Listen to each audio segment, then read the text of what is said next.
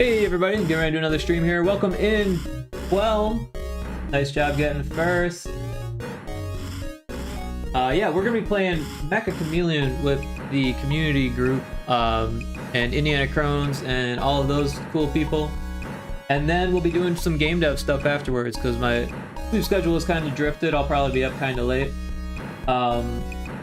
Probably jump back into Retro Spaceball and possibly Doom modding.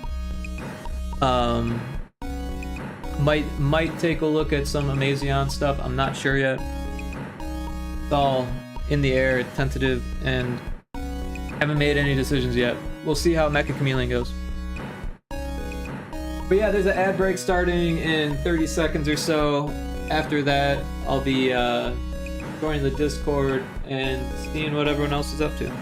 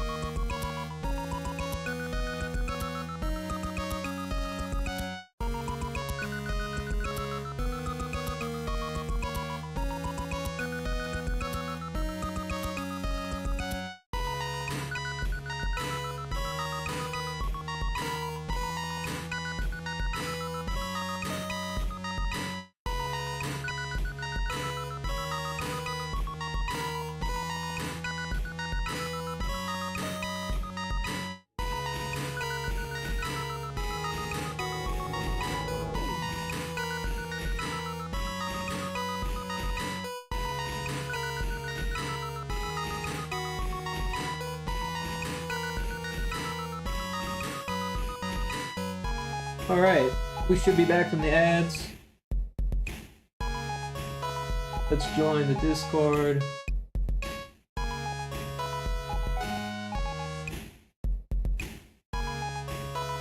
Like, there's not a whole lot of people there yet.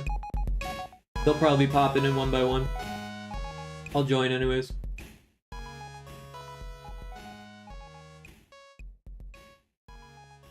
Alright.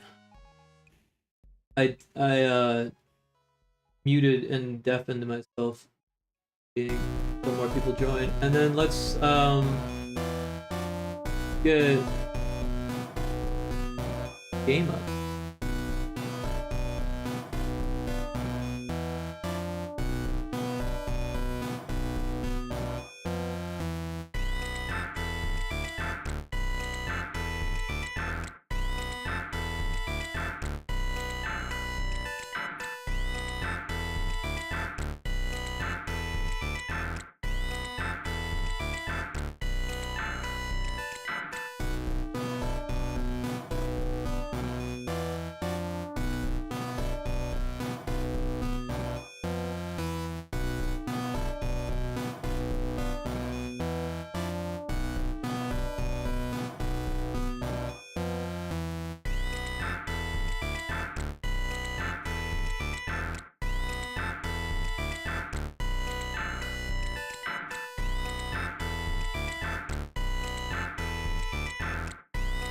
Welcome in, Indiana Crows. Glad invite sent. Alright, let me get on that.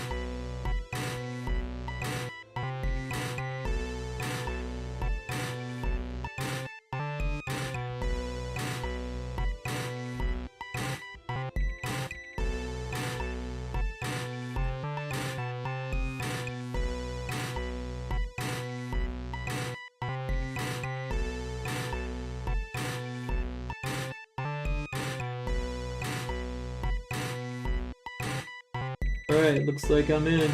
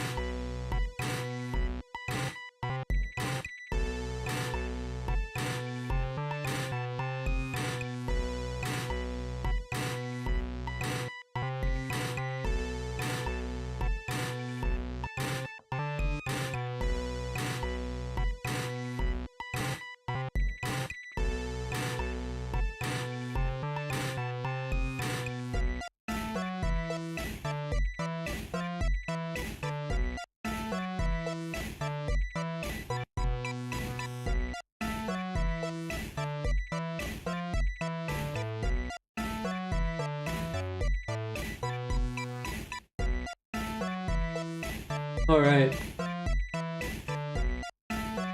Be about ready to roll here.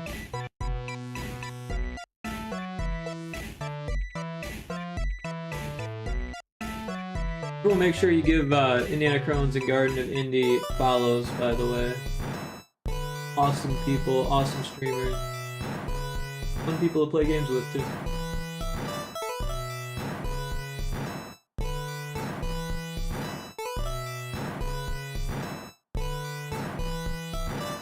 Waiting for it to say join game.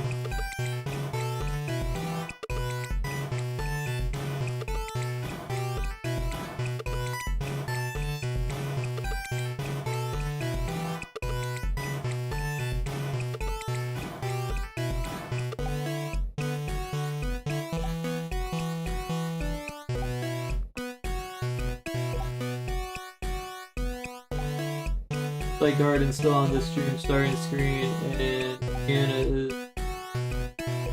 just beginning his.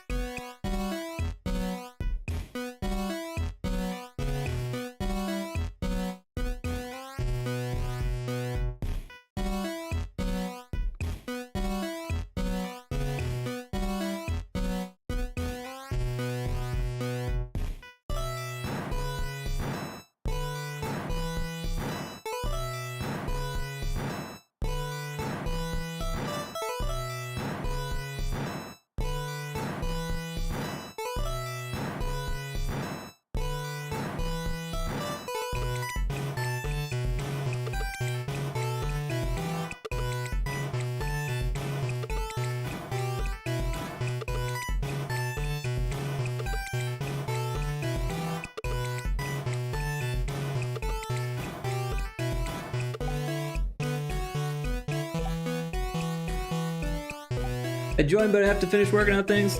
Oh well, hey, maybe another time. Although honestly, this might be the last time we play this for a while. It sounds like we're talking about switching games next week, but yeah. I hope you get a lot of things done. You're always very busy working on pixel art, so I think that's really awesome. I appreciate you dropping in.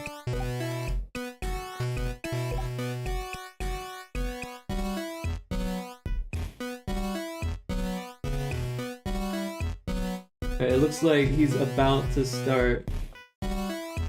So, see if I can. Yeah.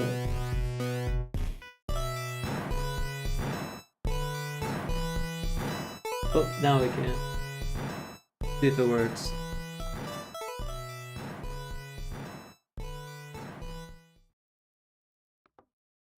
Work.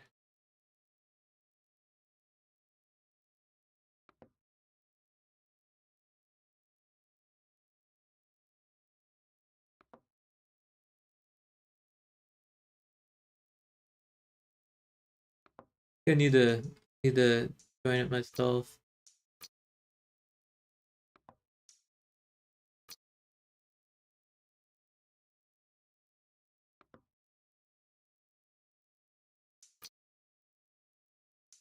There we go.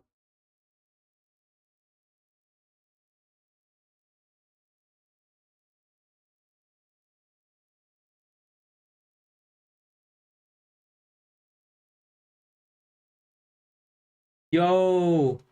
Join while we're still waiting. What's up, fam? Oh, there he is. What's up? How What's kind up, of you what's up? joined us. I don't need to talk to you guys to win. Well, good thing we can't understand you with that fucking thing on anyway.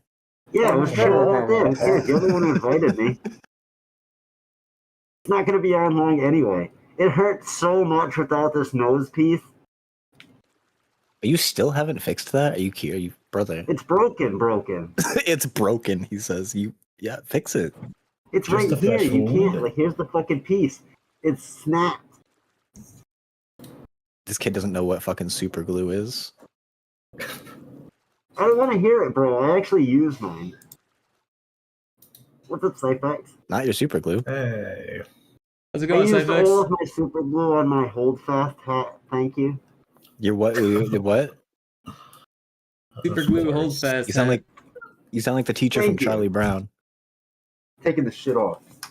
Gotta yell at Garden. I'm not doing it muffled. Sound like the teacher from Peanuts. Whoa, whoa, whoa, whoa, whoa, whoa. Fight.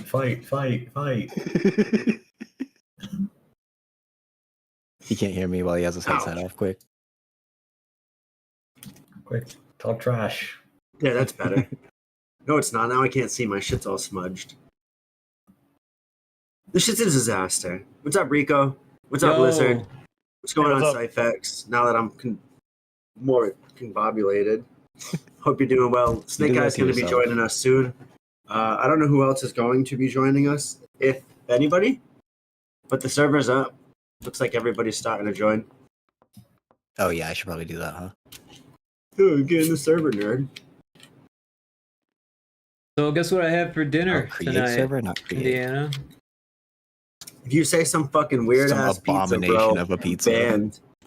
I had mango pizza. You told me to. You Yeah, were like, it's- yo, you were I like- paid for that, so it's okay. yeah, it was like a that's $4 fucking 100%. mango. Well, what She's did you not do? cheap. Did you Okay, spend the rest on the dough? Don't you have to buy special Pitchforks and torches. gluten-free dough? Yeah, the gluten-free dough is like fucking $20. But, I'm super happy that you did that. That makes me feel better. yeah, no, I mean, I was gonna buy a lot of the Treat yourself, ingredients man. anyway, but yeah, I was like, sure, I'll buy some cilantro and and a mango, and The thought of cilantro and mango together is like has such a visceral reaction to that. dude, it's so good with garlic and red onion. I don't believe you. and You're losing me hot even more. peppers. No, man, it's so good. God just thinks Garlic. cilantro tastes like soap. Cilantro. And like I salt. think salsa can be Mango. good. Yeah, look up the recipe for mango salsa. I'm not gonna do that. Dude, mango salsa It's is actually really good. delicious. Do you really not like it, Garden? Mango salsa is fine, but like Mango salsa is so he's- good. So that's what I did. You're going too far. You're stretching it a little too far. Right? I made the salsa and then I You're topped being a the little, pizza little with the too liberal salsa. with the mango. I topped the pizza Yeah. with the mango salsa. So it all makes sense. It's like a Mexican little pizza too- with mango salsa, right? You like And- Mexican pizza, right? Never had it. Never heard of it. Mexican pizza is delicious. I It refuse to was entertain popular in the this. 90s. Yeah, before my time. Yeah, you weren't born until like what, 2010? I'm just kidding. Damn. I'm joking around. Yo, I'm staying away from Taco Bell right now. I don't need that cyclosporasis. Yeah, hell yeah, bro. I want to see if they want it. It's fun for me because I want to see if it wants to compete with Crohn's. That's probably what you fucking had last week. No, that was not. It He's wasn't. like, no. No, those symptoms are not the same.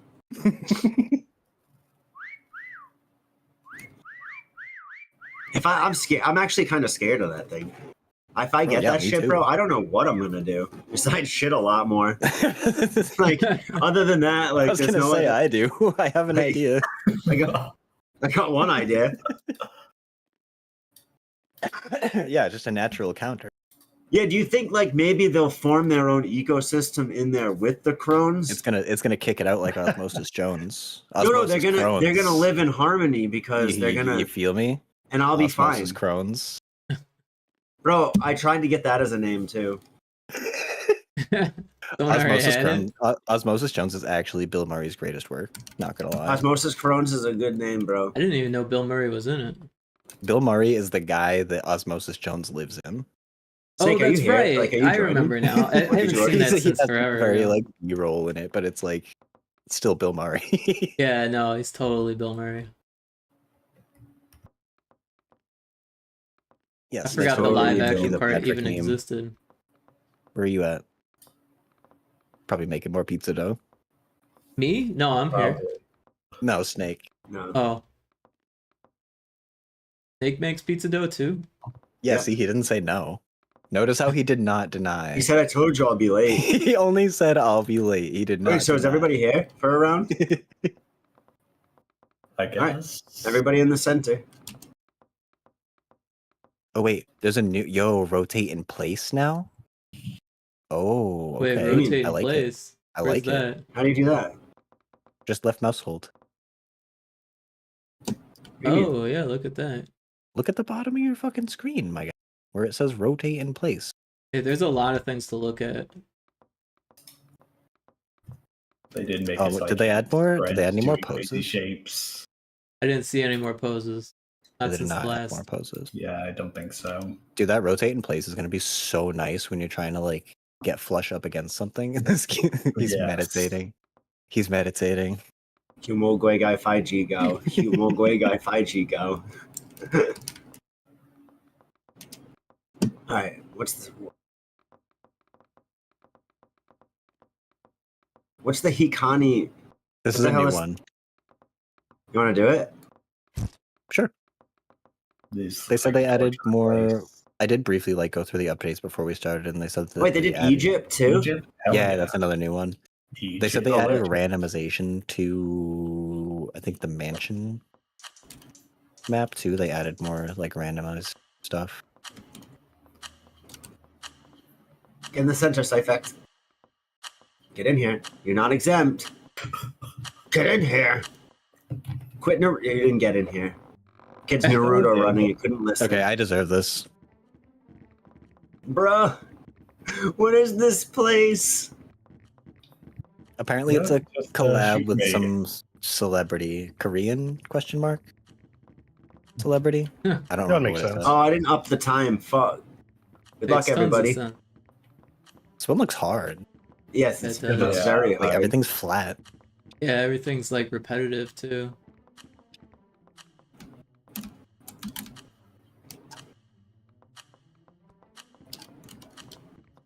You know, maybe just being shot is better than being in this place. Excuse me. Oh no, you can't actually. Oh no. And before Indiana yells at me, I closed your stream while you were still running around. I still don't believe you.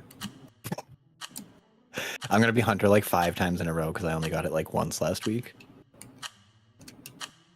You really didn't get it very much last Bro, time. I literally only got it once, I think. Like once or twice. Oh, this is gonna be easy, bro.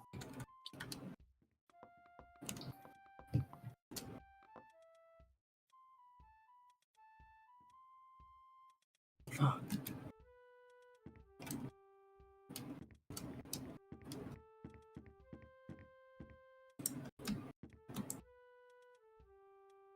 Alright, well, I know somebody had to have tried to camouflage themselves as one of these like red pole things. Snake, this is the new map. That one of the new maps that they added. Oh man, the cursor's doing weird.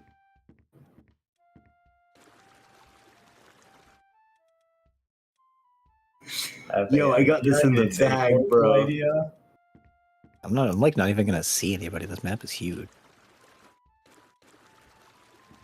The only thing we got going for He's us. making pizza dough. He was right.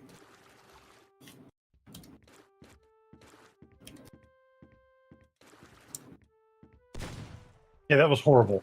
I ran out of time. Honestly, you did kind of blend in because you were in the corner there. Oh no, they multiply. Fuck. Almost walked right by you. Alright, somebody had to have tried to blend in. You know, it's not a whistle anymore. I have a beatbox. Is that what that is? This guy's got to be like a musician or something then. You know, I might have been able to pull this off.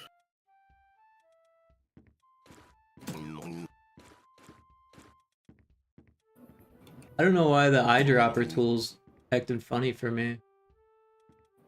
Like, I can't see what I'm eyedropping anymore. Oh wait, no, that didn't fix it. It just like Oh, I'm sticks like to... stuck behind the fucking couch over here. Thank you.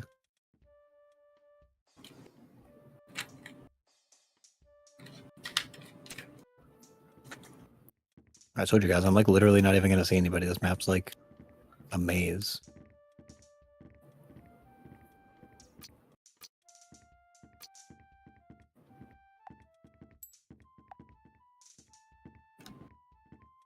Fuck.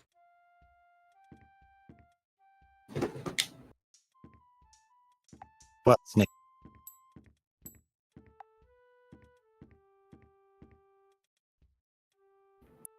I What are you guess I talking just suck about? at the game. Dude, you're just Good fucking. lord. I'm not listening to you, Snake. They explain psychological games over here. He's trying to troll so hard. He's I don't rage believe baited. you. I don't fucking believe you. Nah, dude, nah.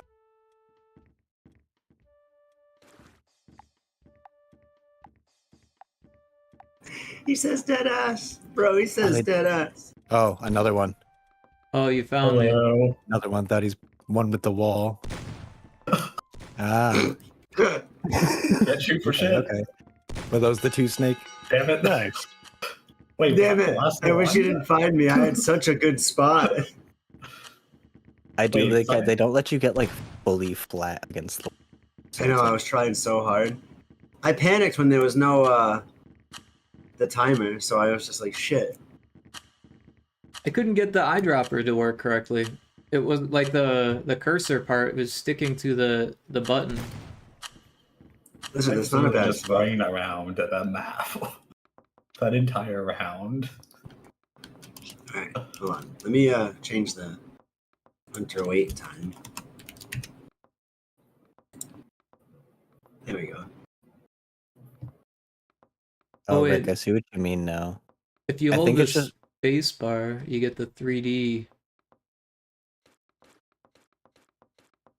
Wait, what?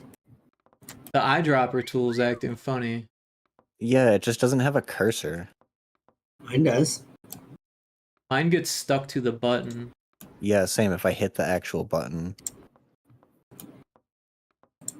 But if Yeah, you holding use space spacebar, works. yeah. You gotta hold it. Okay. Good to know. Yeah, I don't know, Rick. I'm having the same issue.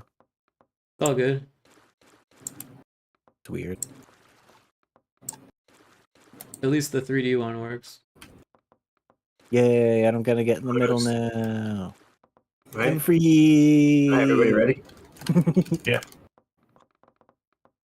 Speed. Try Egypt. Hell yeah, I'm glad I get to do this one. I would have been a little mad if I would have been a little salty if I was Hunter I on hope this it one. gives you hunter. Somehow. Oh, No. Oh, this is good. Oh, this is awesome.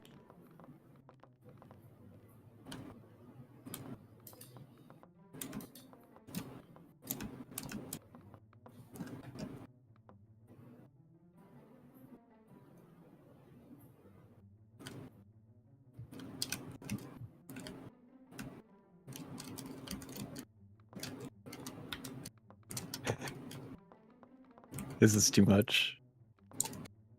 Oh, it's not gonna work. I can't get in flush enough. If nobody tries to make themselves a tiny sphinx, I'm gonna be disappointed.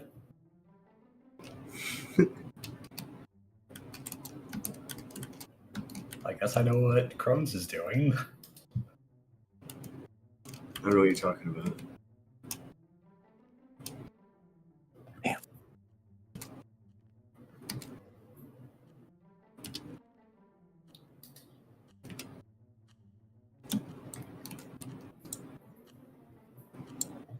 Fuck, I cannot find a good spot in this one. Yeah, this Me is neither. rough.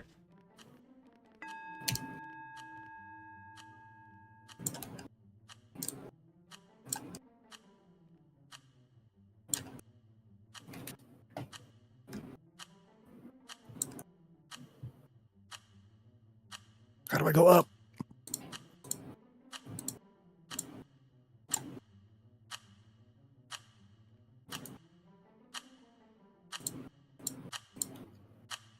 No.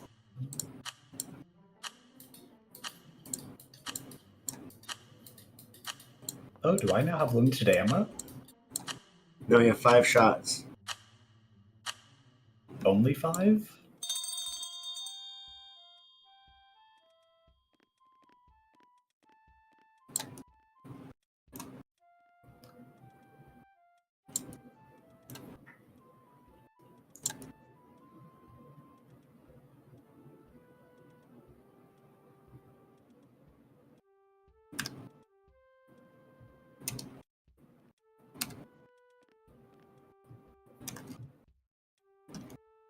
I don't know about this one. Fuck, keep accidentally hitting that.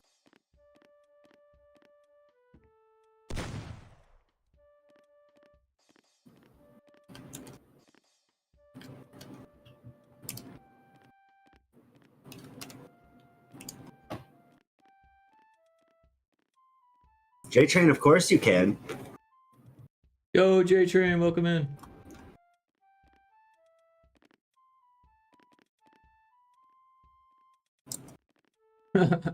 I don't know what the fuck I've done here. What do you think, Snake? Did we cook?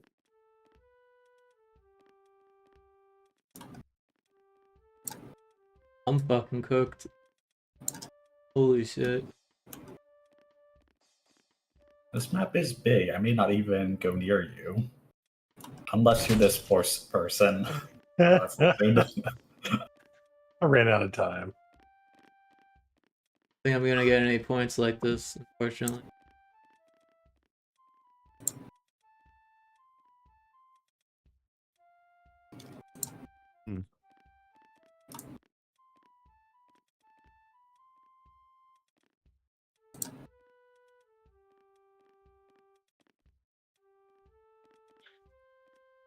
Yeah, this level needs to be tested better.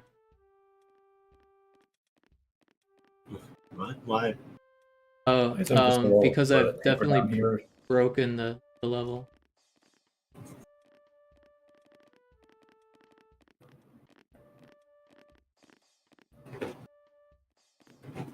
But I can't get any points because I'm behind the level. You exploited no. the level again?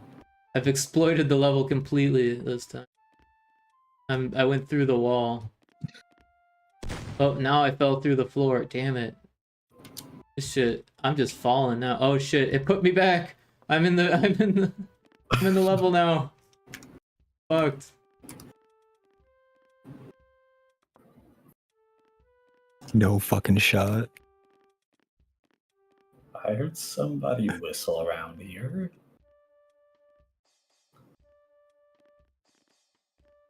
That's crazy.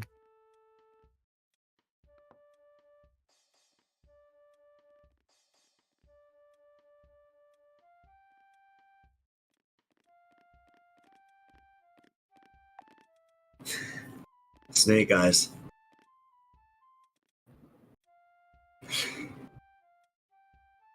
I don't know if you saw that. Oh shit.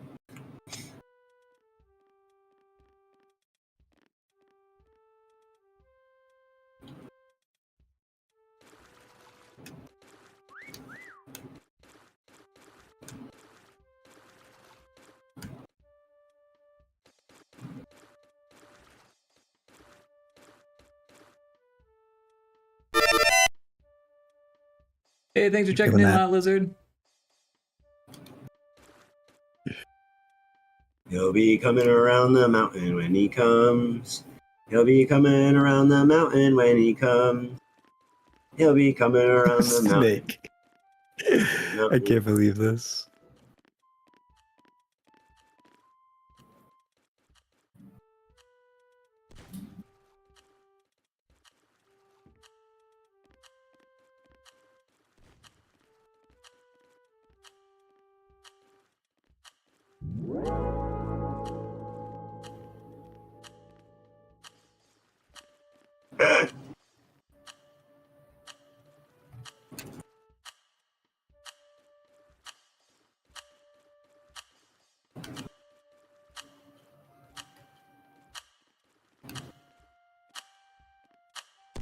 Damn it! Come on! I just saw you. 12 That was seconds good. left. That was good.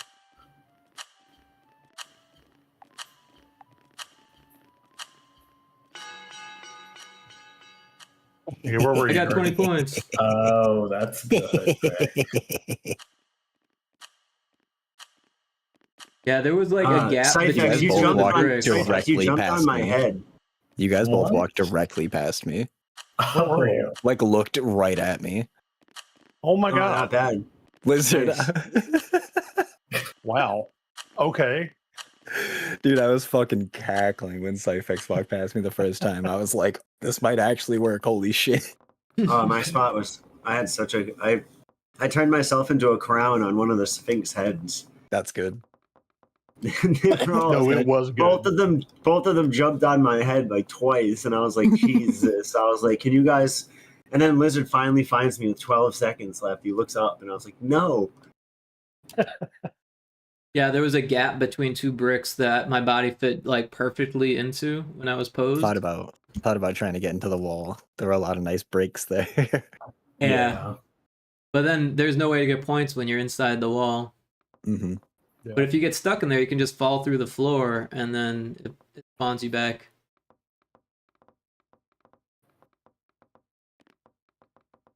To the new back rooms. Sure. Oh, they're We gonna don't get a have cease and to- desist from A24.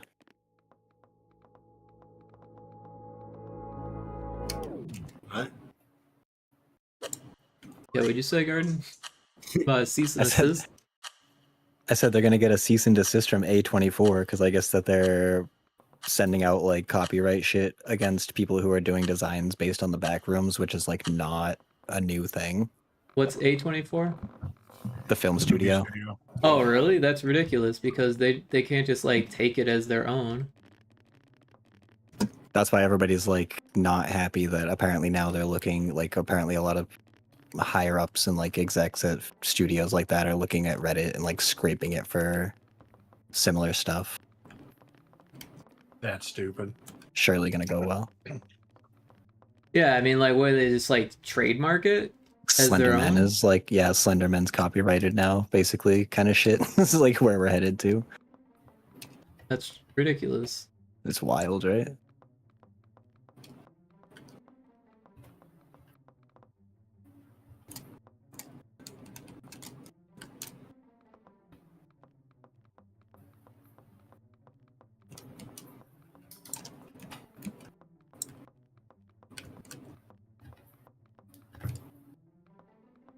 I don't think it's like straight enough to work like that.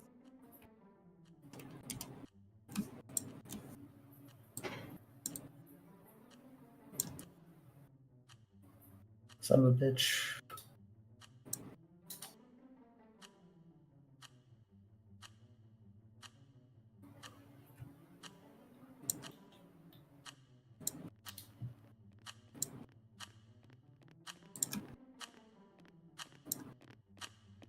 Hmm.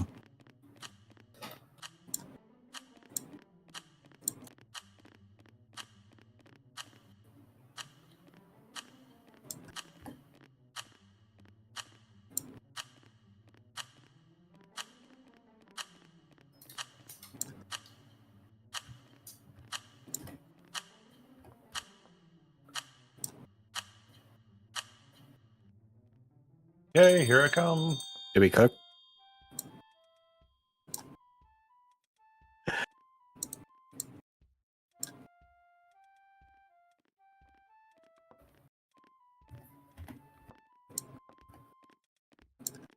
So simple it might work. Oh, they added more to this level. Okay.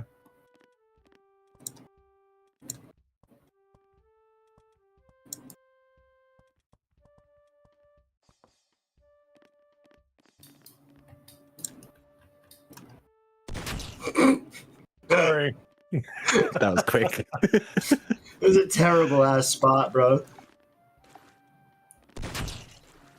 Mine is either Hey, nice really good or difference. really fucking bad. Yeah, me too. Hey, I'm in the ceilings. Now I'm exploiting as the hunter. Yeah, you He are. truly found the back rooms of the back rooms.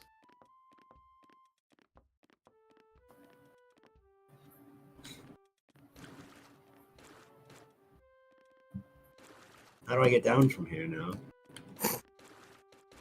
Find a I way to really fall can't- through the floor. I'm trying. Oh, night shifter's in.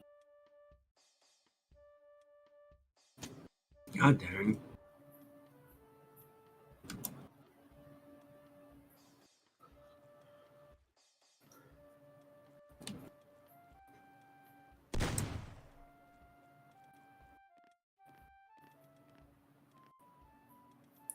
I'm Wait, how do you trying turn to. your, how do you turn your shadow off? V. V, I think. Okay, okay. Yeah, it's one of the buttons. Oh, I forgot you could do that. That might have just saved this. Yeah, nobody whistles anymore. Nobody does what? Everybody that whistles is dead.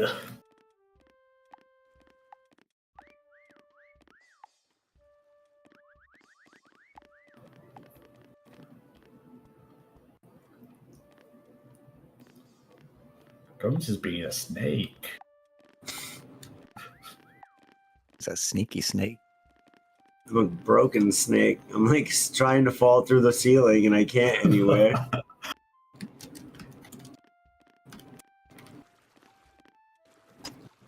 Hey, night shifter. J-Train, the server name. When you went past me, I could just see your body through the ceiling. Password is Loki. Yeah, feel free to join the Indiana Crone's Discord server voice Here chat. he is. Oh, okay. I'm not paying. Well, I don't see him in the voice chat. Sneaky, sneaky snake. Snake, stay in your void prison.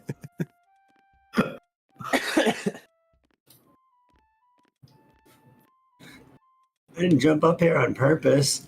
I literally jumped on a door to get a better view and my guy went through the ceiling. Just Wall Games, what's up, doggy? Just whoa. You're eating Cheetos. I'll take your time. Enjoy your Cheetos. How did you find me? I saw you. No, brother. What do you mean, brother? You can't see fucking anything. I can see everything. I am Yeah, the this is ceiling guy. surprisingly good. Surprised you can shoot through the wall. That's hacks.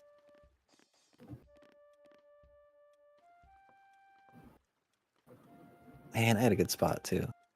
It was a good spot. Dude, nobody would even think.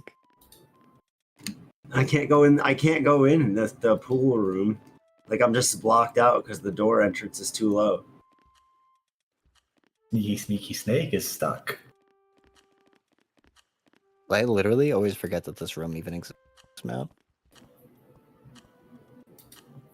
Sup, thugs? You know, booling, chilling, breaking games. That's what we do best around here. I've ever been this far inside this room.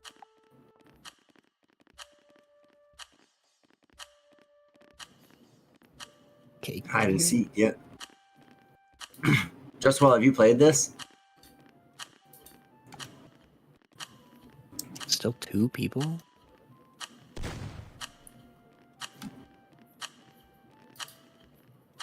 I barely survived like the first 30 seconds. Where? Yeah, nobody came anywhere close to me. I got There's 290 under the points. chair, That's not Vic. too bad.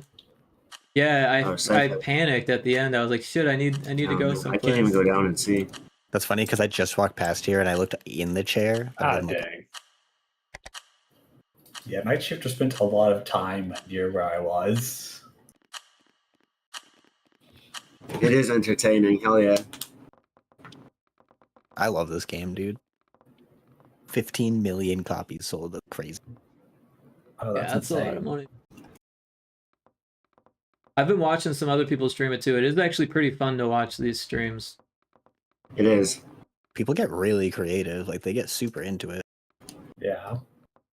People given like actually 5 minutes to paint and like actually taking all 5 minutes. There was one guy I played with in the the museum, the art museum, would actually be able to paint the picture over him. That's crazy. You I know wanna it has You want tablet to try Bikini sensitivity. Bot? Wait, who else is joining? Get J-Train in Snake here. eventually. He was trying to join. Time. I'll be right there. I'm gonna go pee.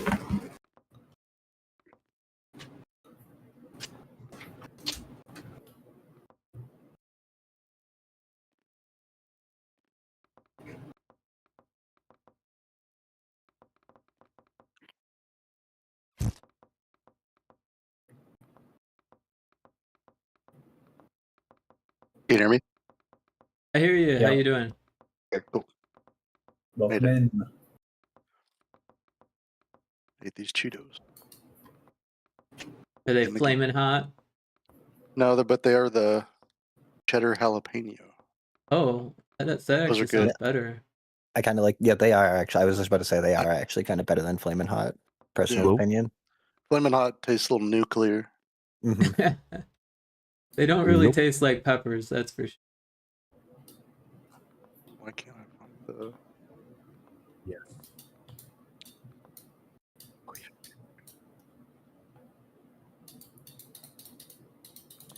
I don't need to be in the middle. I'm dumb.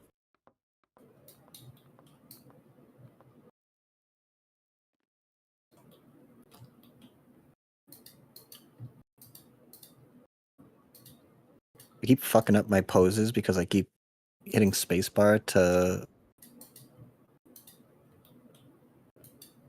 adjust my brush, and they changed some things. All right, I'm in. I can never figure out how to like lower yourself without just like falling down. That's what I keep. Yeah, I kept falling off of that. What was the one we just did? When I was Push trying to line up with control. that, when I was trying to line up with that cat statue, I kept falling off of it and fucking up my alignment. I kept hitting shift instead of control. Yeah, if you hit control, then you move down. Base to move up. I think before shift was the brush size, wasn't it? And now you have to right click and drag it, which I think is different, and that's what keeps fucking me up. You could always Yeah. drag and do the right click. Really? I thought it was different before. And maybe you could have done both before. Yeah, true. So I haven't played this game at all. Oh, really? It's pretty Welcome to fun. the I've been Firehouse. watching streams, but yeah. It's pretty intuitive. The drawing part is a little bit funky. There's like a metallic and a roughness setting if you look closely after hitting the F key. And then there's also the eyedropper, which seems to be bugged as far as the cursor goes, at least for some people, but if you use the space bar, you can If get you like it to hold work. space bar and hover over something, you can copy the color. Oh man, got the color And then wheels out. say you're like on something like made of metal. Sometimes, like I think sometimes it copies the metallic or the roughness, but sometimes you might have to adjust it for the shine. Yeah, it seems like it's moving the roughness and metallic, but it doesn't do a amazing job.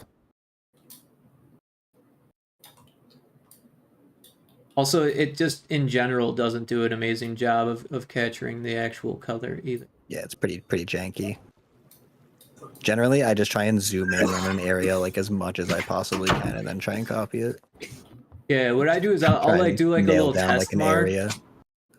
and then I'll like adjust the hue saturation Hot in and here. value after I've tested it.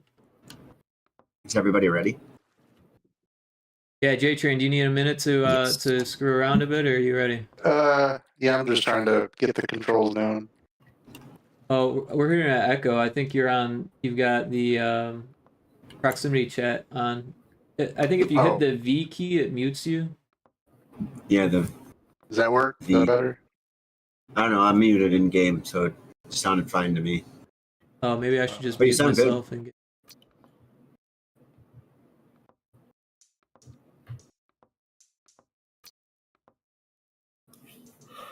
Sounds like no settings.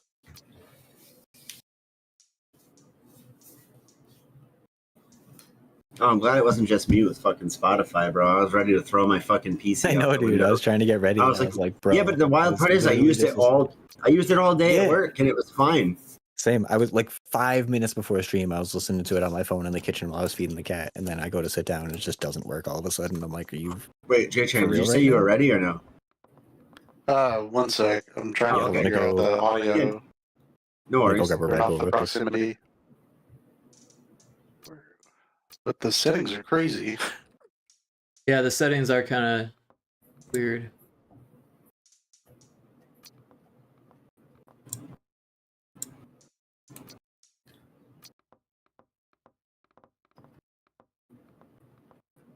Sifex, how did you make yourself glossy like that?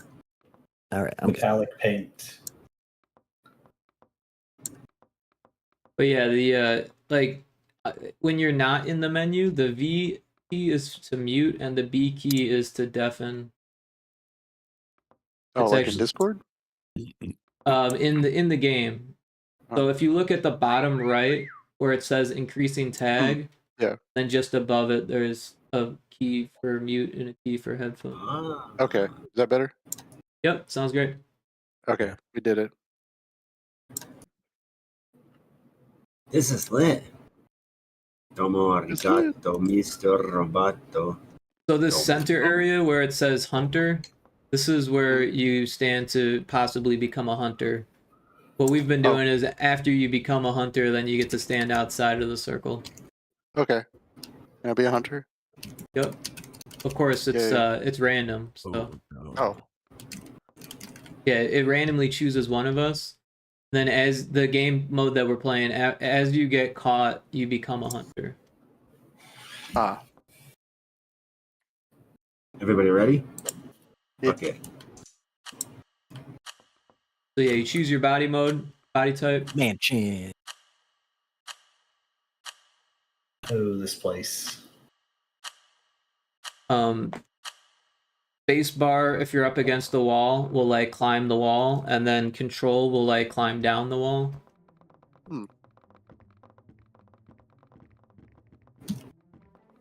Shift is to run. I don't know if I'm a hunter or not. Oh, I didn't know they had If you have a kitchen. gun, then you're a hunter. And Oh. if you're running around right now, then you're not. You're not. Then you are the prey. No.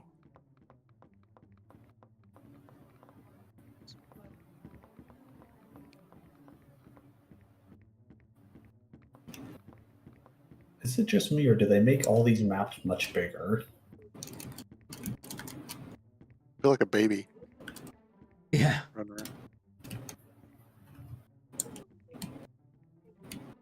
You do like a eyedropper? There is, but it's kind of jank. The best way to do it is to No. hit the space bar. I already did that one. Didn't love Oh. it. Whoops. Wrong button. Hmm.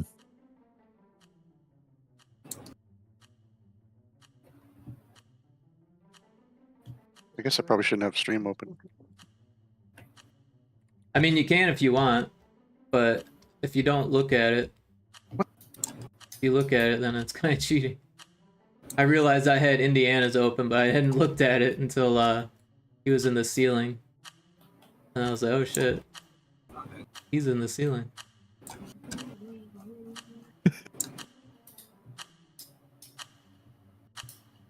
I think this, Same. like the last minute, I'm like, no, I'm not gonna do that at all. I mean, I know this is a bad idea. I'm still doing it. The hell? I haven't even started drawing. What is going on? What does buried too much mean? That's not Oh, helpful. if you're buried too much, that means your body's sticking into the mesh. In which case, it will It's flash not. you red. Yeah, it's kind of trouble.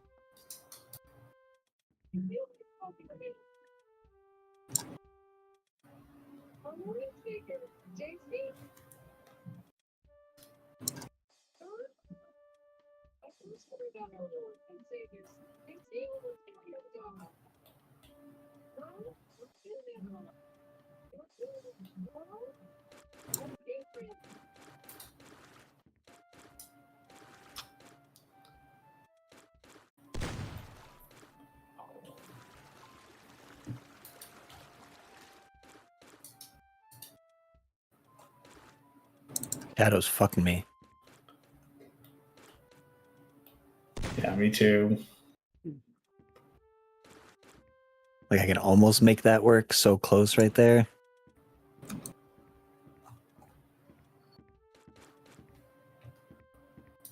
What do you think? Do we leave it?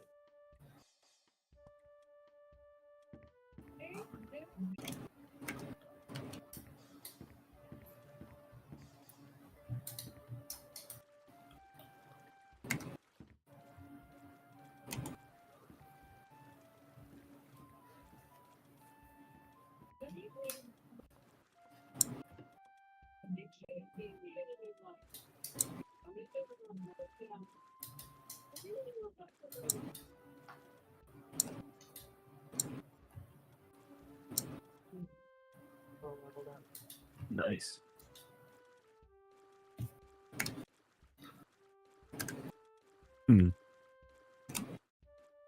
Fish looks tasty. Oh, I'm so visible. Yo, dude. Snake, that looks good, right? Mine is so bad.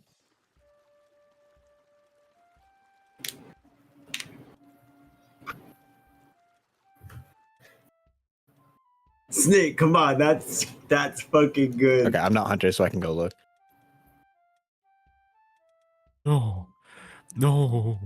That's stupid. No. The fear in your Garden, you talking about eyes. mine? Yeah. I would Actually, not. really I would hate not about find that. Amber. I absolutely wouldn't find that. I can't. I'm not sure if I could find any of you. It's like I like the Oh. whatever the Blind outside today. map is. I forget which one that is, but like the small It is a outside very one, big place for one hunter. or like the Viking one, is a pretty good size too. I like the 'Cause I Viking haven't one. played this game in a while. Wait a minute. Ooh, Night Shifter, I know. Man. If you don't find me, you get a Hunter rank F. Oh, it's been You a might while. not even enter your room. Now it's like, Been a while. oh. I'll make it easy. I'm in a hallway. Wait, if you get caught, Nope. Garden, and you looked at my spot, bro, don't come get me. I won't. I won't. Honestly, I wouldn't. I seriously wouldn't find that anyway, bro. Like even if I wasn't like.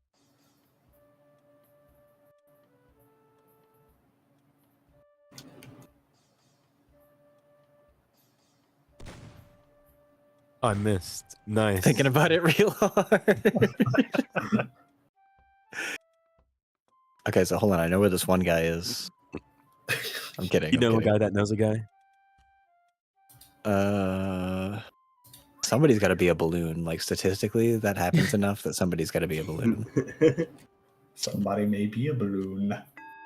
You'll never know. Oh, no. Man. Don't worry, I only got one person the first round. I was hunter today. It's tough when you haven't done it in a while. The untrained eye. pretty sure I probably ran one of you over, and I just missed. I literally stood on Indiana's head. This feels like Yeah, Among Us, straight. but not really.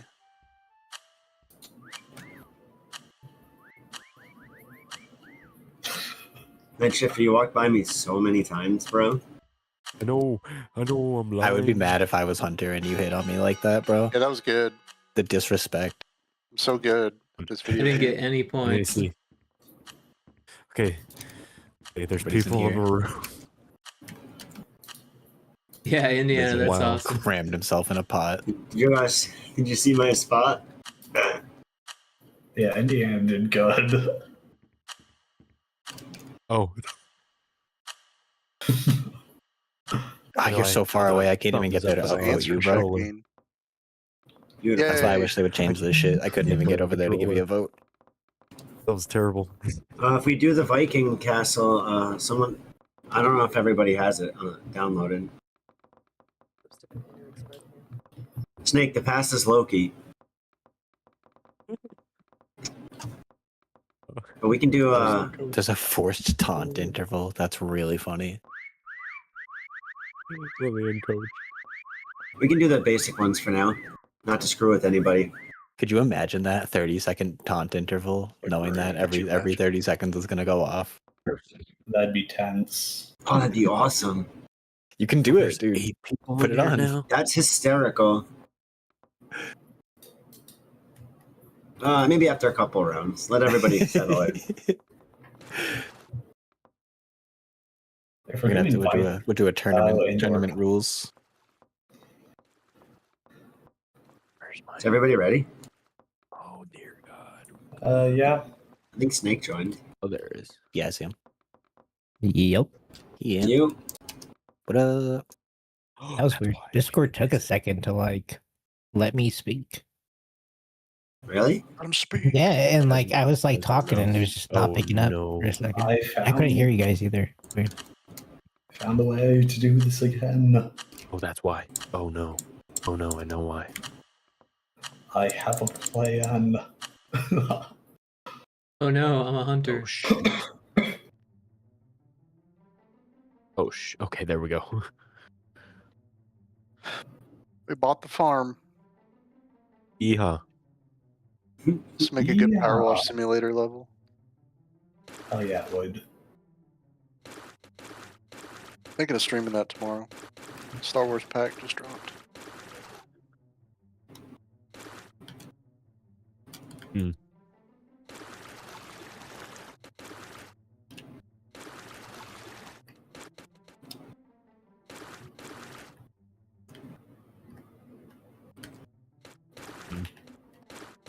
See a good spot, so I'm gonna screw myself over. Oh, let's be. I like too big.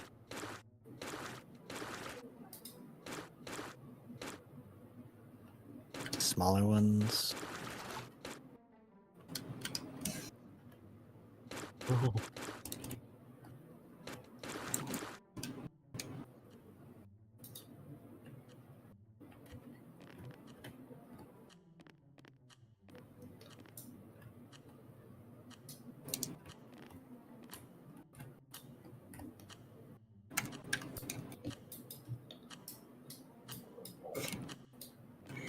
It's so inconspicuous, it just might work. Why can't I paint?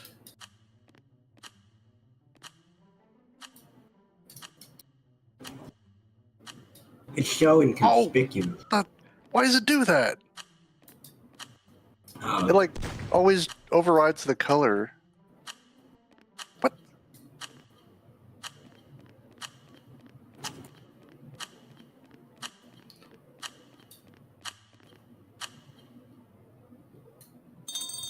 Ready or not. Judging from the sound of it, most not. Including Yeah, myself. Definitely not. Including myself. Oh no. he's so reflective. Hmm. You like that? We can see him coming a mile away. There's nothing we can do about it. Come on, dude. Sorry, bro. Were you a melon? I was trying to be a cabbage again. It worked out good last time. I felt like I learned from my previous experience, and I could have been a better cabbage this time. But Could have been a gnome. That's fair.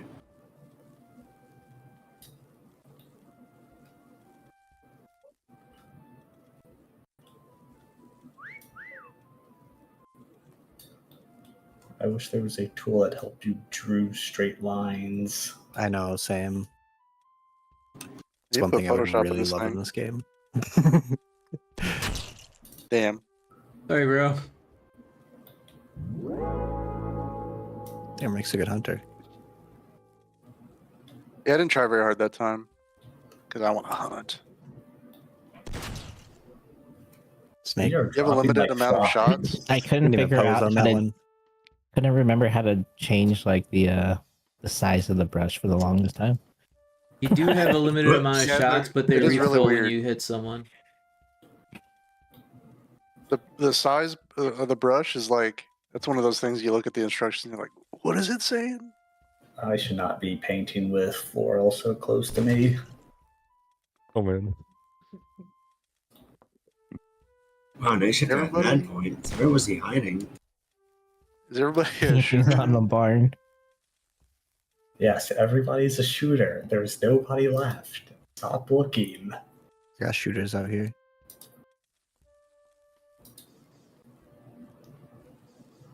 Can you run out of shots?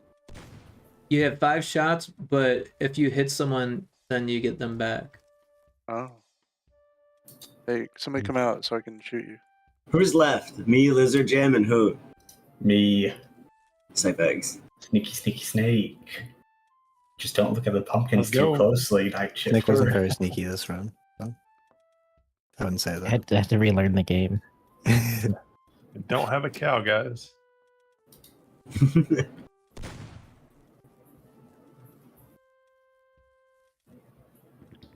Wouldn't you like to know where I am? Wouldn't you know? Sneaky, sneaky snake. Yep. Oh, That wasn't a bad spot. Probably hard to get points there, though. Yeah, I can't don't really get go up. for points. I want to know where you're at, Indiana. Good lord. Why? Shouldn't have said that. Because you're getting mad Why? points. I don't know what you're talking about. Checking all the gnomes. Just Where would I hide if I was you? You okay? Or the carrots. You would be a carrot. Bro, if you are over here, you picked a good fucking spot. Can't uncrouch.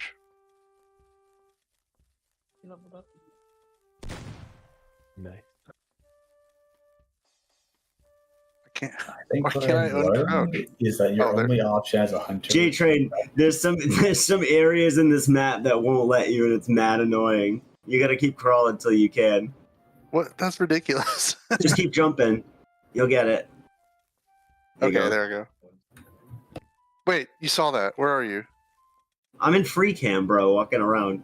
Well, I'm gonna shoot your free cam. It's gotta be over here. –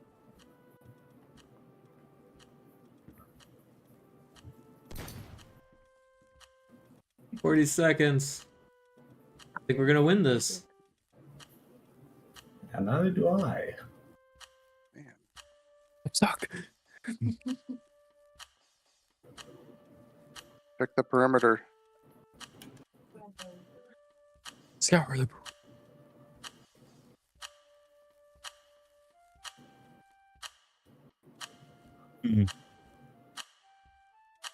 Hell?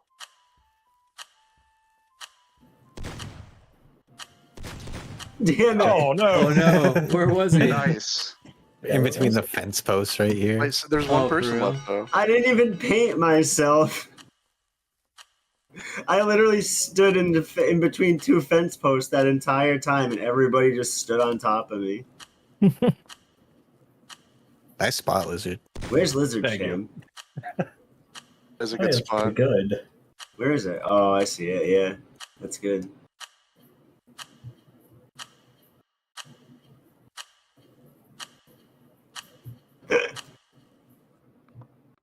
I didn't see lizards.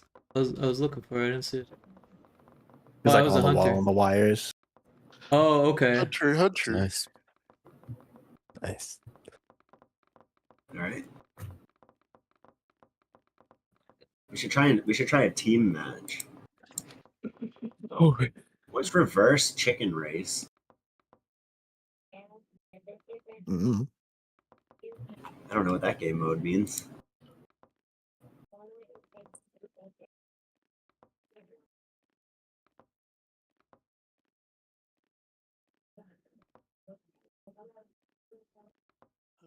All right, Sugarland it is. No. Sugarland going down, swinging.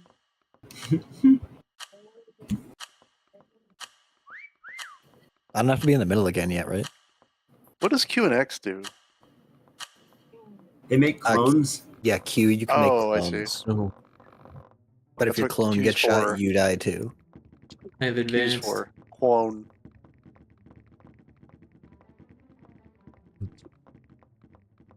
Why am I still in the lobby? One. Because you're the hunter. That means you're a hunter. Oh. Oh yeah, I should probably turn off Rick's stream. Man, unless you want to cheat. Well, I do, but Yeah, sign me up. Obviously. Like, yes, obviously I would.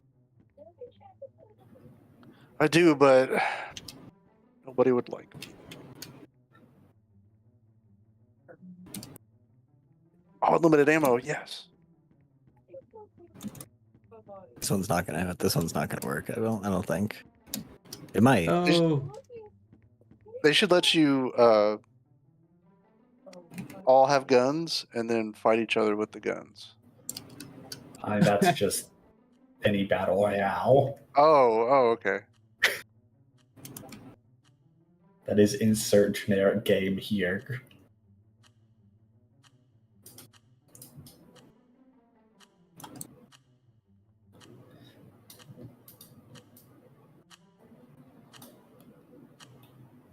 Million of duty.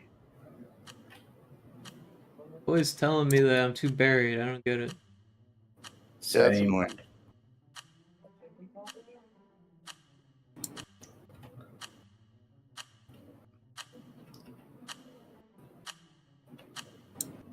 When caught, you become it.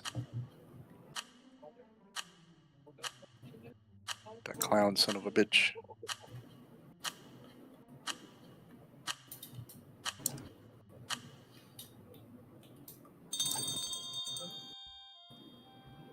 Oh. Yo.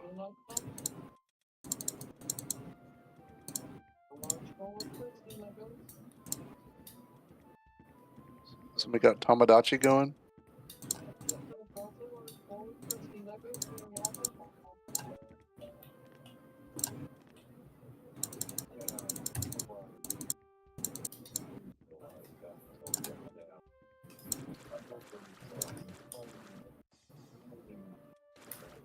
Pretty good.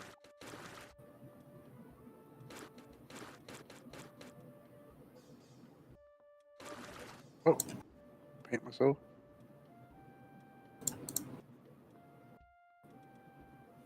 Nice.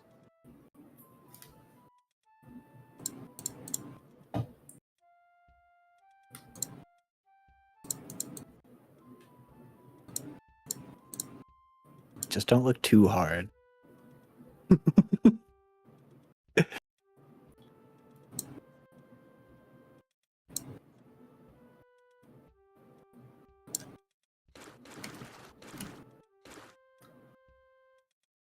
Yeah, that's good. There we go. I think we're good.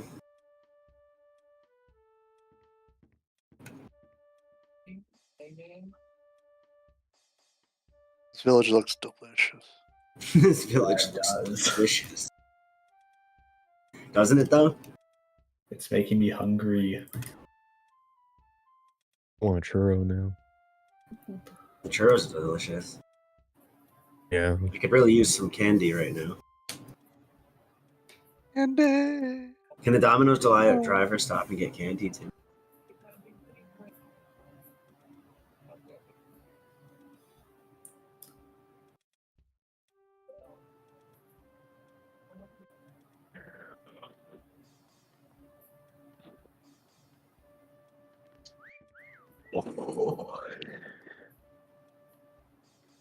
Garden's over near me. Oh, no. Just floating around. Driving poor J train crazy with the whistling. Ugh. Yeah, I can Every hear time you he whistling whistles, around. stops. He's like looking real hard. Kind of dumb. I thought there would be more than me doing this. You gotta catch him first. The I first catch 'em one's all. always so stressful. When you find somebody, then they become a hunter, Like vampires. more or less. For zombies.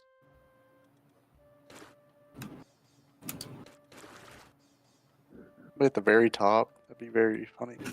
Gotta check I'll be it. right back. I can't get on top. Dang it. Now's the time I gotta find Indy.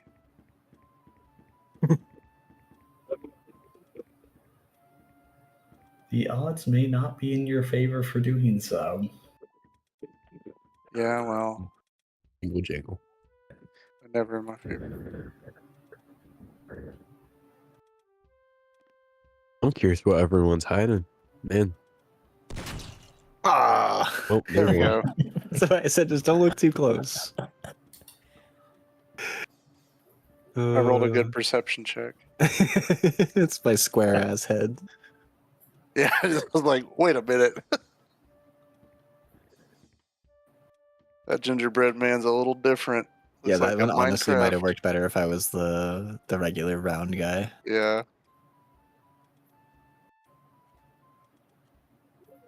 Oh, I see somebody. Indiana Crones. Of course, he's always fucking AFK. Good eye. That one is hard, dude. You gotta look close. It was bold, though. I don't think he turned his shadow off.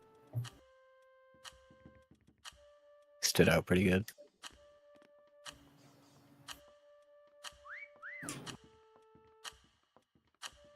Lizard cocky enough to do the pretzel twice. No, maybe. That was still one of the best I've Wouldn't you seen, like dude. to I know? swear. 15 seconds. That one was really good. Like, I literally think about that one every time we do this one, and I'm like, somebody's got to do that pretzel again. I know it. Hate you all. I'll just wait till you see me in this one. Oh, damn. It was Cloud. Is that you? That is No. me. Oh, come on. Ah, dang it. It Got wouldn't me. let me actually get to the cloud. I'm like hovering in Oh. mid-space. Indiana, did you turn your shadow off? Probably not. I don't think Oh, you Garden, did, 'cause yeah, you hell were, yeah, like- you were right You were across really from me. visible. Oh, someone was on the asteroid.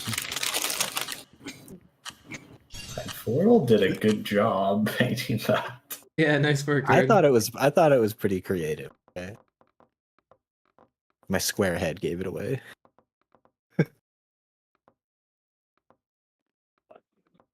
Wait, I've already been a hunter. Ooh. We still waiting for Indiana? What up? Oh, you're here? He's here. He hath returned. I'm here. Yes, yeah. Back from Indiana. What? We Yes? I said back from Indiana, Oh. implying you were left to go to Indiana. And are back. Yes, yes. I could redeem myself. Hide time. Should I actually will do pick the that. little guy? I like the big guy, but probably the little guy's easier to hide. I wonder if you get like more points or something if you're the big guy. You do. Oh yeah, that's a good point. You do get more points. Interesting.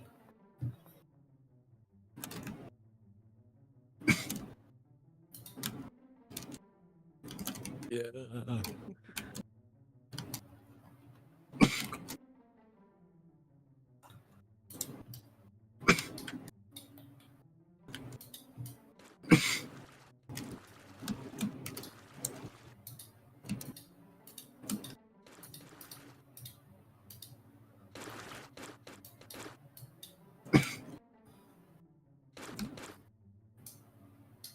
You know, why is my game lagging so bad right now? Yeah, mine is too. Not just you. Yeah, I had some lag, so.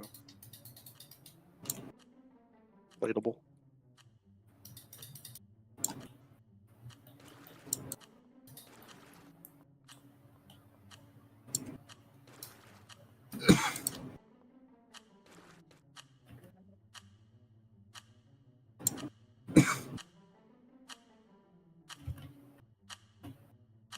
Oh, fuck, I didn't mean to put a clone down. I hate that.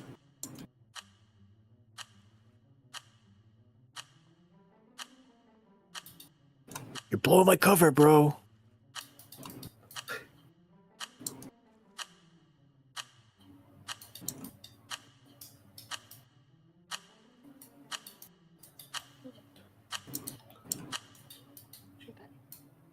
Chia pet. There's a turtle shaped too.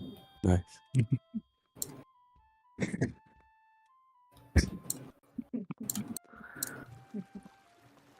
I'm coming for you. Well, I'm a dead man.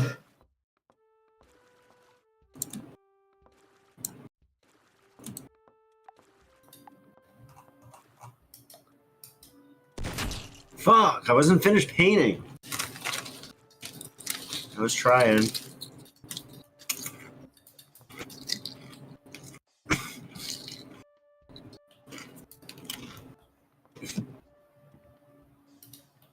Damn you, night shifter.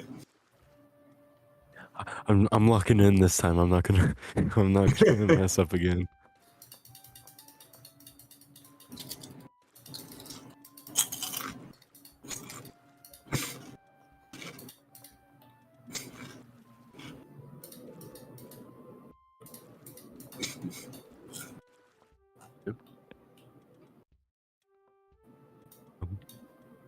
I'm afraid to jump and go through the ceiling again. Is that how it happened last time? I jumped down a door frame and then I just kind of went through the ceiling. I was just trying to look. That's a weird glitch.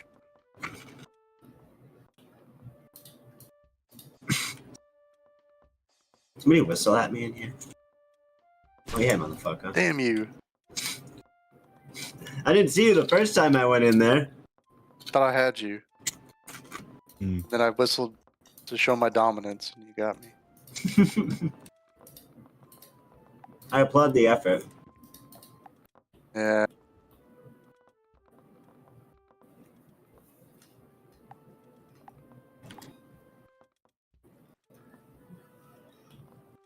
I am much less confident about my spot than I normally am. Where's it at? Wouldn't you like to know? That's good though. That means you're having more fun. Playing. Look at your points. Hell yeah. Nice. That means you're around here somewhere though. Does it? Does it really though? It could. And I wish there was a Control Z. Maybe. Yeah, I've said that too. Like a I what? wish there was like a noise. I would make noise. The noise machine. I don't mean like sound noise. I mean like drawing noise. Can you hear when people draw? You can. I thought you couldn't. Oh, you can. I thought you could. Wait, you can I do I what? wasn't I don't hearing know. Indiana drawing. I don't think Good so. point. I've been drawing this entire time. I think drawing's mute.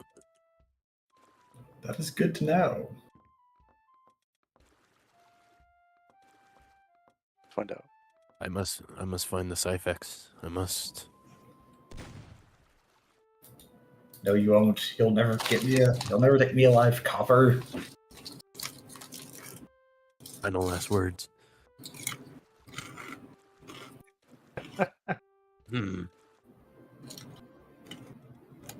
Final last No. words. I Hmm. shit my pants. Yeah. Huh. Ah, That was a J good one. Train, I just Thank saw you, him thank from you. over the garden. I just like side-eyed that from over there. I was Dude, like, hey, I wait a did not think second. I was gonna last as long as I did because it was so visible from the side. That was a good spot, though. Holy shit. I think I walked by you once or twice at least. You did. Yeah, I did. 100%. You all did. You were all standing right there. Snake was right next to me when you found him. That shit's a good spot. I've been thinking about doing that one for like weeks, dude.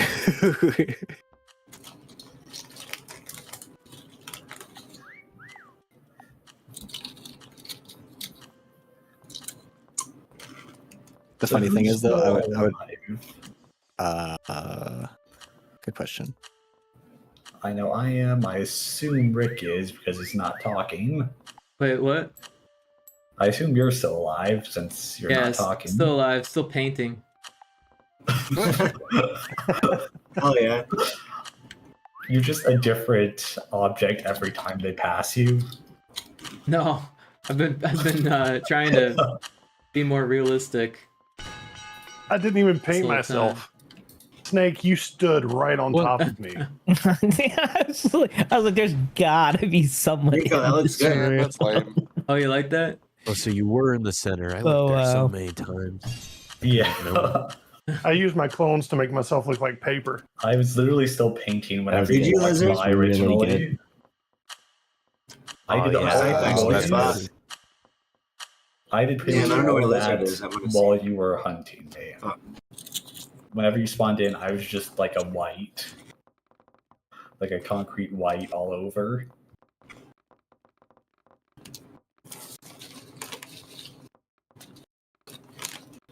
Penguin Hotel it is. The penguins. Are you all ready? Yeah, I'm ready. Ready when you are.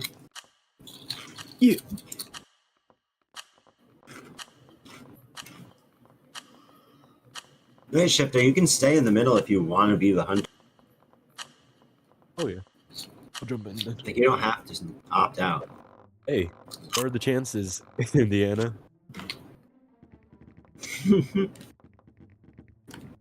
Because I did Holy end up goodness, getting it again. Did you? Yeah. Not good. And I'm safe for another round. Are you sure? Are you sure about that? Confident. I'm sure about that. Is that a steak? I'm throwing down the gauntlet. I hope I find you first. I think that And I'll that be is free from this torment. very unlikely. Alright. Bet.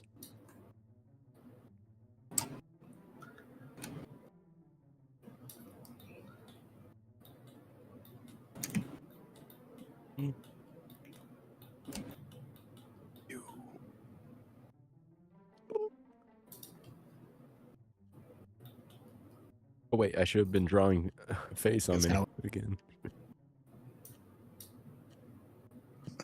This is the dumbest spot.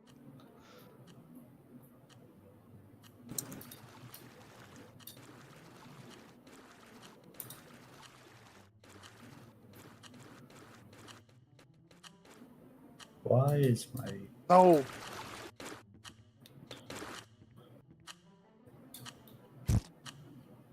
All right, when in doubt, Old Faithful.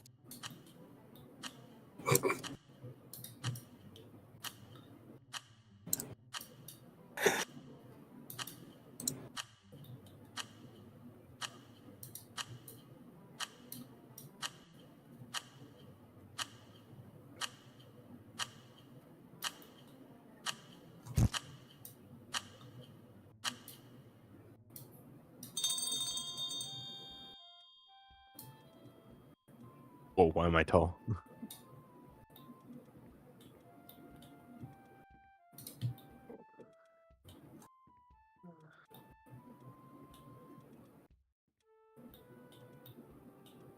I think I did all right there.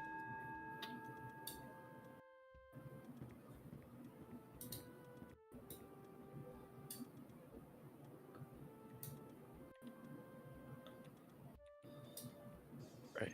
I don't know how many points I'm gonna get because of where I'm at on the map, but I don't think anyone will find me. Probably quite a lot. Nah. This map is too like I don't even know, like fingery. It's not hub-like enough, you know? My It's favorite like term, technical term. fingery, It's yeah. fingery. Yeah. Got too many appendages. Branching. Yeah, it's all branchy and shit. Like a tree. Tree ass level. Yeah. Like the first like 3 times we played this, we didn't even see the whole fucking level. I don't think I don't I've think ever I've actually played this seen the one full fully level. either. Yeah. Because it's too So this is gonna be fingery. quite a struggle for me.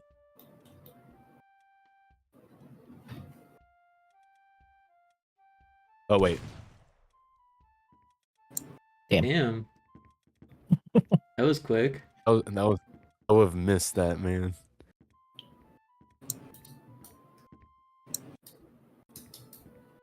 You okay? I've already forgotten where I'm at. I'm just a door. A door. Aw. That was good, Lizard. I almost didn't. It spawned me right in front of you, and if it didn't, I don't know if I would have seen you. Those clones are cool. Who you trying to throw under the Someone's bus? in the lobby, probably. That's really not a person right here. Where? Under the Well, thanks, Night Shift, for all the points you're giving me. I haven't gotten a single What do you point. mean? Oh, whoa! This loaded for me.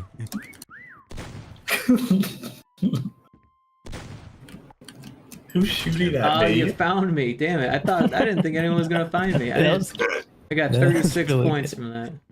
That's it. Wait.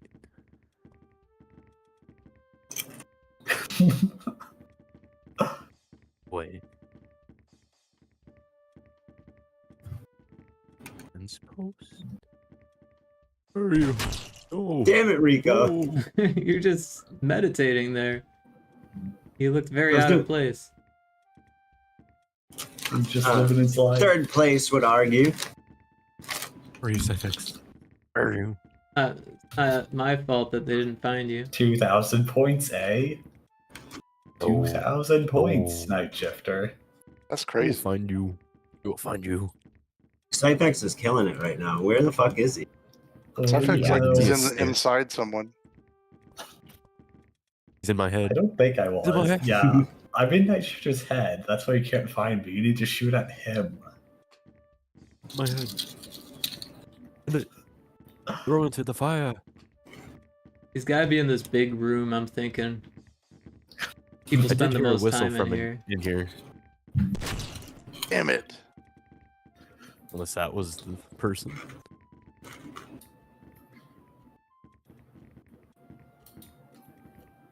Hmm. crazy. It's like everyone has looked at him. Has to be.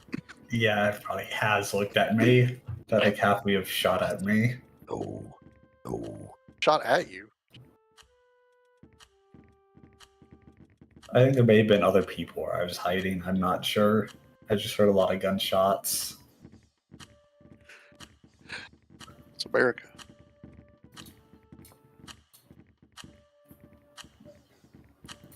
Bro, I don't know.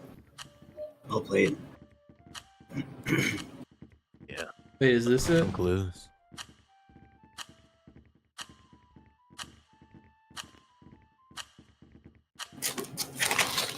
None of you are in my room, by the way.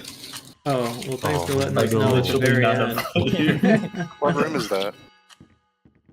Which room is it? Oh, he has He's one under glitched the into the bed. wall again. Yeah. What? Shot over here. Yeah, I shot him like so 20 many times. He just times. glitched. I did so- too. Yeah, that's what I said. I think half Oh, of you you were have under shot the at bed me. the whole time? How'd you get so many points there? Because I you was guys looking shot right at him and me. shot him like multiple times, and he didn't die. Oh, I wow. was I'm never fucking in that room. immortal.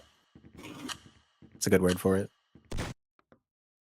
The funny thing is, I've done that spot before, though I don't think with this crew. Oh, I remember. Yeah, no, it was with us.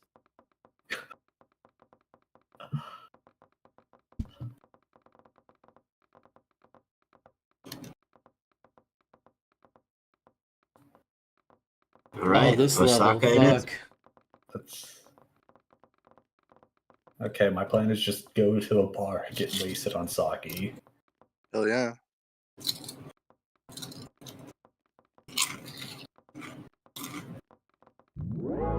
Okie dokie. Oh, it's this one. Oh no.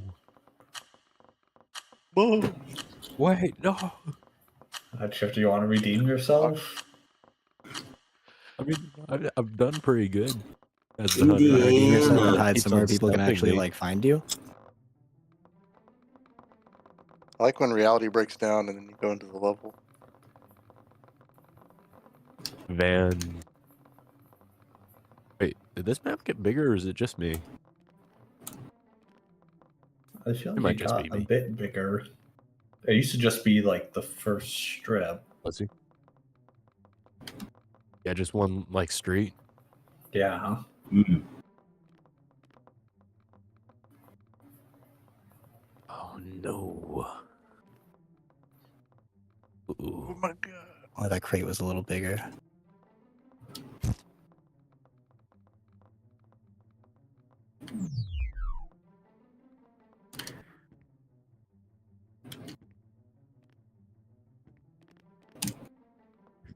No. Oh shoot.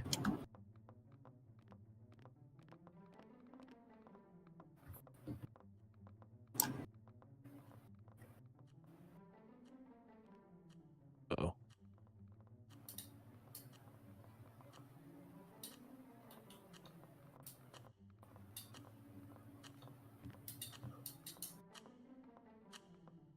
Oh shit.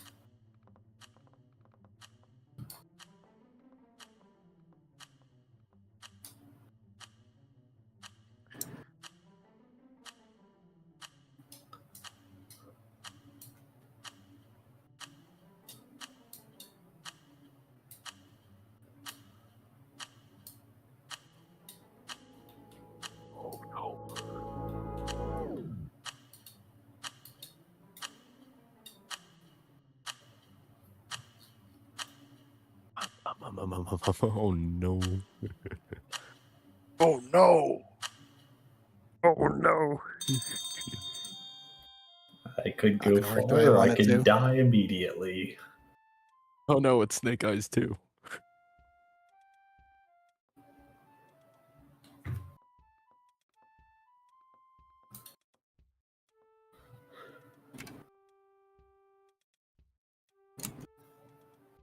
Oh no, how do I jump? I'll take it. Perfect.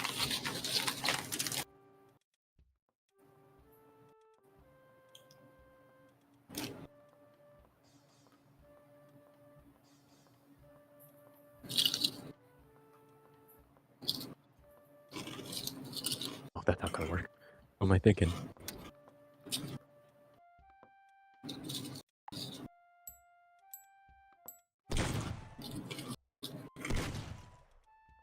We gotta get some green in there. I didn't stand Oh, a wow. chance.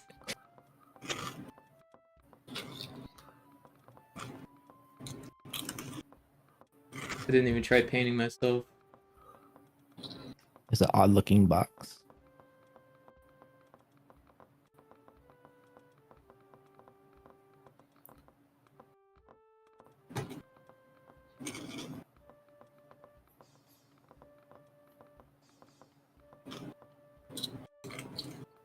Okay, this actually There's looks so way many better than I thought it would from tumbleweeds. afar. That's kind of dumb.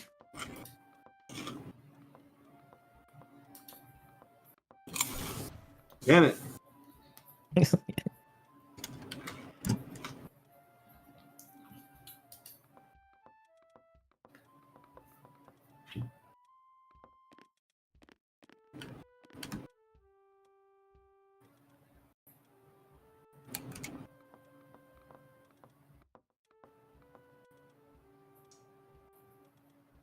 I don't trust none of you. You know, it's funny Snake because this Eyes is the going one for a duck earlier. hunt. This is the one earlier that I was saying felt like a good size, and now it feels too big.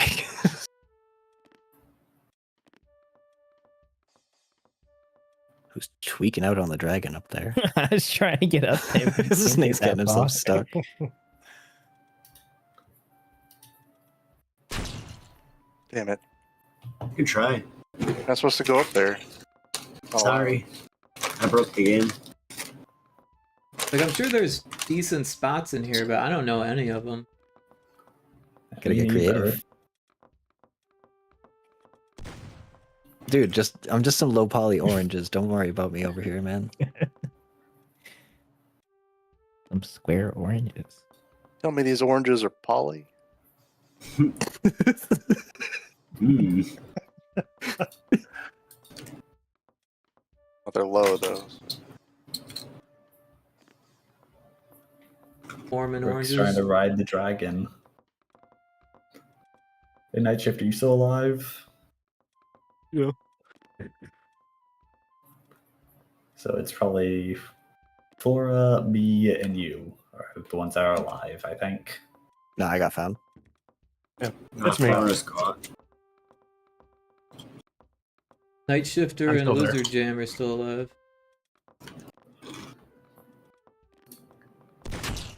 Ah, Oh no! Not anymore. And you know good. I like hiding in shadows. Oh no!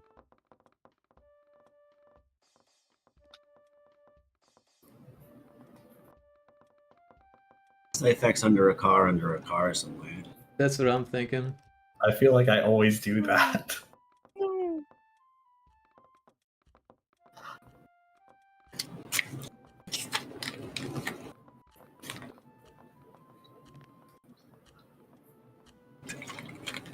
Also, bonus, whenever you're under a car, sometimes people will shoot at you and they'll miss. Is it the car?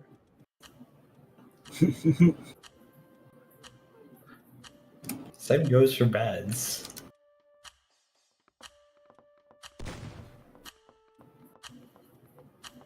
Hey, you want to talk about your car's extended warranty? Heyo. Is that everybody? No, it's still one person? Yep, God. I'm Two still people. going. That's Cyphex. Life That's and Cyphex Night good at Shifter. this game. Oh, I'm dead. Oh, are you? Because you're still white on That my was screen. the car's Oh, car's expired warranty.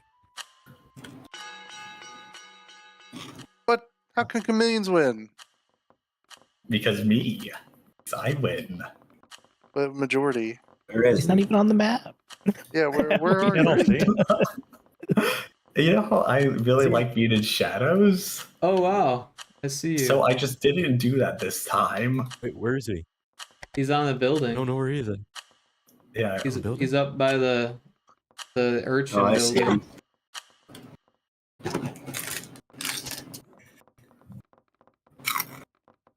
I was Like, the playing oranges my weren't square. I shit. drew circles, okay? I don't know. Genetically altered oranges. You've seen the grapes from Final Fantasy. Close enough.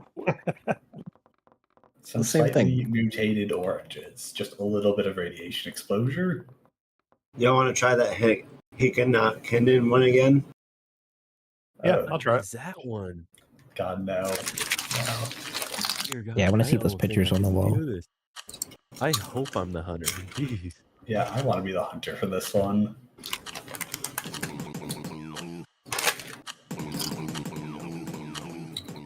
He's got to be a beatboxer or something. Why is He it? is. Oh no. I was gonna say, there's no other reason for How that. do you change the whistle? Who's Is that that? a setting It's or just something? the level that changed. Oh, it's the level. Okay. B. No. Yeah, this is the only level that changes it so far. Who is this? What the hell? Damn it, I'm the hunter. This for one Hmm. guy? Like a museum? This level is horrible. There's no Yeah, I'm not a Is it fan. just- This is his basement.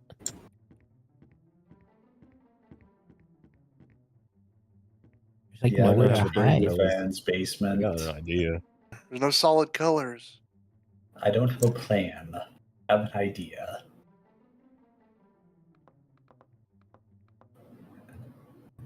There was an idea.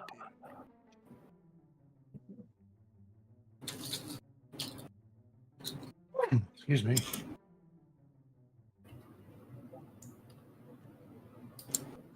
It's way too visible. Also- No shot.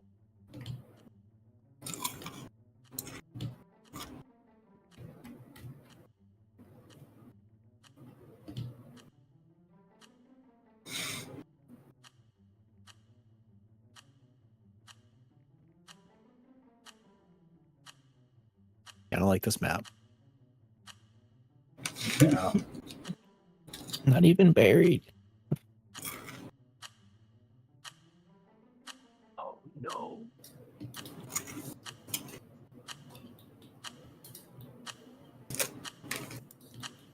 My game is running like shit. I think our only hope is if if Chronos crashes, we just go back to lobby. We have no hope. Oh, my shit is all fucked up right now.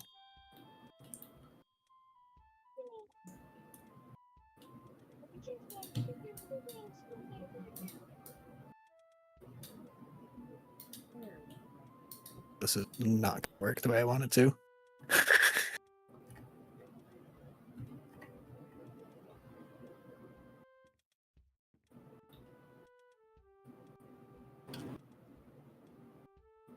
Fuck.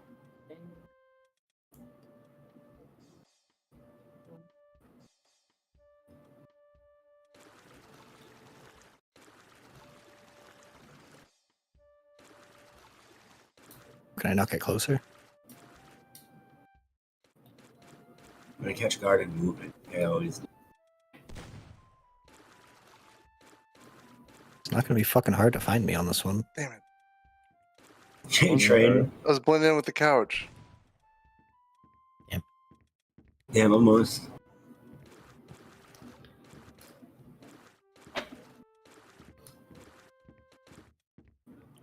It's like they want you to use the painting. Oh, they do. Hello. Dang it. Let's try. I couldn't get myself right into the couch. Snipe. Like its collision is like a foot away from it. Oh, I get it. Oh, this is that beatbox guy. This guy on the wall here.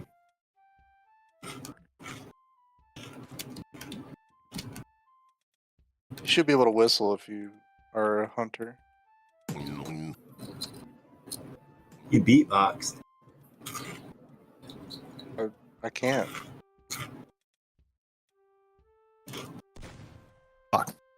Yeah, I don't think I'm gonna get any points.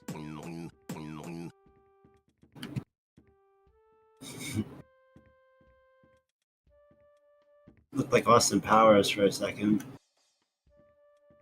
Yeah, baby.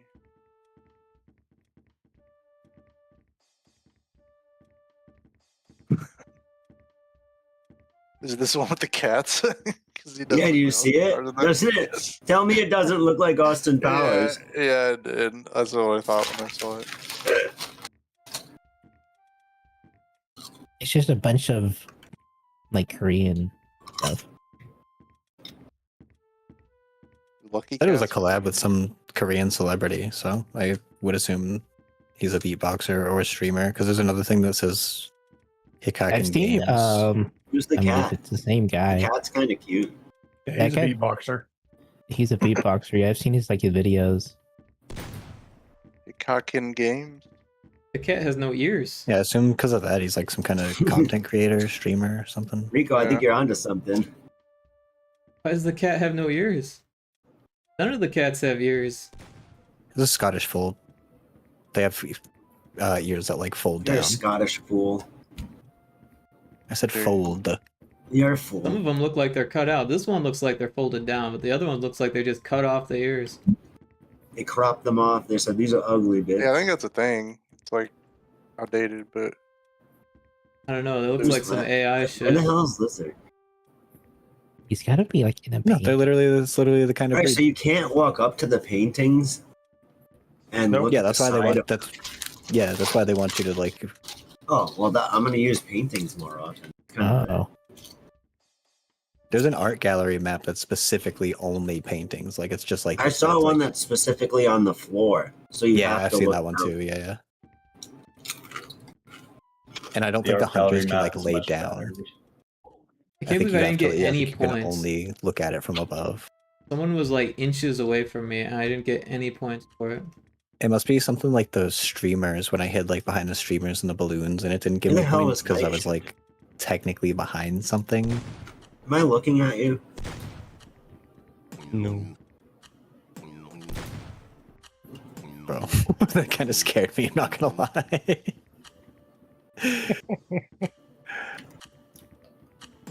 Mostly because it's not like the normal whistle. I was like, oh fuck, what is that?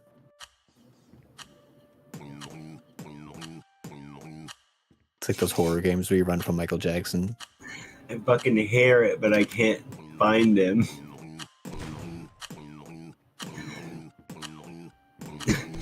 It's like the Jaws theme song. I was thinking You got me.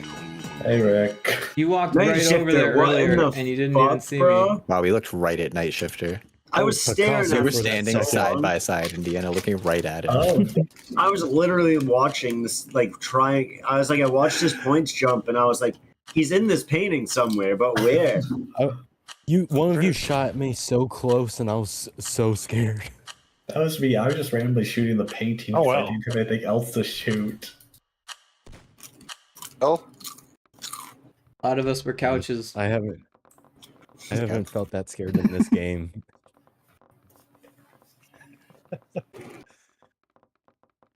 Said a lot of us were couches. I was a couch. I was a couch. In a That one past life. Sometimes just That got one a might be couch my around. favorite.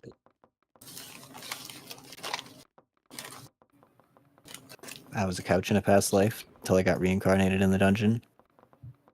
What was Lizard that round? He was a painting or a portrait. He was like a polka dot shirt. Oh, So what map are we doing next?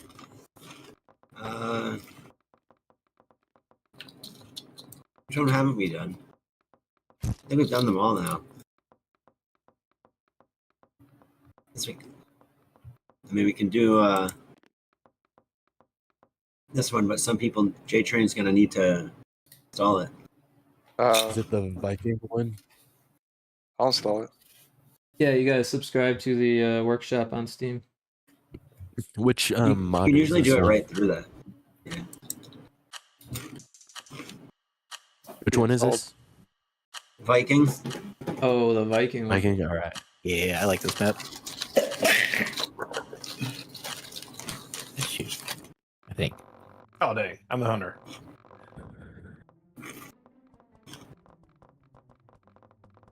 Wait, who's the hunter? Lizard. Lizard. Oh no. This one's it's a good map to be hunter on. Not for It's me. small. Here's the thing, it's small. So you won't have to spend half your time running around.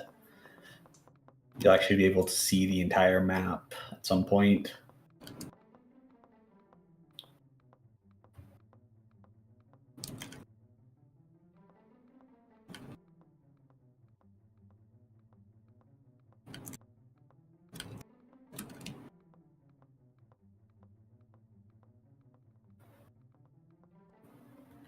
Oh.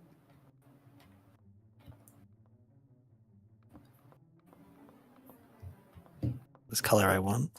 There we go. There we go.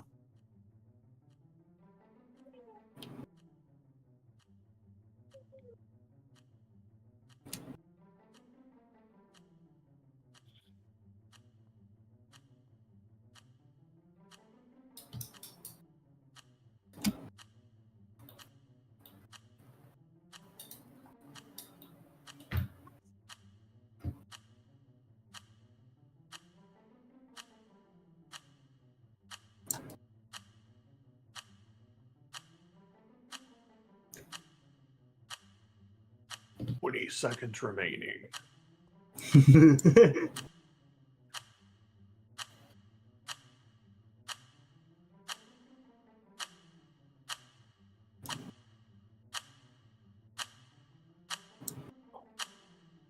Three, two, one. Joke.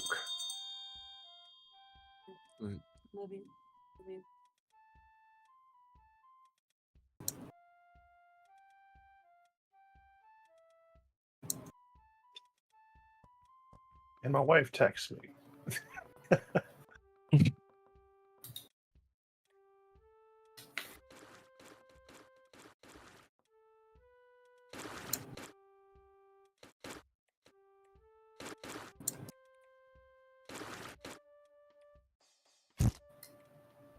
Oh, I think this map actually got bigger too. At least bigger than I remember. Positioning your character is so weird. It can be for sure.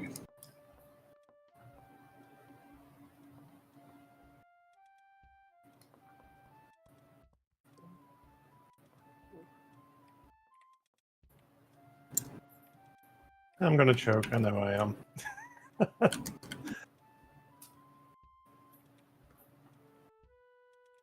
I believe in you.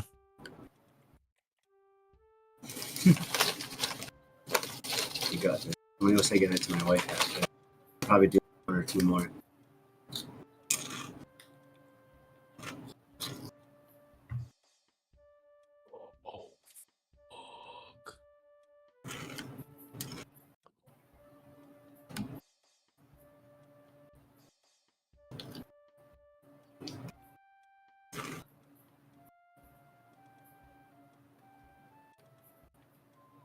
Dang it.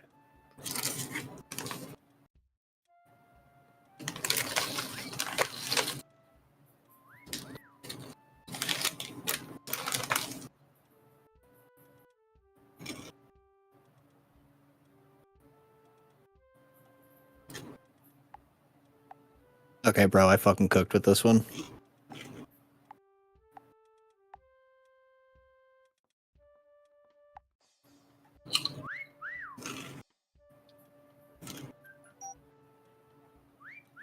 I also This one's hard to be at my up around. spot.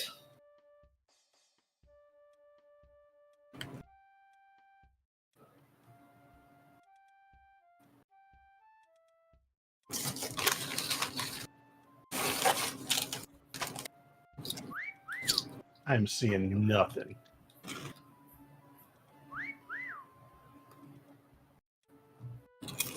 Points say otherwise.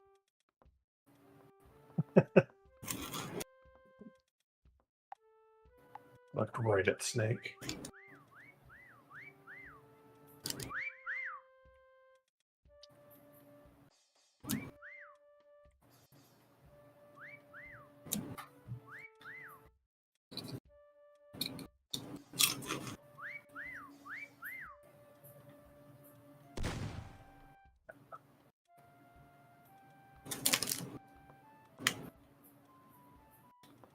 It'd be anything. I know, right? It could be a boat. We could be your very gun. Could be a book or a toad. Who's a toad? God. Is that Cyphex? Oh, not me. Someone was a frog. How to pray and not look up.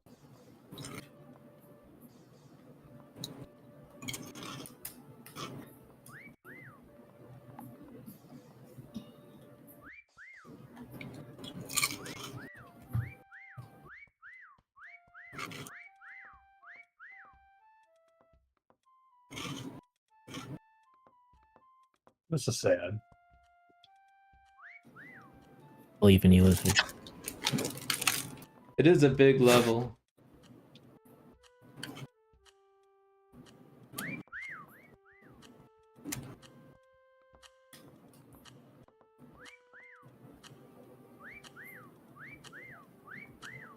The blind old man, this ain't fair. I think I was hidden. I think I was too He's hidden. never when gonna we find me on the started. roof. You're on the roof? No, I'm just fucking around. I think I was too hidden when we started because he was looking right at me and I didn't get any points. With Oh, you everyone like fiddler. in the beams. Oh. Okay, Snake.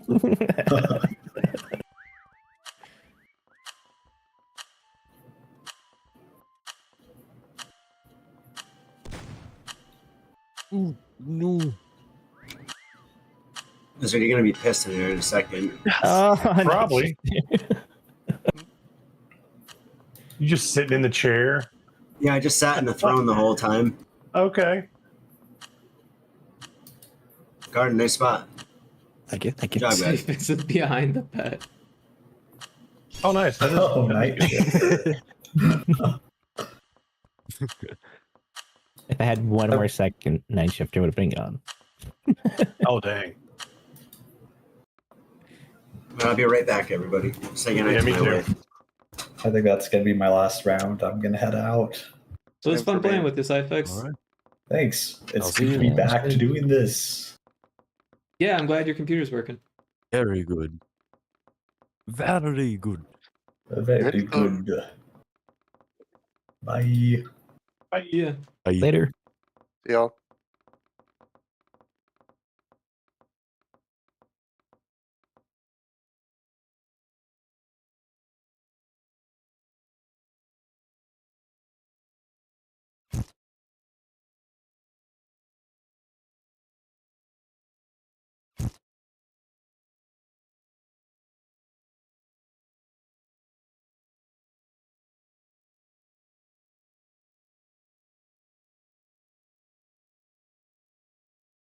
And I look like a living Cheeto. Whoa.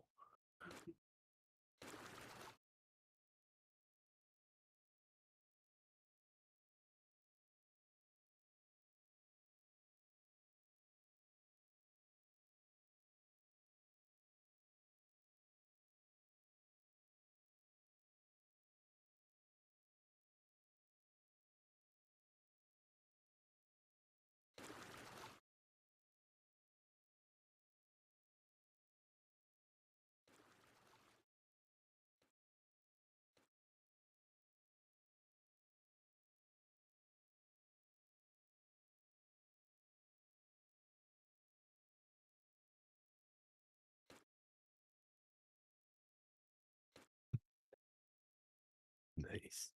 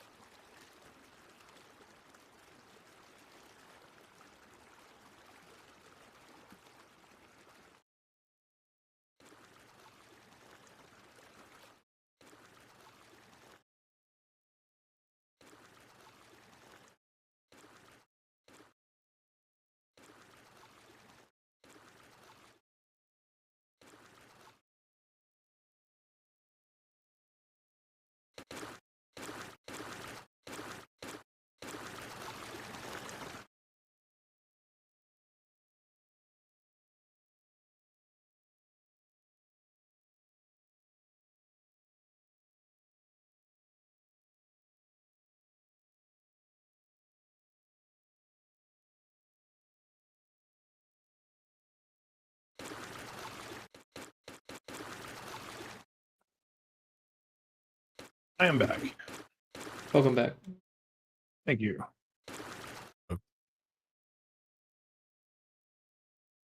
What the hell? You speak for the trees?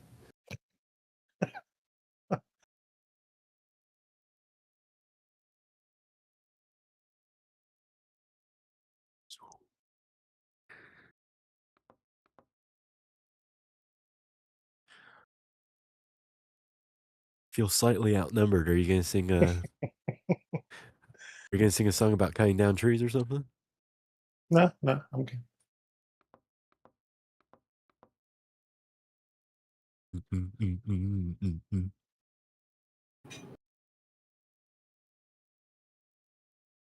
Wait, I have an idea. Yes. Yes.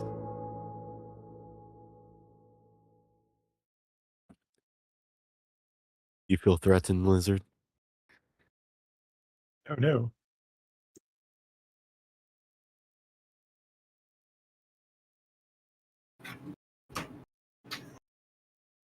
See if I can. All right, I'm back.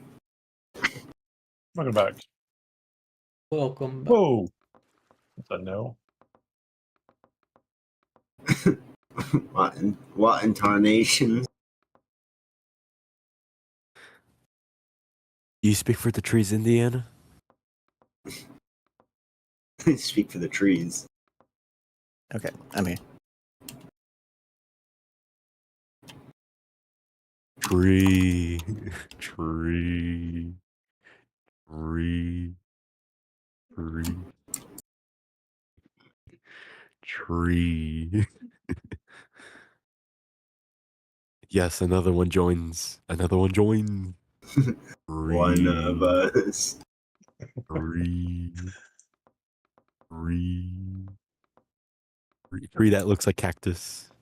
Tree that looks like cactus.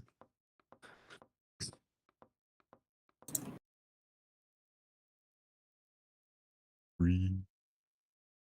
Yes, another one joins. Tree.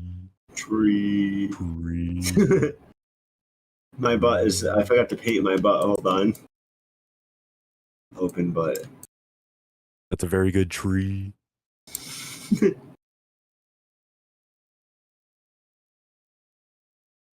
Tree people. Tree. We speak for the tree. His ritual.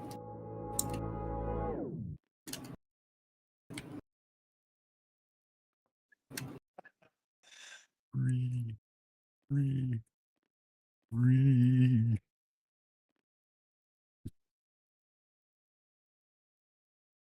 Is this how the game's supposed to be played? Yes. That's like a cult. The lore. I can't wait for join us. Is everybody back, by the way? Yes. Yeah, I believe so. so. Is Laura's just sitting. It's all fine to them. All right, everybody who's hasn't been a hunter yet. Wait, is Flora here? Yes. Okay. Tree. You doing Tree is Egypt good. again? Egypt's going Lizard good. good tree. Wait, there's an Egypt one? Yeah. Everybody Oh, into shit. the middle. I If you chose a haven't thing. been. The Lorax will be hunter. The Lorax. No, I knew I heard something crack. Yes, the Lorax will be the hunter.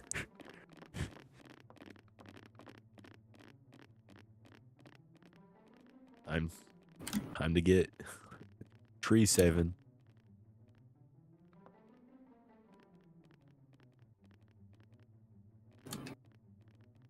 Mhm. Let's see.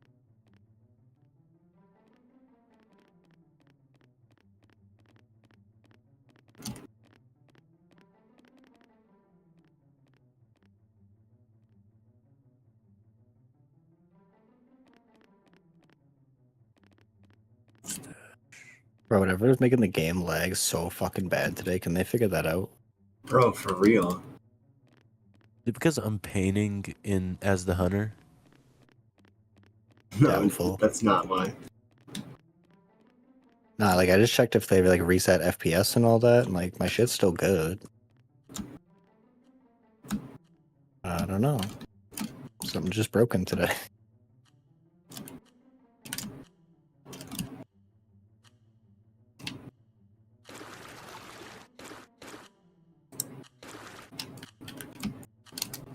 It did not work.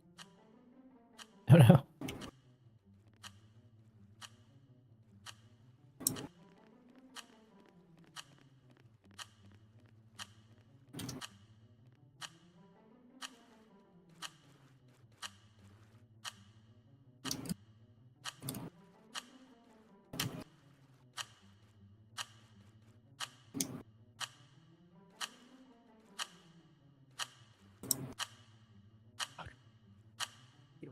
I ran out of time. I'm so dead. Lorax. The Lorax will find who's responsible for cutting down tree.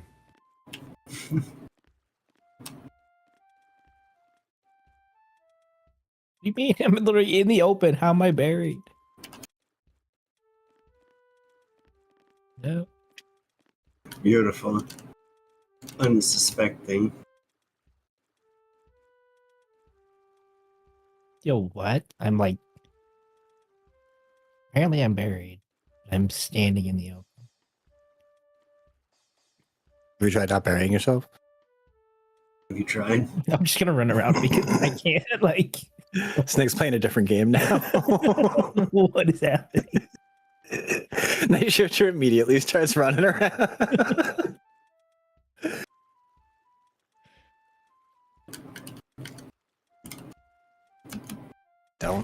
Don't. dare The you- how stop dare and you slow mimic a turn. wood? You mimic the wood of my Fuck, trees. that killed me. How dare you? I must find the wanderer. It's so stupid. All right, who's just on the ground over here? Yeah, I ran out of time. Was it a valiant effort? Still got a decent amount of points tucked away over there. Hmm.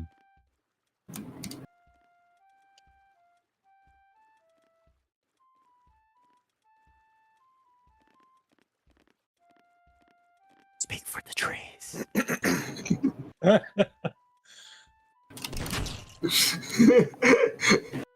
God damn it. I fucked it up trying to go for a third clone. Yeah, you were shining red, unfortunately. Oh, boo. Didn't know you It's could fucking- see blinking people through walls. Boo. This map is really good. I like this one.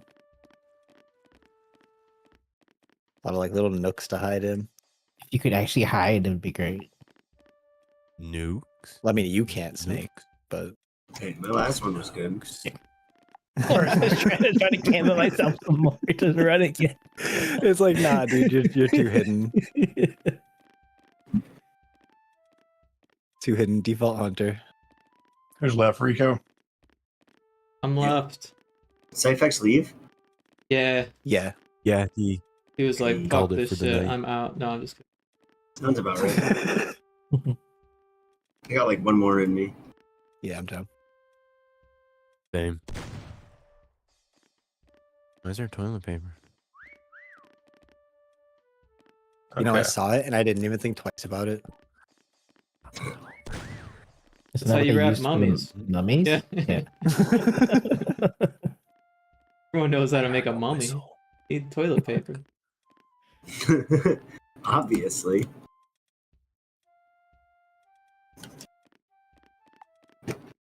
One person left. It's Rico.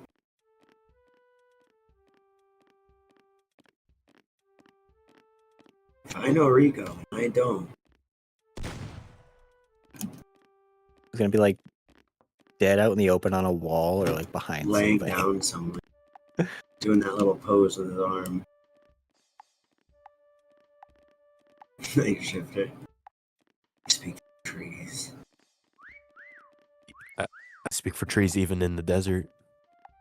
He That's has where to they be need over the. here That's where somewhere. they need the most. 60 Sure. seconds, guys. I see you. I see you. Oh, you Nice. found That me. was a good one. That's what I'm saying, dude. All the little nooks where there are like bricks missing, dude. I thought about that one. I almost did that. You get yourself in there pretty good, but like still really visible.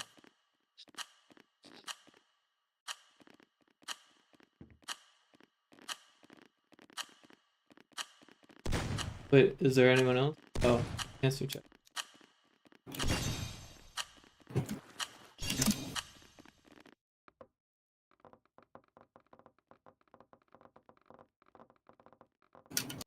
All right.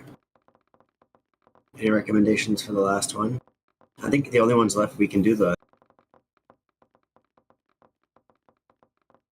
wild Southwest. We can do Bikini Bottom, Courage the Coward.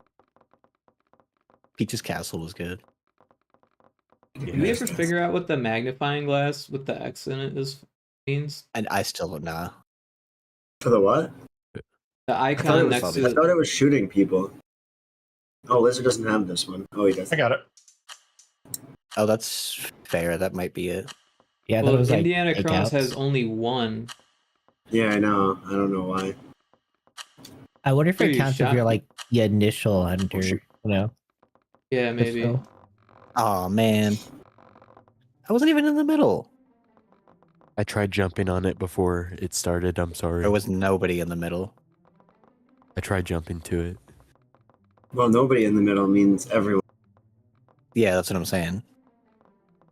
Man,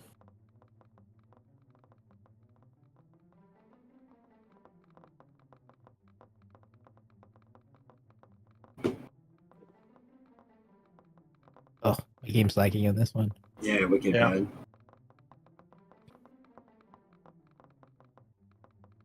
How do I do this?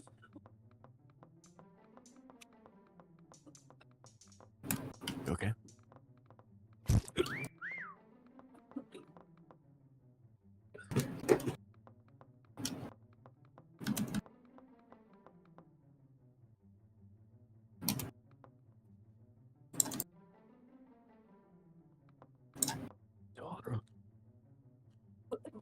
You okay though? What? What? Dude. What are you saying? What? What do you mean, look? I can't see.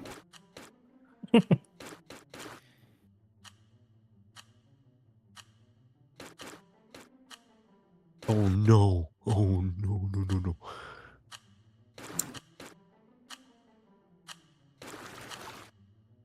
I think that's a wrap for me. That's really easy.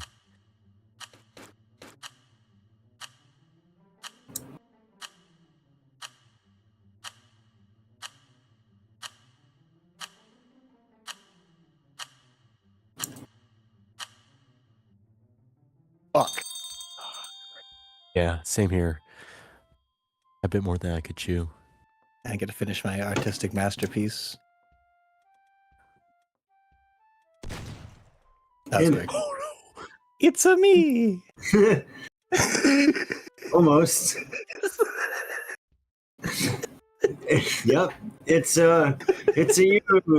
Can you take a what's up? screenshot of that, please? It's a me. Thank you. It's me, Jessica. This is the Captain Lou Albano version. Hey, it's fucking me, Mario. Hey, bang bang boop. It's me, Mario. Dude, Hey, I'm that Mario. guy. I'm Yoshi from that Mario. Mario. Mario. Yeah. Oh, I'm that shit. green dinosaur from Mario. There's over there whistling in my face. Oh, Cryptic, I didn't even see you there. Welcome in. I'm like stuck in the piano. God damn it, it's just like the game. I guess if you can't I be gotta go check my cannon spot and see if anybody took it. Yeah, you found me. Damn. Cheap ass spot. I see you. Wasn't as good as the one I had before. Oh, you weren't also spamming whistling before. It's the only way I found you was through all those cannon. whistles. Ah, nobody. Okay. Ooh, Dalical Fish is down. We got RPG right now.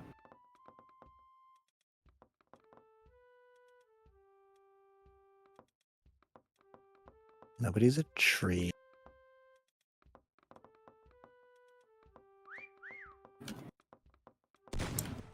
Maybe somebody's a tree? I was under a tree. Or no, I was under a pipe. Never mind. You're behind a tree. I think I'm in here yet.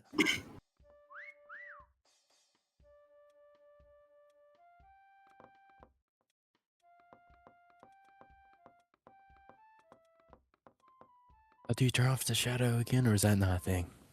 The Go V into key. paint and hit V. V? Yeah. I think. V. Oh no.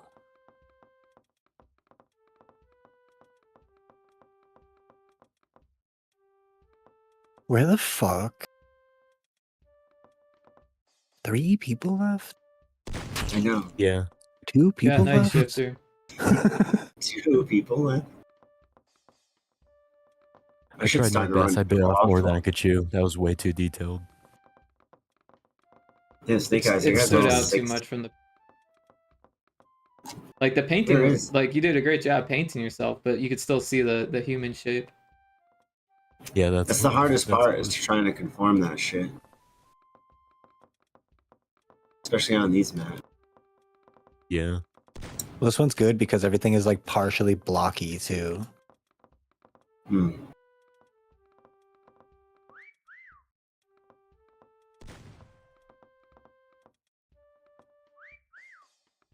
Checking the entrances to all the pipes because all you got to do is paint yourself like dead black and just like sit in the opening. And not whistle. Someone's in the lobby. Ask Rico. Oh, is that what you did? I was underneath the pipe. I wasn't in it, but Oh. I was in the darkness whistling. A little overconfident, perhaps.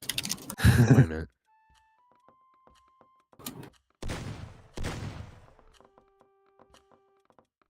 Damn, I heard the whistle.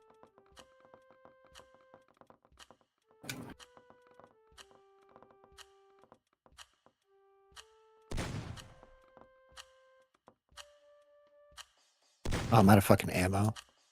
Whoops.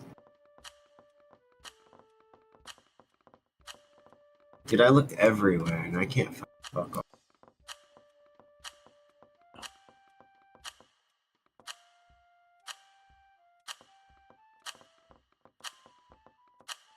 Wish you could melee rifle butt shit to check.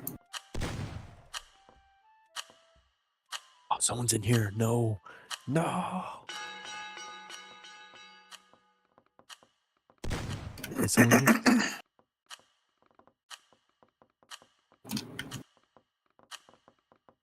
Yeah, where was That's I? good, Snake. That's funny because that's actually the window you jump through to get to the secret level. Nobody Oh, came into Snake, the I fucking Oh, I came walked in in there and I knowledge. didn't even look. I'm So mad. I much. don't even think I went in that room because I would have looked specifically at that window too. Damn. Snake, I came in here too. I'm so mad. I know. Rico came in twice, and I was like, "Oh gosh, I thought he was gonna get it." Alright, that was my last one. Yeah, Well, it was fun. Same here. Good job, everybody. Thank you. That was fun. Yeah, that's a good night. That's great. Yeah, that was very Cheers. fun. Take it easy.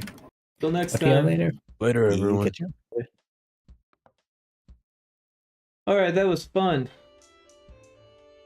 The old chameleon thing. Now let's do the old game dev thing. I'm gonna remember to switch my category.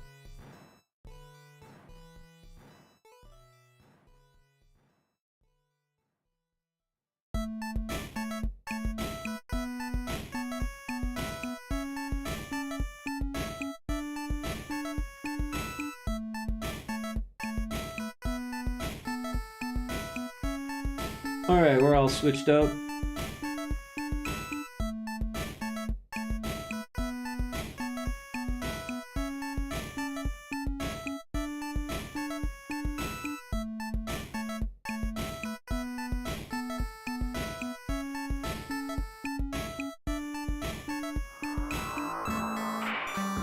Alright, let's jump into Retro Spaceball and see if we can't pull our hair out on some more bugs.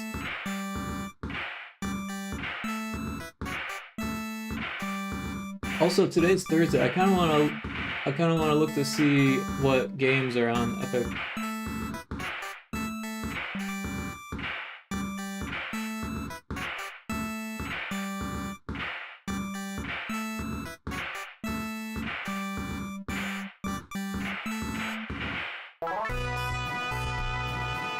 I don't know either of these. Echo Generation Midnight Edition.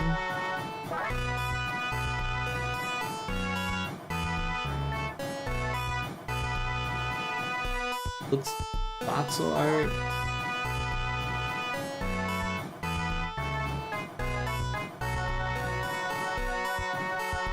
Looks like a RPG, like a turn-based RPG. Adventure RPG turn-based.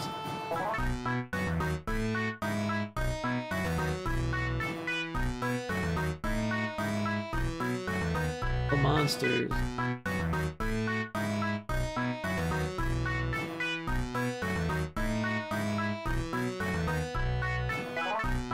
I don't know.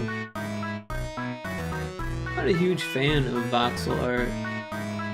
And this doesn't even seem to stick to voxel. Like, the characters are very voxely, but then the enemies are like rounded and low poly.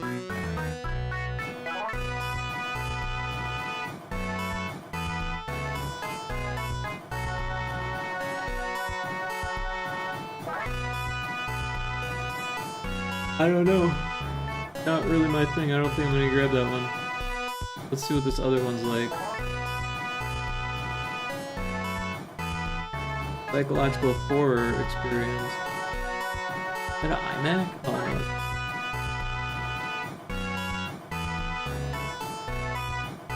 no. One looks better, but like I'm not huge into horror games.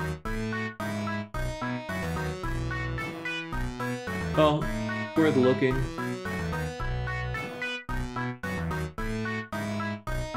I tend to look almost every week because sometimes there's some good shit, and then a lot of times I'll be like, oh yeah, that looks good, and then I don't play it, or I'll download, or I'll add it to my library and never download it.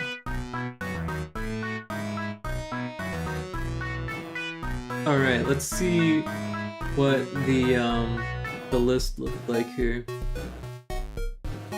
Level 15, enemy not dying.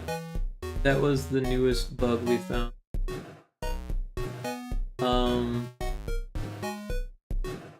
Level 15. So that's like a sand level 5 or 4. Was it really 15?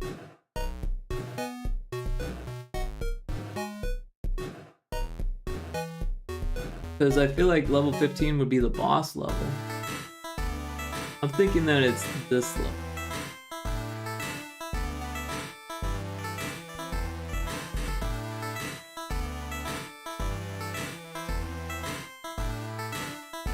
So, to go into the inspector, I'm going to turn on the enemies. I think it was this enemy there.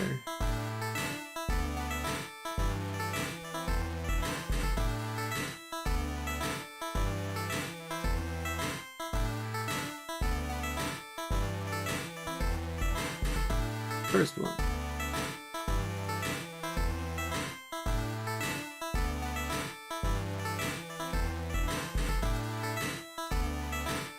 Right off the bat, I don't see any reason why it wouldn't die.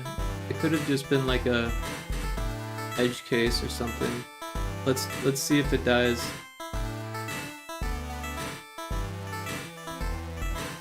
Although I should probably turn the enemies up before I start.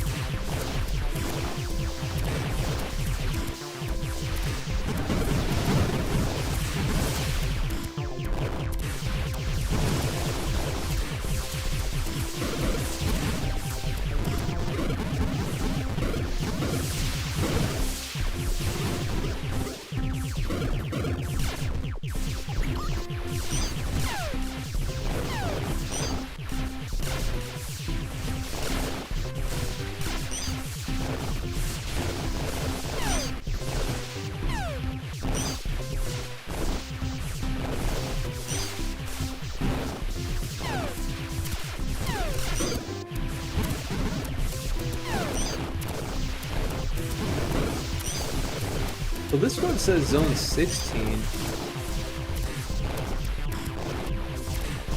Really weird.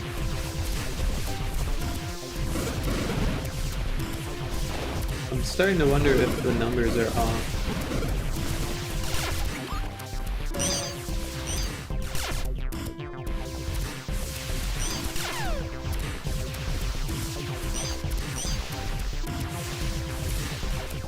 Because there's 3 planets, well, 4 planets.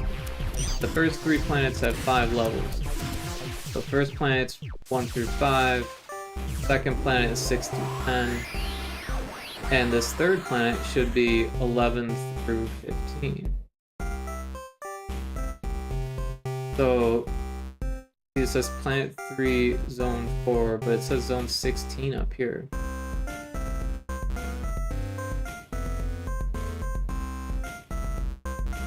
A little bit confusing.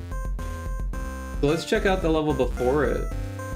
Although I feel like that was the level, but wrote down 15th. I must have been looking.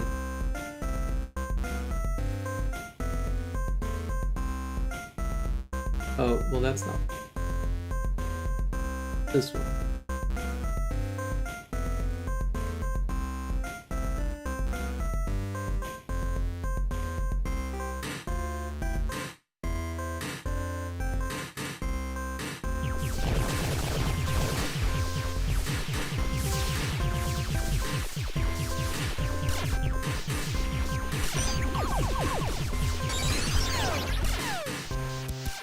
Go ahead and make this bigger.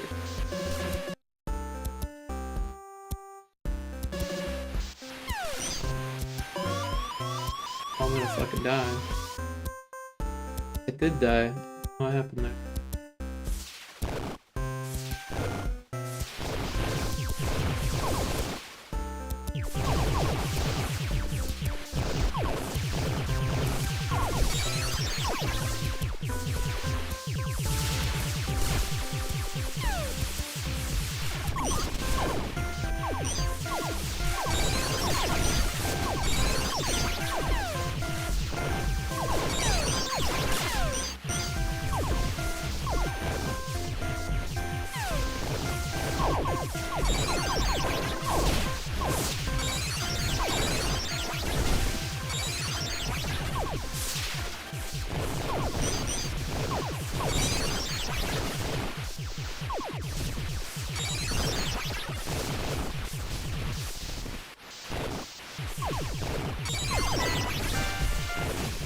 Well, I think the enemy that was there was the one that wasn't dying.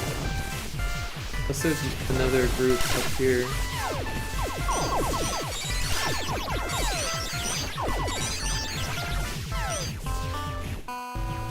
It was after the last dispenser.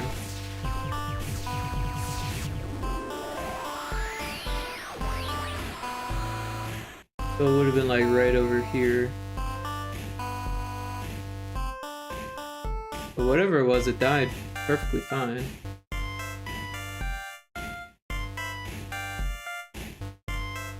See what sand 1 zone.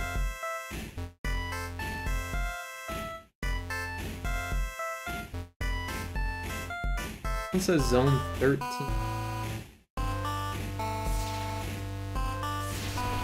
But it should be 11.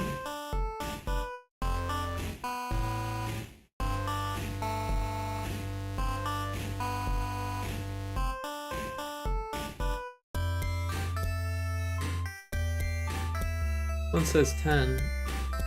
The sand level's next, so it should say 11. Let's fix that.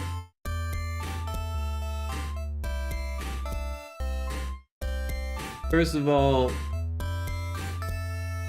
let's write question mark, parentheses, can't repro.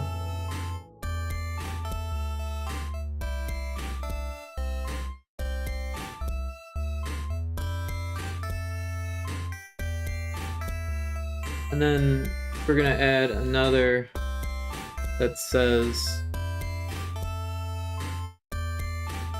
sand levels, zone numbers off. And that should be easy to fix, so let's figure that out real quick. So somewhere in here, I'm pretty sure it's hard-coded per level.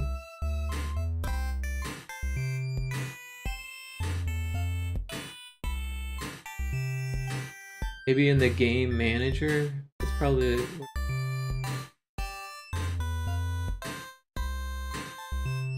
It would have like a blue thing. Level number, here it is. So this should be 11.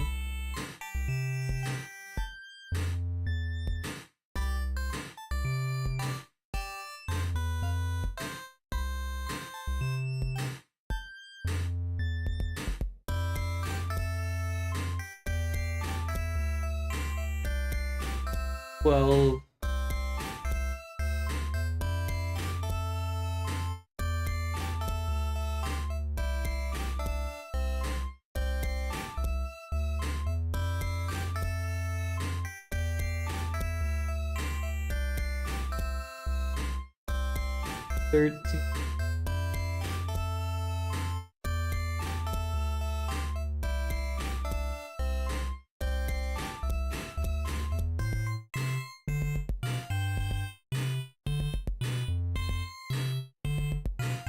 I think what happened was when I originally numbered them, I thought that these would be after the bug boss.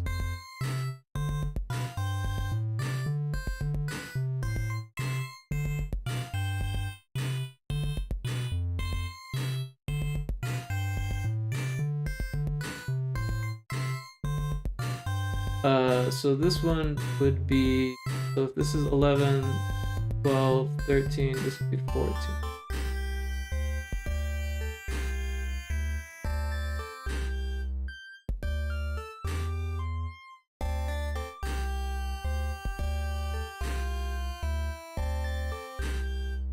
This one's correctly numbered 15. Alright, so let's take a look at... Fuck is the name of those other levels? We've got Scene Bug Boss, but is there an...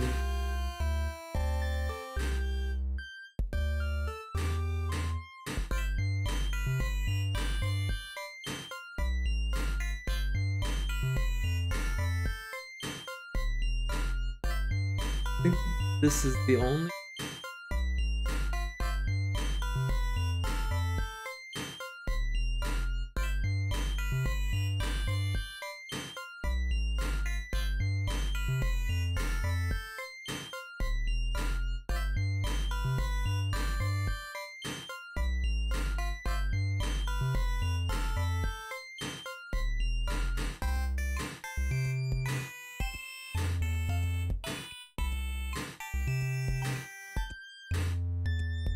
These are old levels.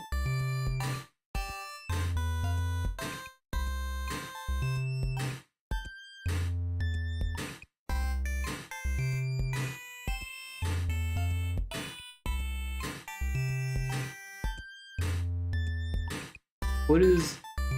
I think level 11 and level 12 are actually... Yeah, you can see it's got all the parallax stuff. Alright, so these ones should be 16 and 17 for now at least. I'm sure I'll change them once I've got more levels.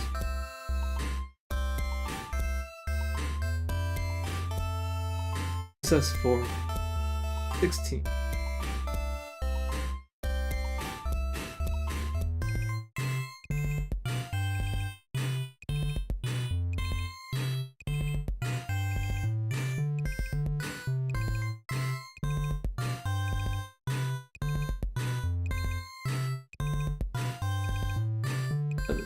Oh, that's not 17.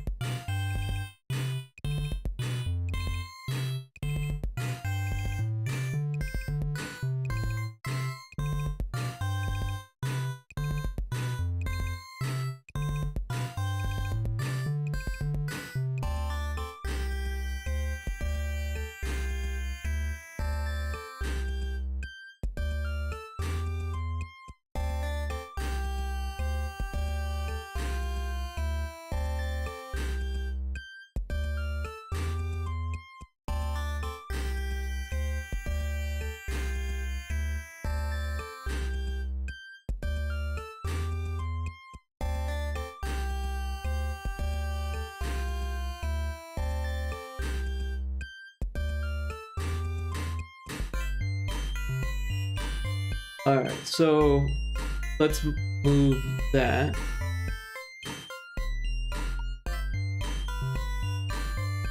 Or at the top.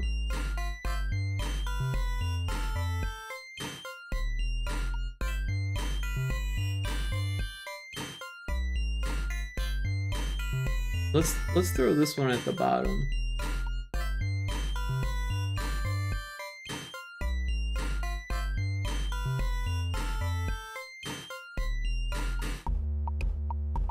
I can't repro it.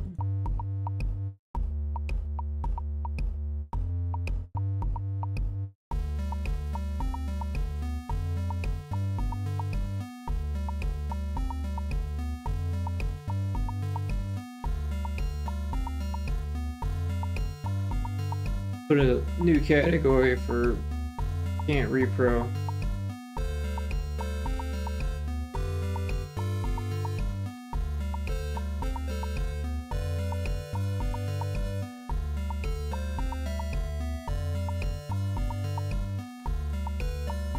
Let's take care of these dispenser fluorescent strobe things because that's been bothering me for a while.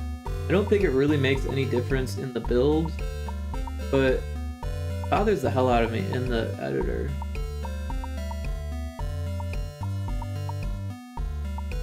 I don't know how much of a pain in the ass it is to fix.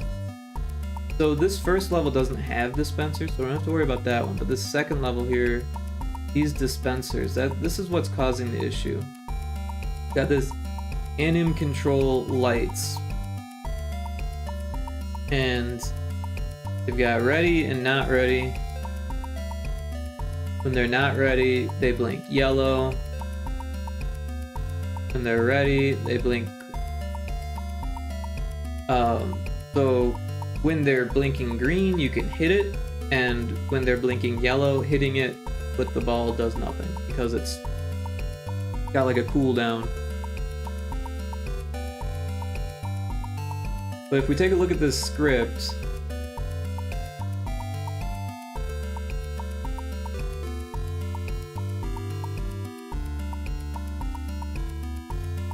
it's got this fluorescent strobe lighting effect, set bool, fluorescent strobe, fluorescent strobe.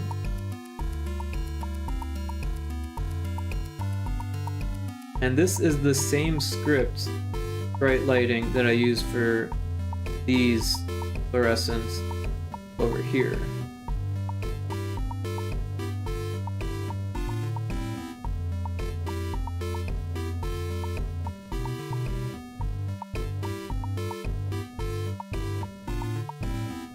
Yes, bright lighting. And it's got fluorescent strobe effect there. But on these,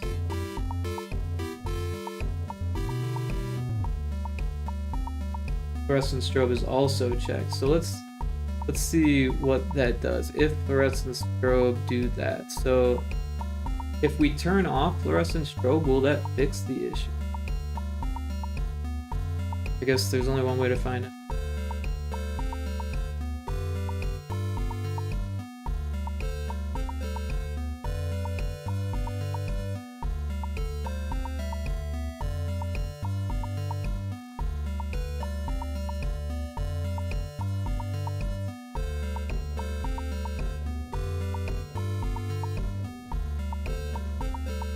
Will they still work with that checked off?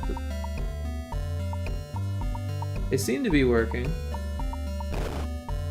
They don't seem to be... Oh wait, yeah, they are still giving us that warning. Alright. Pause. Let's see. Player control.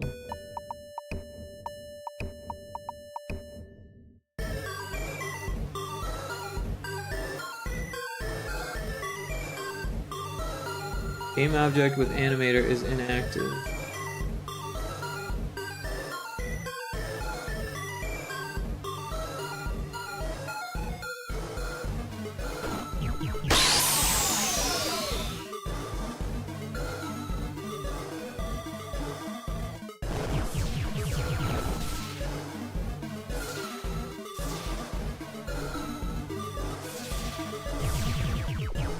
So I think that is that there used to be an animation that kind of dipped the wings of the plane, or the ship, left or right. Someone called it a plane a long time ago, and now I still call it that. But this player control script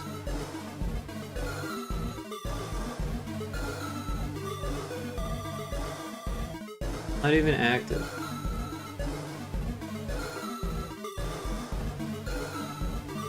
It's a little weird. Maybe it gets activated.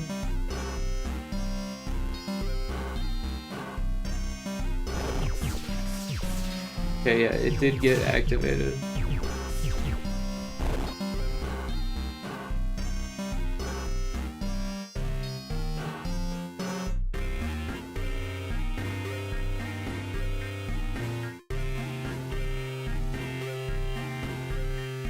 It's a pretty convoluted script, I'm not gonna lie.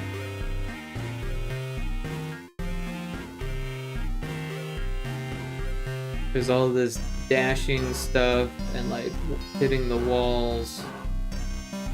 And I ended up like hard coding it so you can't go past a certain point, so you don't get stuck in the wall. Players kept getting stuck in the walls for the first 3 years of development.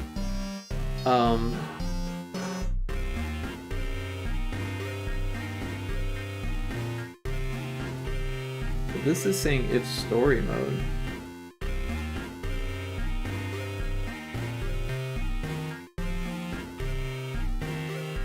And I think in this thing, it wouldn't be story mode. So my guess is if we save this and go and start the game from like the normal start, we probably won't get that warning.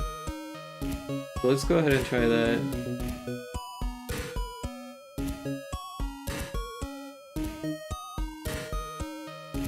Game object with meter is in.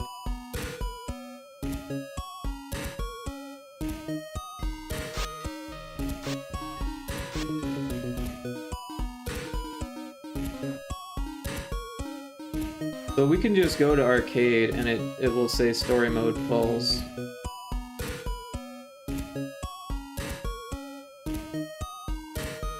Already getting warning. Honestly, I never really paid attention to the warnings.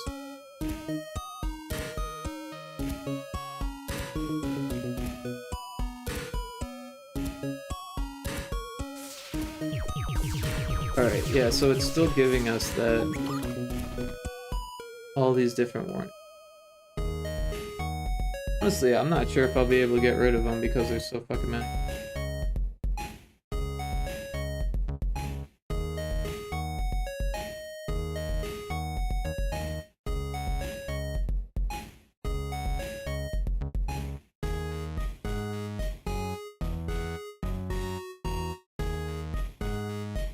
It seems to all be from 16, 17, 16, 16. I guess that is that the time? Yeah. But it seems to be all coming from the same place here.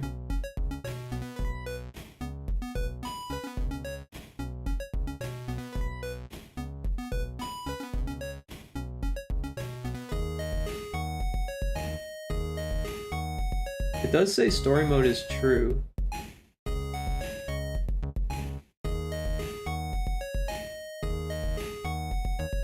See what all that entails.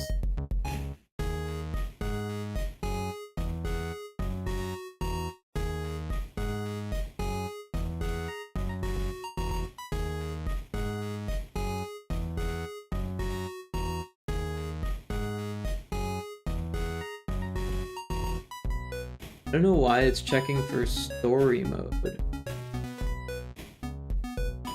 Seems like a really weird way of doing it.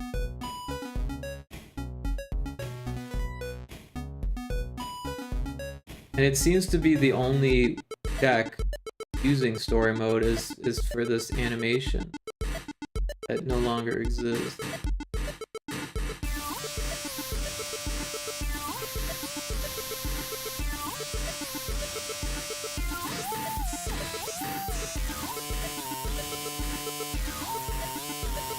I kind of want to just comment all of these lines out.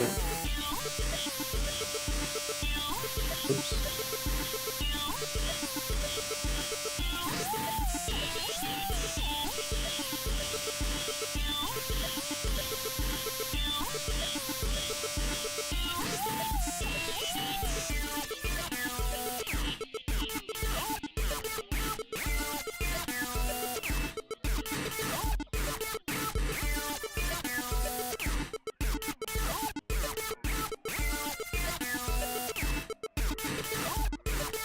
Because yeah, at one point I had the ship dipping left and right as you did stuff.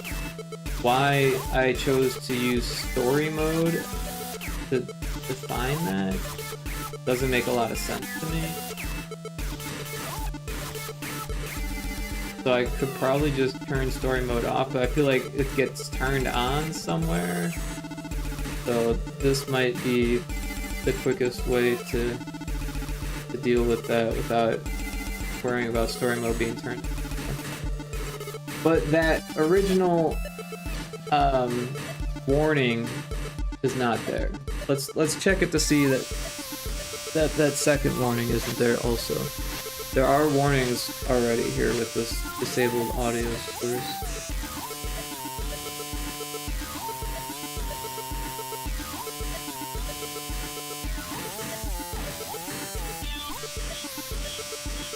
I don't know what audio source I'm talking about.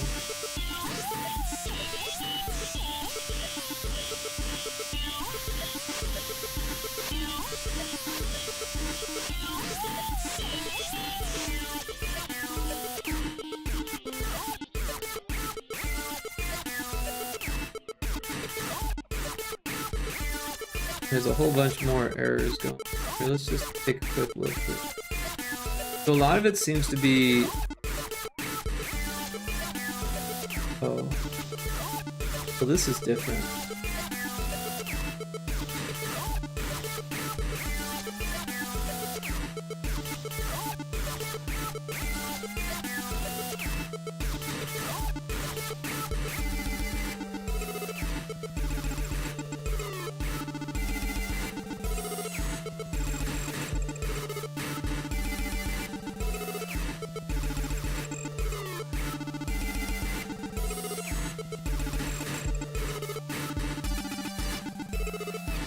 So that is from a game object that's not even active.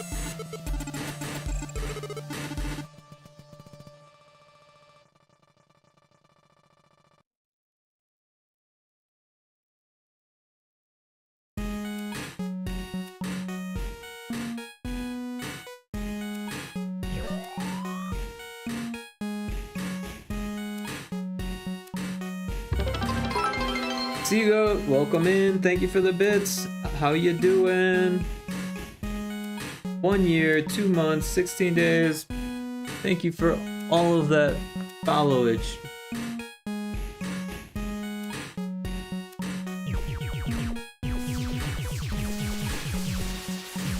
How have you been, Seagoat? How are you? I'm doing good. We played some Mecha Chameleon earlier. Now I'm back at the Retro Spaceball debugging.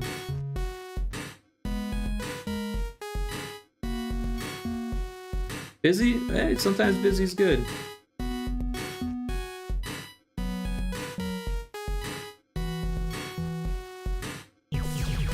Hey, look at that. Oh, and there's the warning. Let's see what they're warning me. Now it's for another mechanic that's not even in use. In the same script.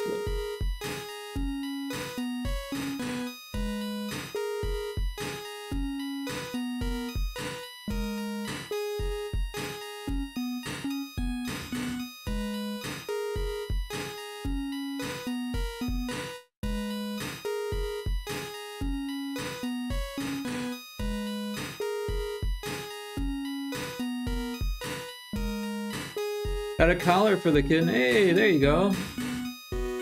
For Pepsi.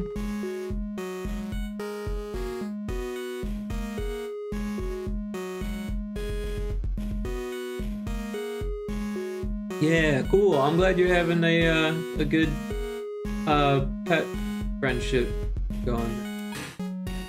Kittens are so fun. They're so curious about the world.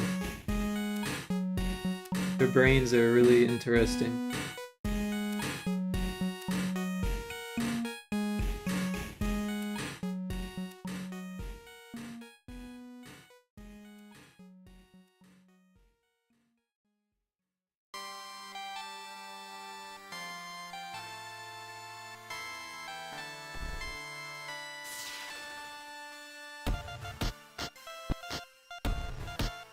What is this player object? Not even on.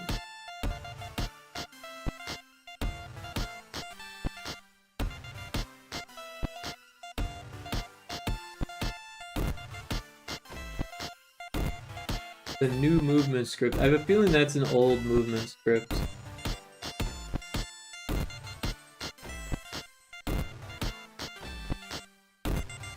My guess is that this is all of the old stuff. Yeah, it's a rigid body, not a rigid body 2D. Well, this one's a regular rigid body too. Is there a rigid body 2D? Am I just making shit up here? This is a box.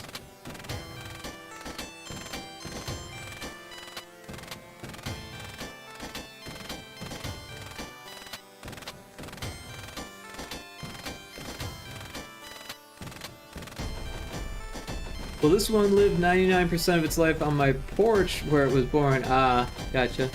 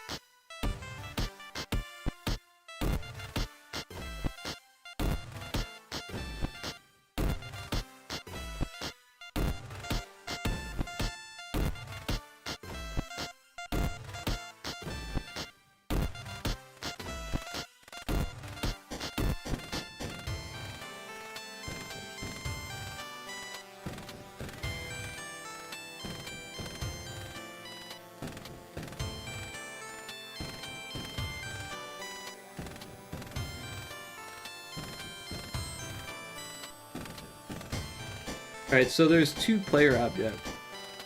I think that's where half of this confusion's. So this one is handling the movement.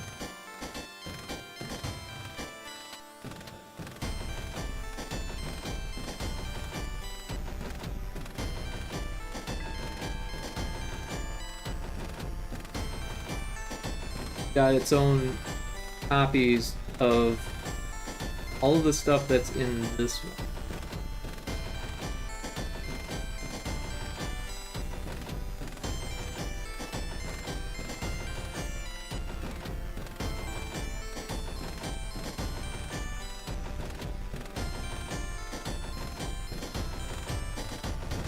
But apparently it's still using this player control script.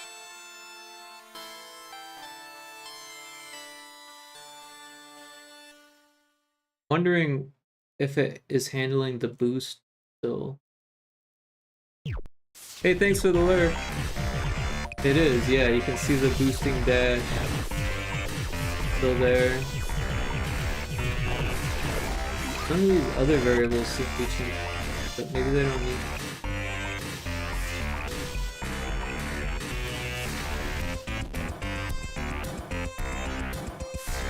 I just kind of want to see what happens. So you can still control it with player control off.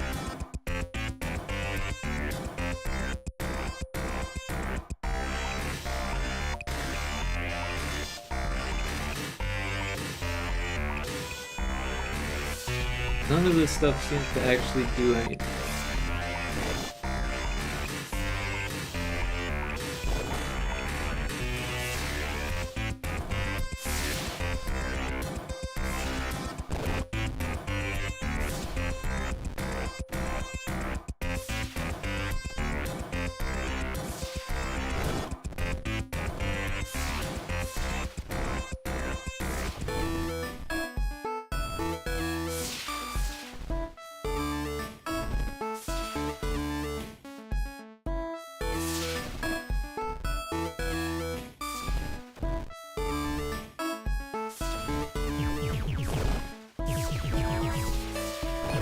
seems like this script shouldn't even be on. And I don't think it is on at the start. Or I think it gets turned on after it starts. What I mean to say?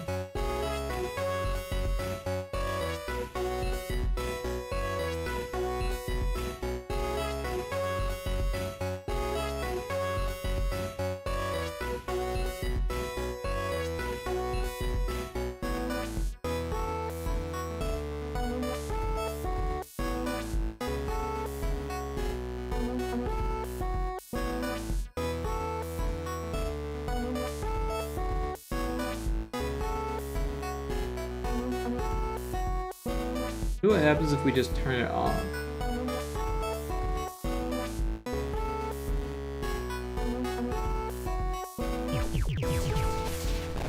Everything seems to be working fine with it off. Also, we're not getting those warnings.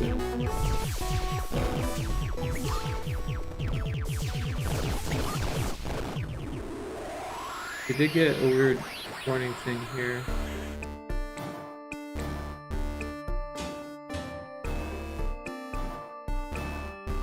Afterwards.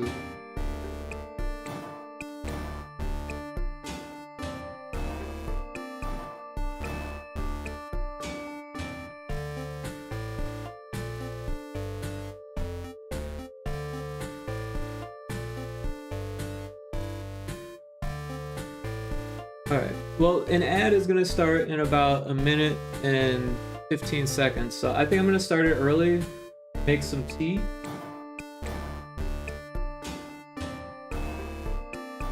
So yeah, I'm gonna BRB and hang out until I get back. Thanks.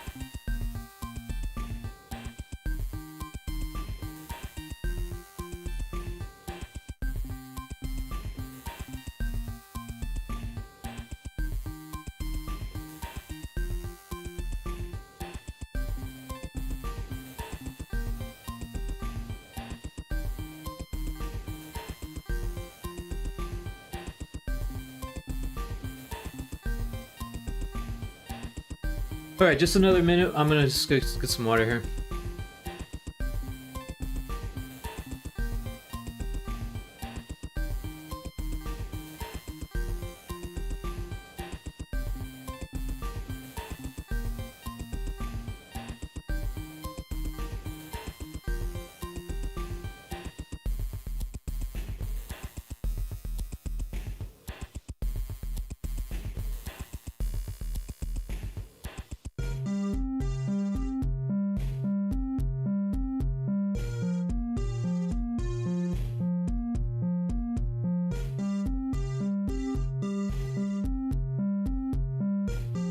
All right, I've got my water, I've got my tea.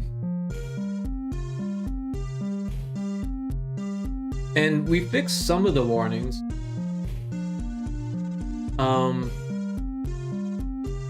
As far as turning off this player thing,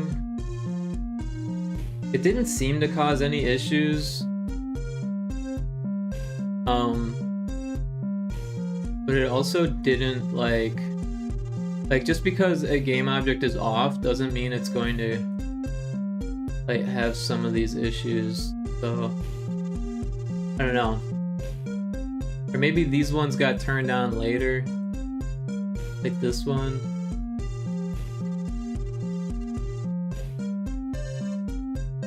Honestly, I'm thinking about getting rid of or at least changing the way that the metal switcher works. As you can see, I've turned the script off. But yeah.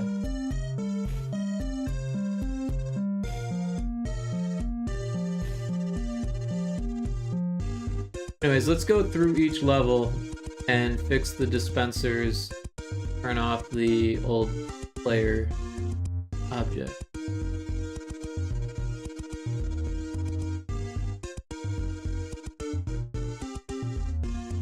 So we can go to level 1 and turn off the player object here. The old player object. Yeah, like we've got no use for it anymore. Like even the warn zones, I think, are taken care of. The physics 2. Maybe not the warn zone.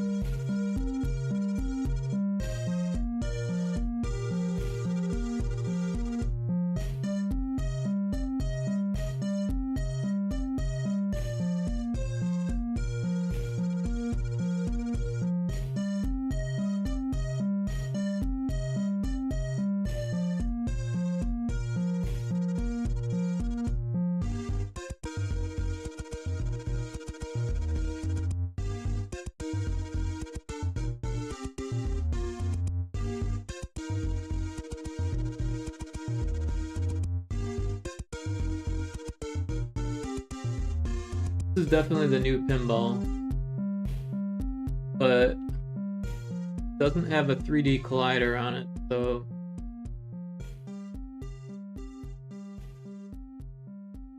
wouldn't be hitting the warn zones anyways. Let's just turn this off. Save it, move on to level 3.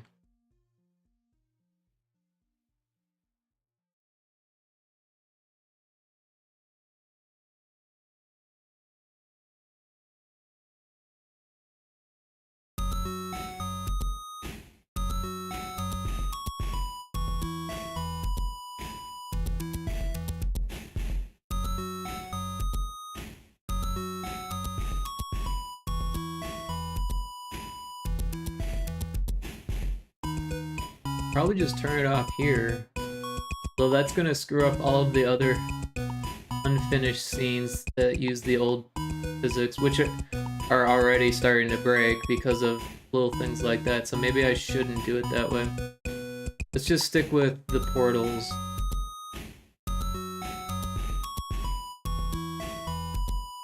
I'm just going in to the anim control lights and turn off this fluorescent strobe.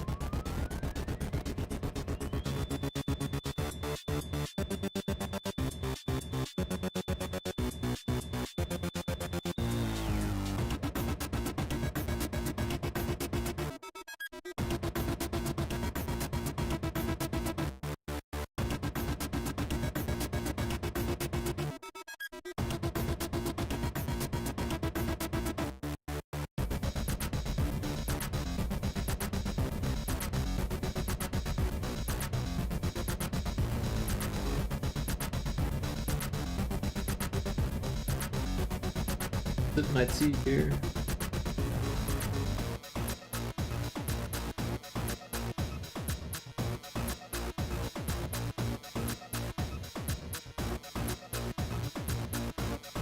Pretty hot. Good though. Alright, did we do this one? We got the player off, we got the lights. Go to the next one.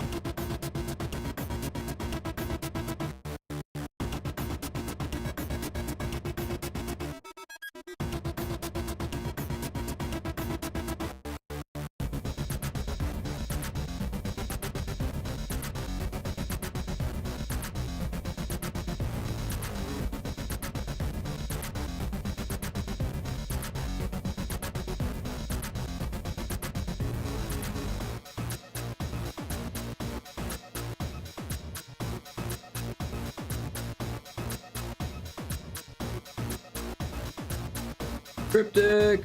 Yo! How's it going?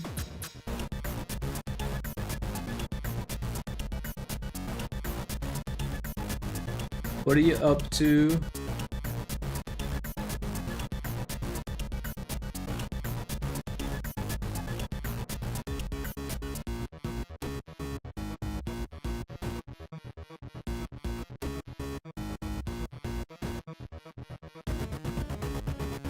How was MECCHA? It was fun.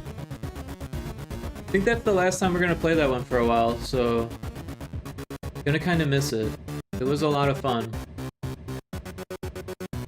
So let me know if you want to get our own little game night together going sometime. I'd be happy to continue playing that.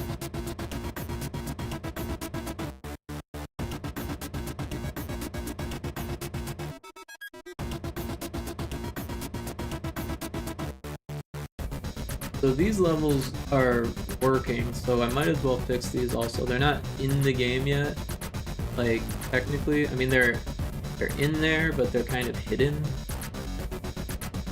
Data menu.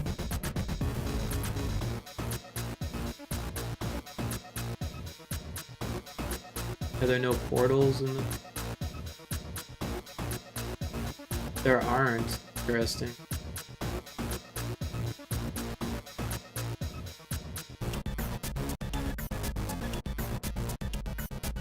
Surprised that they're not there, just like deactivated.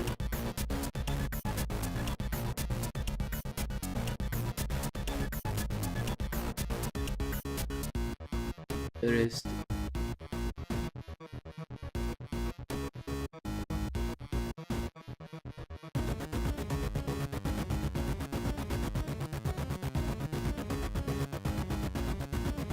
One doesn't seem to have them either.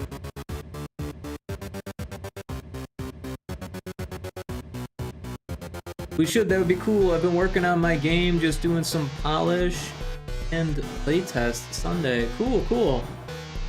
That's the Anomaly game, I take it? Have you put any more thought into your Twitch integrated game?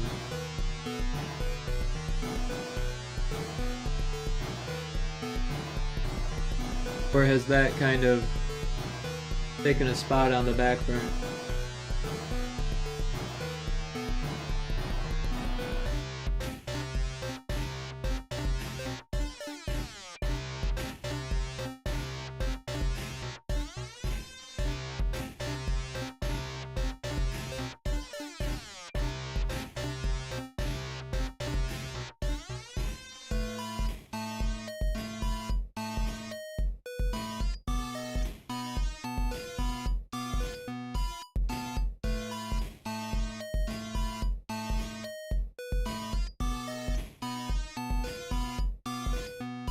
I'm wondering if this stuff is still gonna work.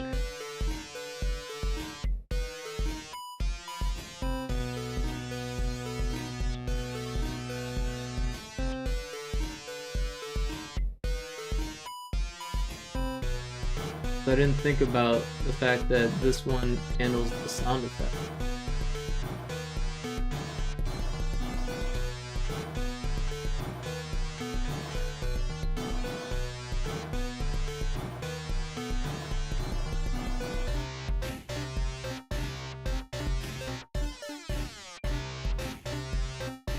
Oh, look at that. I am still using that. I think this needs to be on the...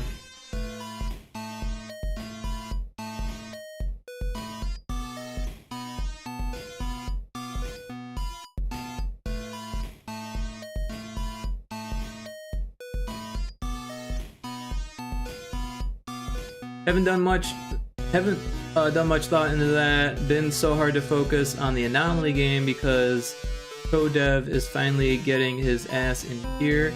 The game is technically ready for playtest.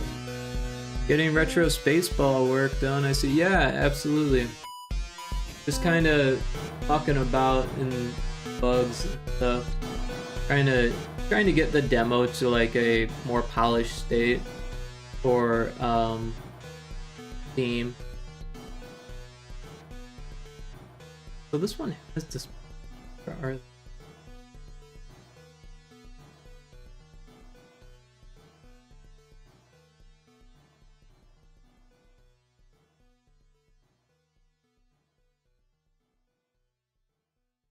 Here, 2D portal object. Well, let's fix those.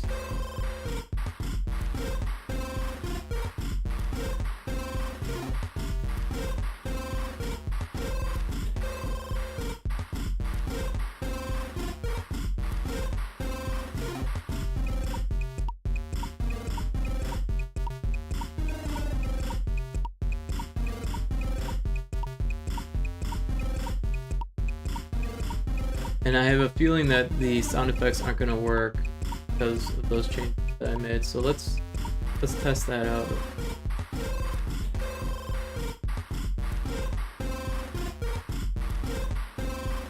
But yeah, I've been chipping away at this project again, which is nice. It had been a while. The more time I'm spending with it, the more comfortable I'm feeling digging into it.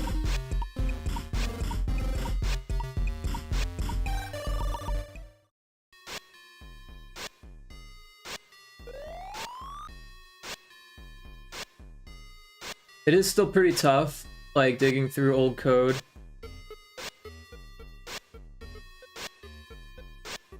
It's good, it's been a long time. It has been.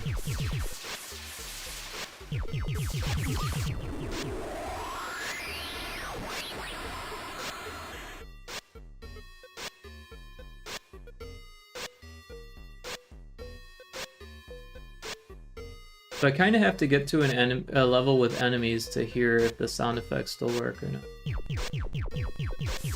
Like the shooting sound effect still works clearly.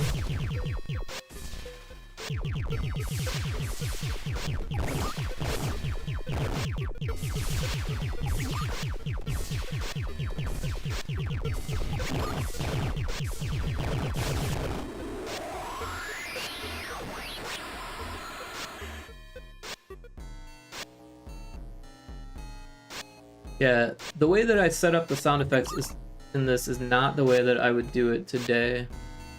I would use like a sound effects manager,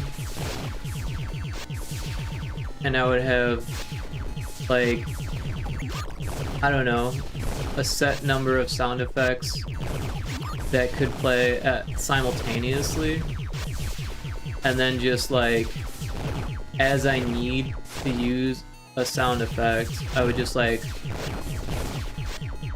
pull it out of a list and play it from a audio source, one of those like, I don't know, 5 to 8 audio sources that are managed by the manager and just check to see which one is available. And if none of them are available, then either like cut off a sound if it has priority, or just not play the sound if it doesn't have priority.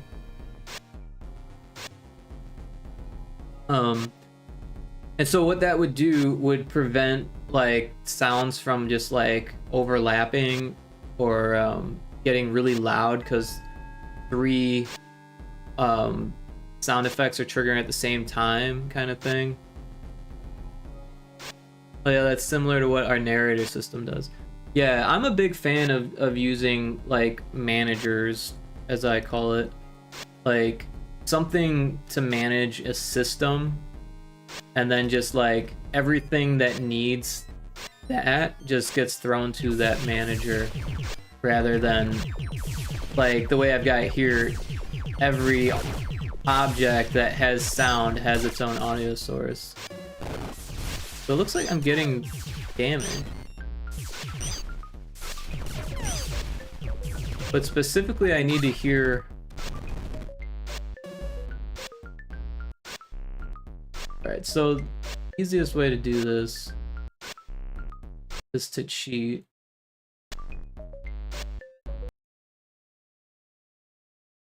Where's the pin?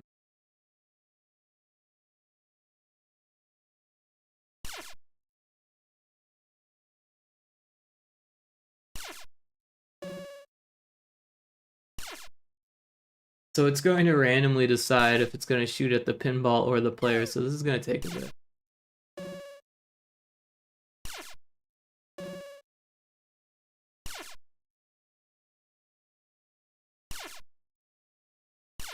I guess I could just like knock him into it.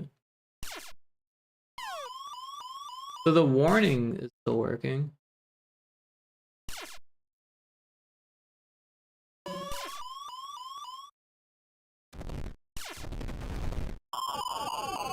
So yeah, the sound effects are still working.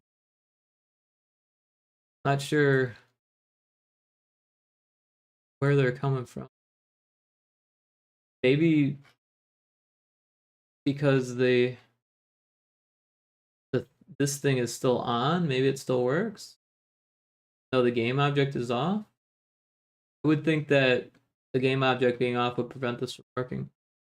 Unless maybe there is a second place where the sound effects are coming. Not really sure. It's been so long that I don't really know.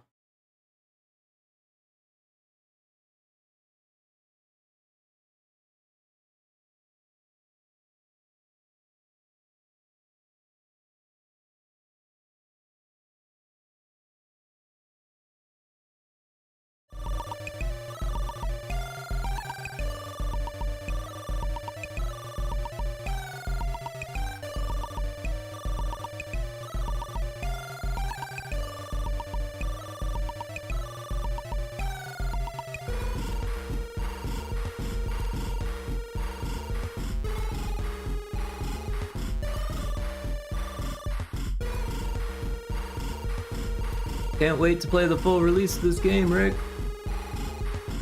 Well, I appreciate that. I tell you about the Friend Slab game idea. No, I don't think you did.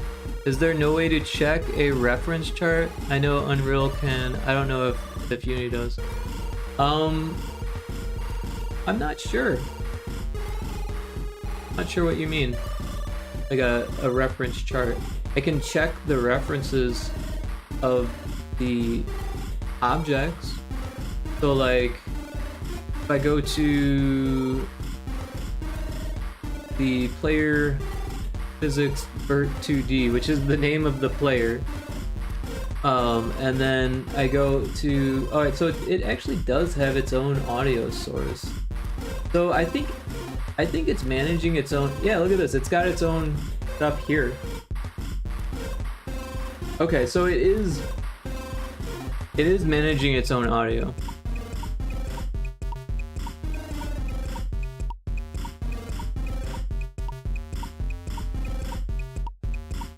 So I was looking at this, and that's linked there, which is a little weird. because it's got its own player sound effects script. You would think that it should be linked to itself here. Like,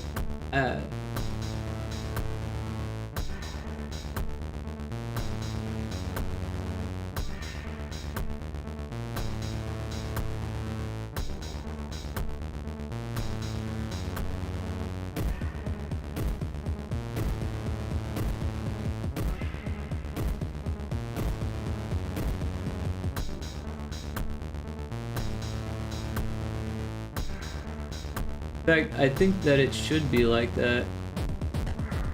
I mean, clearly it didn't make a big difference, but... Boop boop reference helps. Yeah, I mean, there's so many references for each object, each script. It's kind of hard to look through each and every one. It would be cool to have them all in one place, but that would be massive.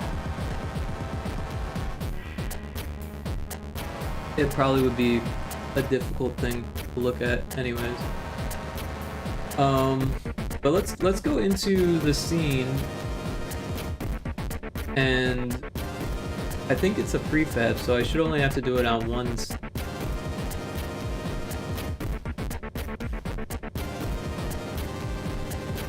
So yeah, this is definitely a prefab here. So if I go into it and so that one's set, right one. And this one is too. Really weird. Because when we looked at it on the second level, it wasn't.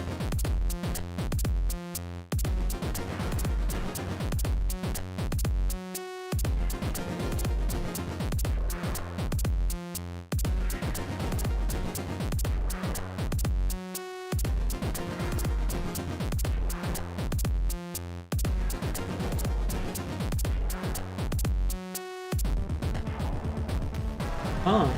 Yeah, that's weird. I had to hit revert to make it go back.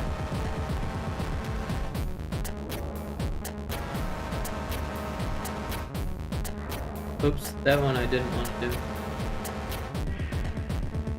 Apparently it's still using the player control script for something. I don't wanna know what.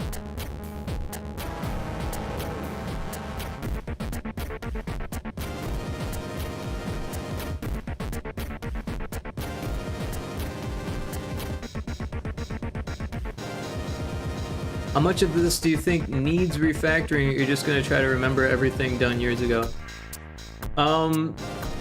Honestly, like, as it stands right now, none of it really needs refactoring.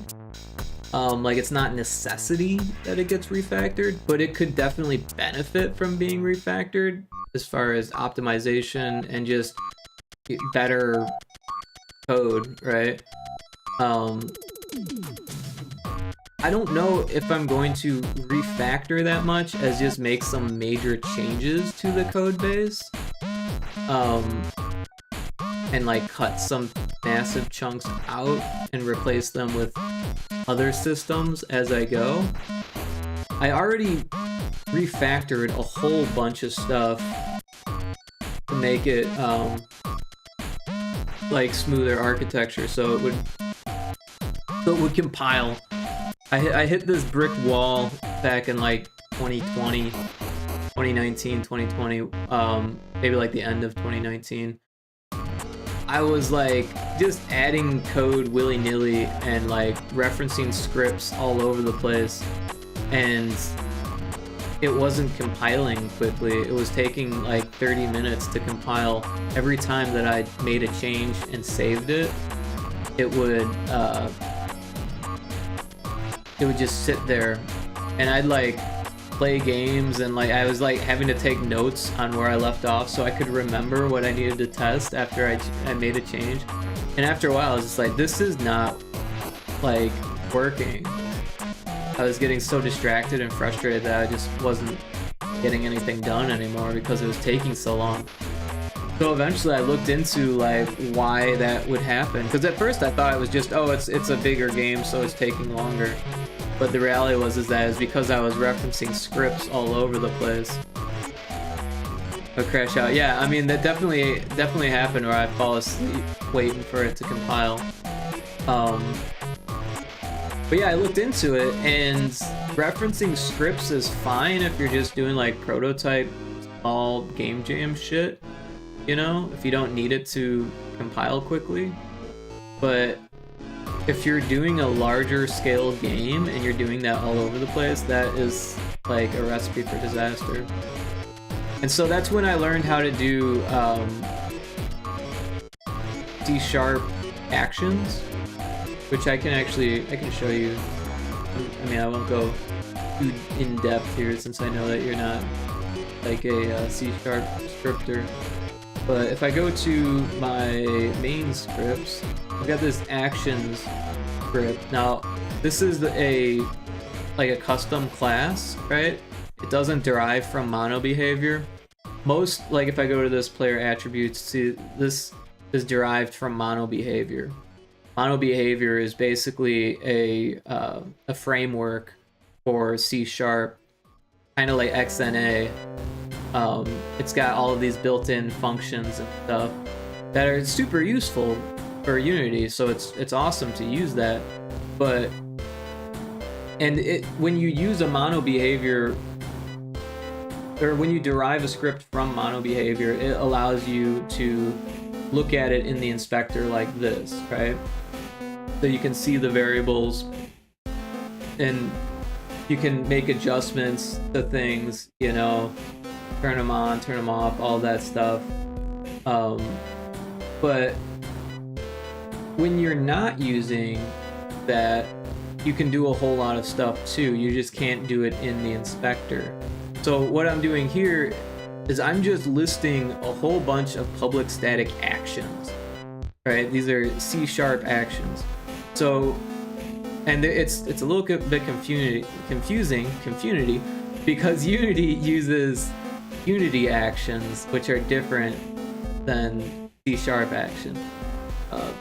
Because the Unity's event system uses its own actions. So it's a little bit confusing. But I don't really use Unity's event system all that much, except for UI and stuff like that, because it works really well for that. But what I've done here is so that way I can figure out where everything's going. I organize things by saying what script is using the action before I list out all these different actions. And then if you were to like hit Control F on it, you can find where it's being used, right? So this one's being used in the game manager, and basically I'm just checking to see if, so that's what this question mark is. It's a null check. So I'm using the actions script, the actions class, and checking to see if onload location is not null, and if it's not, then I'm invoking it. And right, so what that does is anywhere that this action's being used, then it will it'll run it as long as it's actually being used, right?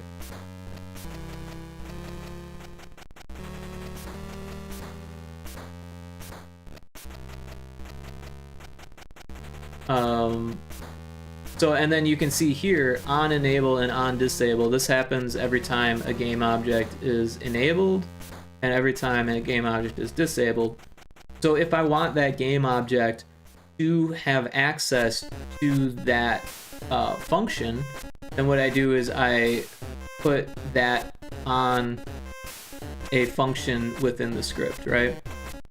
So that action now uses this load location function, right? So if I go here, this is the actual load location function. So this is in the location manager script, but if I wanted to call that from the game manager, I don't need to reference this script anymore, because both of them are referencing this action script, right? So if this action script handles all of the actions, and it doesn't have to handle every action of the entire game. In fact, I could split it up into different areas and say, like, I want these actions to be controlled by this action script, right? But right now I'm just using one. There might be a second one. I don't really. But yeah, so that way it keeps the architecture nice and smooth because everything's going in one direction.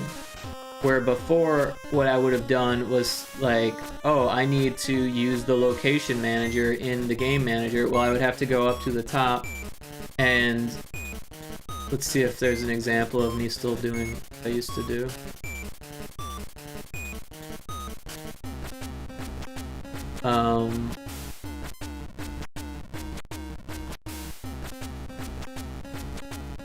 So like, I'm pretty sure this is a script.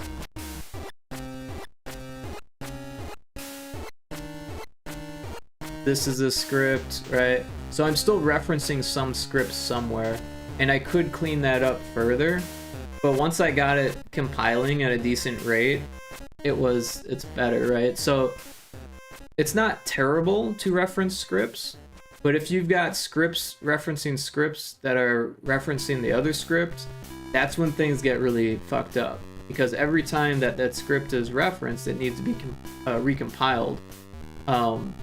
So if you've got a script referencing another script that's referencing the same script, that script's referencing the other script, then there's this like endless loop of it having to recompile itself every line of the script, and that's what was happening. So it's not the end of the world to use script references, but if you can avoid it, you're better off. But yeah, you can see here, I use actions extensively now, and each one of them, I comment the hell out of it. I say it's being used by this script, and here I'm saying this changes the planet in the planet menu, not the galaxy menu, right? So all of the information is here to help me figure out what I'm doing. If I need to look at this years from now, it's all explained. Every single line pretty much is explained. That's just kind of how I write scripts now. I do use explicit variable names where it says what kind of variable it is within the variable often. And yeah, Planet 1 Find Zone might be confusing to other people who don't know what the Planet 1 Find Zone is, but I know what the Planet 1 Find Zone is, and I know that that's a game object variable. And so, you know, and look at this, turns off the Planet Find Zone. That active false. Like, this is obviously turning off the Planet Find Zone, but it's so explicit that it's spelling it out. So that way, even if my mom were to read the code, then she would understand it. And I did that on purpose. And I wanted to make sure that, like, if I needed to show this to someone else, they could figure it out, kind of thing. If I like ended up hiring a programmer or something like that, they would be able to understand it, make sense of it. Whereas like this being an earlier script, there's not nearly as much commenting going on. I was still pretty good about being explicit with my variables, but still pretty confusing. This, like, display score and display score 2, like, why do I need 2 scores? Well, 1 is probably the best score, but why doesn't it say the best score instead of saying score 2? Like, things like that. Unless this is for, actually, you know what, score 2, that might actually be for player 2 now that I think about it. That might be for versus mode. That probably is. But it should say like, this is for versus mode, like, you know, so that way when I'm looking at it years later, I can easily say, oh, that's for versus mode, without me having to like really look at it and be like, why would I need 2 scores? But yeah, player death stuff, instant player death. I mean, it's pretty, you know, explicit. Player death. This is only called in single player mode. Versus mode stuff. Player loses versus mode. But yeah, then there's a whole bunch that's not commented. So yeah, I mean, I do think that like refactoring can be extremely helpful, but me not being like a code person,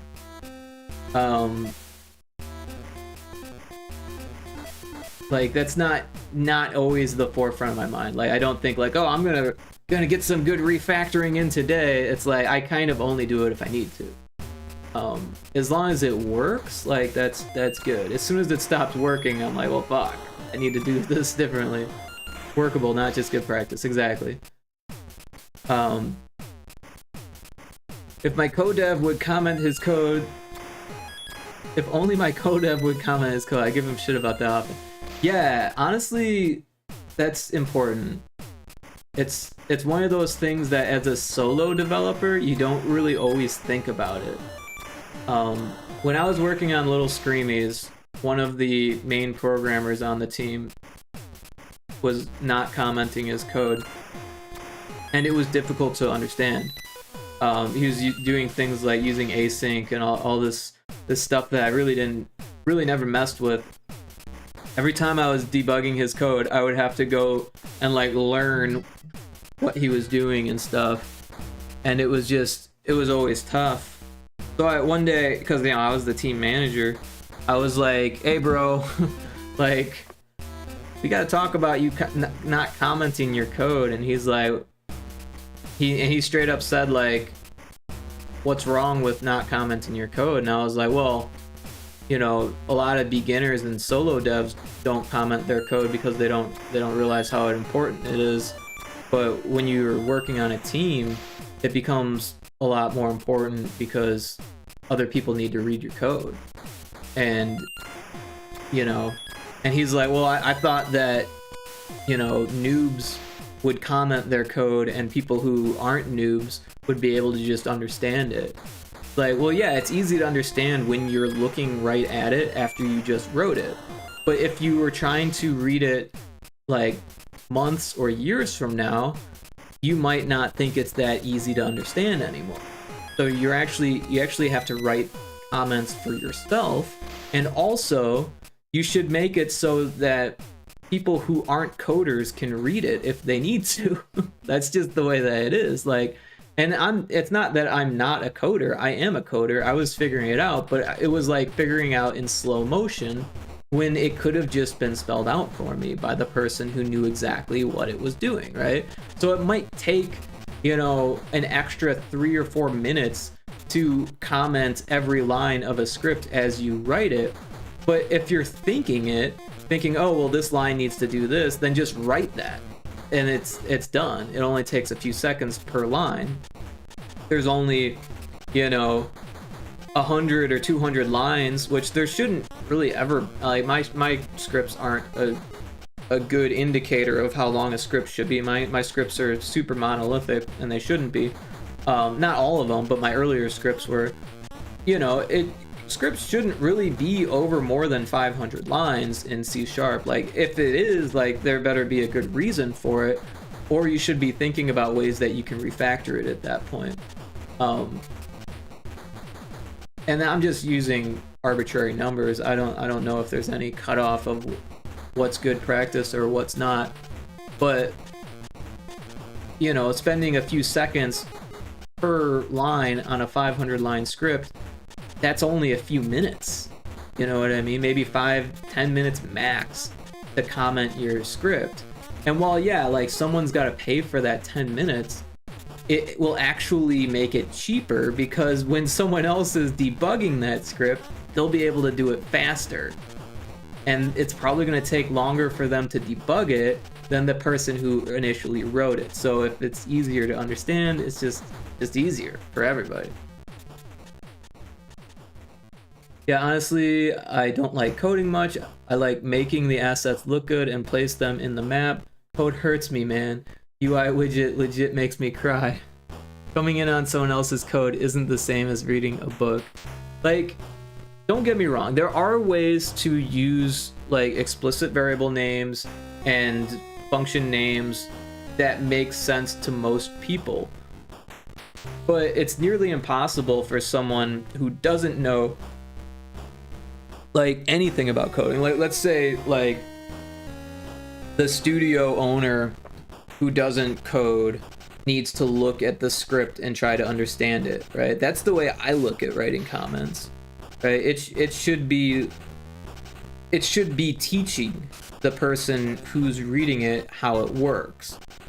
It doesn't matter like if they're good at coding or not. And the people who don't write comments in their code have this kind of, they tend to have this kind of elitist attitude, and they also like, not only do they think that like, oh, if you can't read it, why do you even try, kind of thing, but they also want to like secure their position by not letting anyone else understand what they do, right? It's kind of this thing. Excuse me, let me get some water.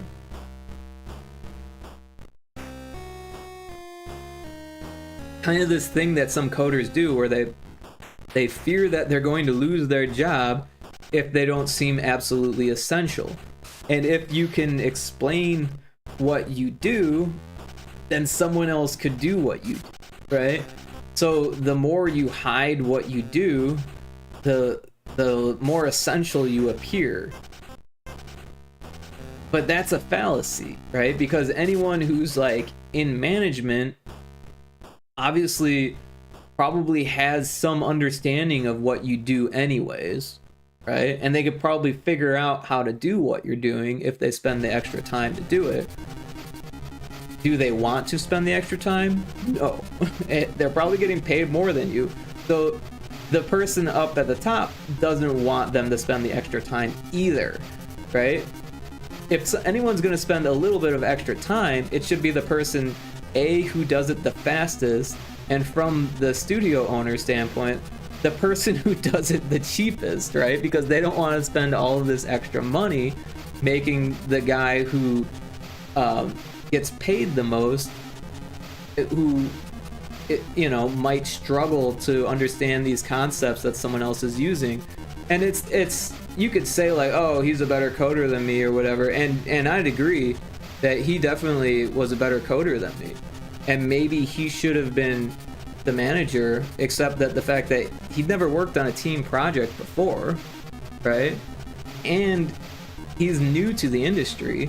He was like the youngest person on the team, not that that really makes any difference, but he'd never worked for a studio before. He's never worked on indie games with teams before. He's only done solo stuff before. He's really good. I'm not saying he's not good. He's definitely someone that we wanted on the team, and a lot of the more robust systems, he did that, right? And a lot of them, I wish that he would have made it a little bit less complex, because a lot of the times we needed to fix things when they broke. In fact, there was one system where he wanted to use like streaming. He wanted to stream the whole game within one scene in Unity, and it was working up until the end, and then it stopped working, and he didn't know why. And then all of a sudden he was really busy, and so we basically had to strip out his system, rework it the way that it should have been done from the start, and just use scenes how Unity wants you to use them as levels. And we basically had to break the game apart into chunks and make it work that way.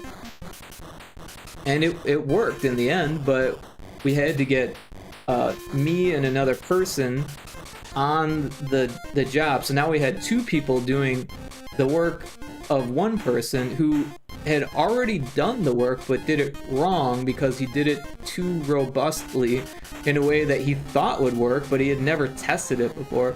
So like I'm not saying that he made a mistake. I mean, it's good to try different things and learn and stuff, but like it would have been a lot easier if he did things that everyone already understood. I don't know. As the manager of the team, I kind of got a lot of like friction from the team members. I feel like there was a little bit of like animosity towards me, or like jealousy, where people were like, why did he get to be the manager? I wanted to be the manager, like I should have been the manager, kind of thing. And then all of a sudden it was like a struggle to get anyone to do anything, right? And it took a couple months before I could even get like the gears moving in the studio, which was ridiculous, but it would have happened to if any other person would have been made the manager. The same thing would happen to them, maybe even worse, because I was able to get it working. It took a lot of people skills to figure it out, and I had to learn a lot of that on the fly. But I'm generally a likable person, so like it wasn't too terrible. Try new things within budget. Exactly. Try new things while everyone isn't on your level is kind of messed up.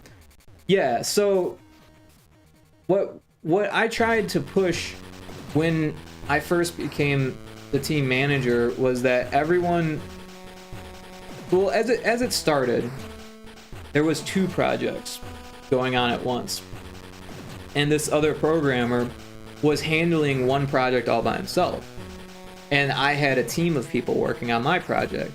And what ended up happening was that the team that I was working with, I couldn't get them to work on stuff. For some reason, everyone was just like working really slowly, not doing anything. And then this other programmer who was working by himself did a first level prototype, like gray box, over the weekend or something. And I was like, see this team, like this is what you should be doing. You're like, why aren't you doing what he's doing, kind of thing. Like, and then after speaking with the studio manager, I was like, it would make a lot more sense if everyone was just working on the same project rather than like having 2 teams, And I think that the programmer kind of didn't like that, because we all jumped onto his project because he had more work done than us. And all of a sudden he just stopped working. So it was like pulling teeth trying to get this studio to do things. But in the end, I jumped to it, and every time that I got a whole bunch of work done, it actually pushed everyone else to be like, oh, well, if he's not just telling people what to do and he's actually doing the work, then he's okay to work for, kind of thing. And that's what it took, like literally. And so yeah, it was very much a process of people getting work done over the weekend and then disappearing for like a month before even like coming back and fixing what they had done. It got pretty rough. But yeah, I was like, hey, everyone, we need to be doing things the same way. So like, let's use C# actions. That's what I was like, dude, this shit works great. It's really easy to do. Let's do this, and no one else on the team used C# actions at all. I was the only programmer who used any C# actions on that project. And one of the other people was using Unity events like crazy, and it was like fucking nuts to me because I fucking never use Unity events unless it's UI, and they were using it for all types of things, and it's just like, holy shit. So yeah, towards the end of that project, it was like me and one other dude just fixing everyone else's issue, and like the project was like almost done. It was like 85% done, but everything that was in there had lots of issues. It was all falling apart, there was a lot of things that weren't done at all, like a lot of audio and stuff that was just completely missing. A lot of the animations that we needed were just completely missing. The lighting was completely missing. Like a bunch of major things that should have been thought about early in the process weren't done at all, because basically I was doing so much of like the prototyping of the levels and the game design aspects and all this stuff that like I wasn't even like signed up to do. I was just doing all the things that needed to be done just to get other people to like see like, oh yeah, well I can do that too, and then they jump in and help out. But the things that fell through the cracks all of a sudden were like compiled up at the end, like a whole pile of things that needed to be done that just no one had touched. Compatibility issues. One of the reasons we don't add more people to our dev team, gotta be friends and capable of using words. Yeah, Screamies could have been something. Yeah, I mean, so Little Screamies was kind of a weird situation, right? Because we had this studio owner who had this vision, and then he had no idea how to execute on it. And then he kind of just like let us do whatever with a pretty big budget, but I pushed for everyone to get paid really well, so that budget didn't actually go very far. And the people that I pushed to get paid really well didn't actually do a whole lot of work. I mean, we were getting paid hourly, so it was like you would think that they would do more work, but they were just like not. I don't know, it was really weird. One of the people left the team completely because of like when we dropped that project that I was heading the team for, and we put everyone on the other project. He was so upset that he quit.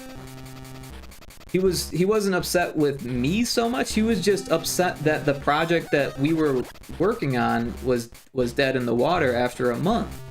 But the thing is that no one worked on it for a whole month, and we had a deadline. So it was like, well, you guys don't do anything. I was the only one who actually put anything into it, and I made a gray box of the entire game.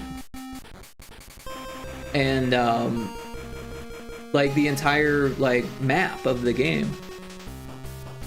And I came up with the design systems to make it interesting. And like I asked one guy to like help me make the opening cutscene, and it was so far behind. It was like not even close to being done. And then the guy who quit hadn't done anything. And it's not like these people were just like, you know, not being talked to or anything. Like I was reaching out to every single one of them on Discord saying, hey, could you work on this? Would you like to work on this? Is there something else that you'd like to work on that could help the game? Like, what can we do to make it work? Kind of thing. And I was getting like either like no response or like vague responses, or just people saying, yeah, sure, I'll do that, and not actually following through with what they said they'd do. So yeah, it was frustrating. It was definitely an experience to manage a team. I would actually recommend it because you learn a lot about yourself and about dealing with people and all that stuff. But yeah, I actually got to hire the team that was working underneath me, and I wish that I had better references beforehand, because these were all randoms that I hired from Twitter, actually. So this was before X, so Twitter was still kind of a thing, and I was still gaining 100 followers a month. Like I was at 4,000 followers at the time. Now I'm down to like 390 or 3,900. But yeah, like alls I did was put like a single post on Twitter and I made sure that it didn't get swarmed by bots, because I've seen so many like game dev job postings on Twitter that just get swarmed by bots. So I like used the right verbiage to prevent that. And yeah, I had like over 50 people that were interested just from that one post. So from there, I DM'd people that seemed like they were actually interested. And I don't know, maybe 25 of those people actually responded to the DMs on time. Some people responded like after the project was done, and I was like, yeah, that project is done, sorry. But from there, I came up with a form, like a Google form, and it was not so much of an interview, just like a skills interview, right? Like a questionnaire of like what do you know? You know? And I just assumed that everyone was going to lie on it, right? So I basically just asked, like, from 0 to 10, how are you at, you know, coding? How are you at materials? How are you at 3D modeling? How are you at, you know, game design, right? So I just basically took all of these different jobs from, like, being a generalist, and I kind of know what you need to do to make games. If you can make a solo game, you kind of know every job of making games, right? And so I just basically assumed that the people who, like, there were some people that were like, I'm a 10 at everything. I was like, all right, well, you're not on the team then, because you're clearly a fucking liar.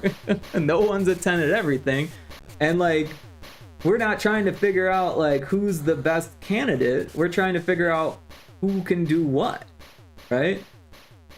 Because we want to make a team that actually works, not a team of the best of the best of the best, right?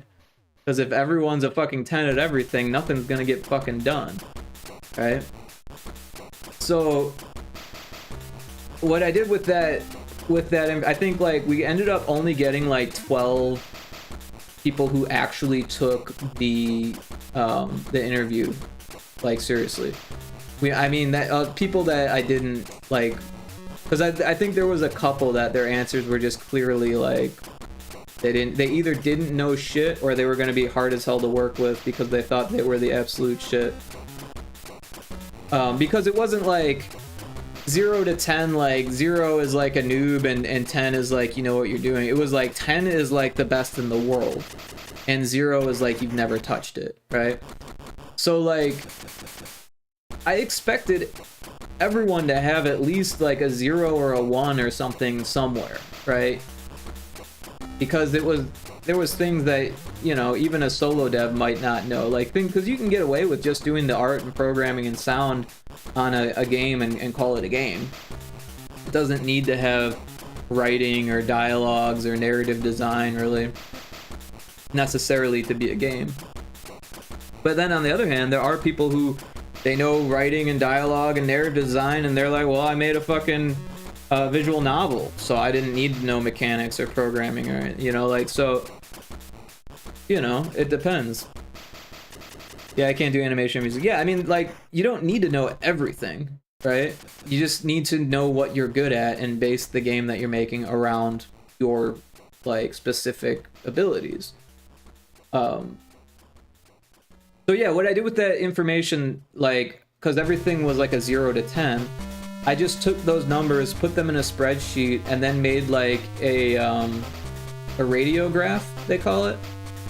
So I don't know if you've seen one of these before. I can show you an example.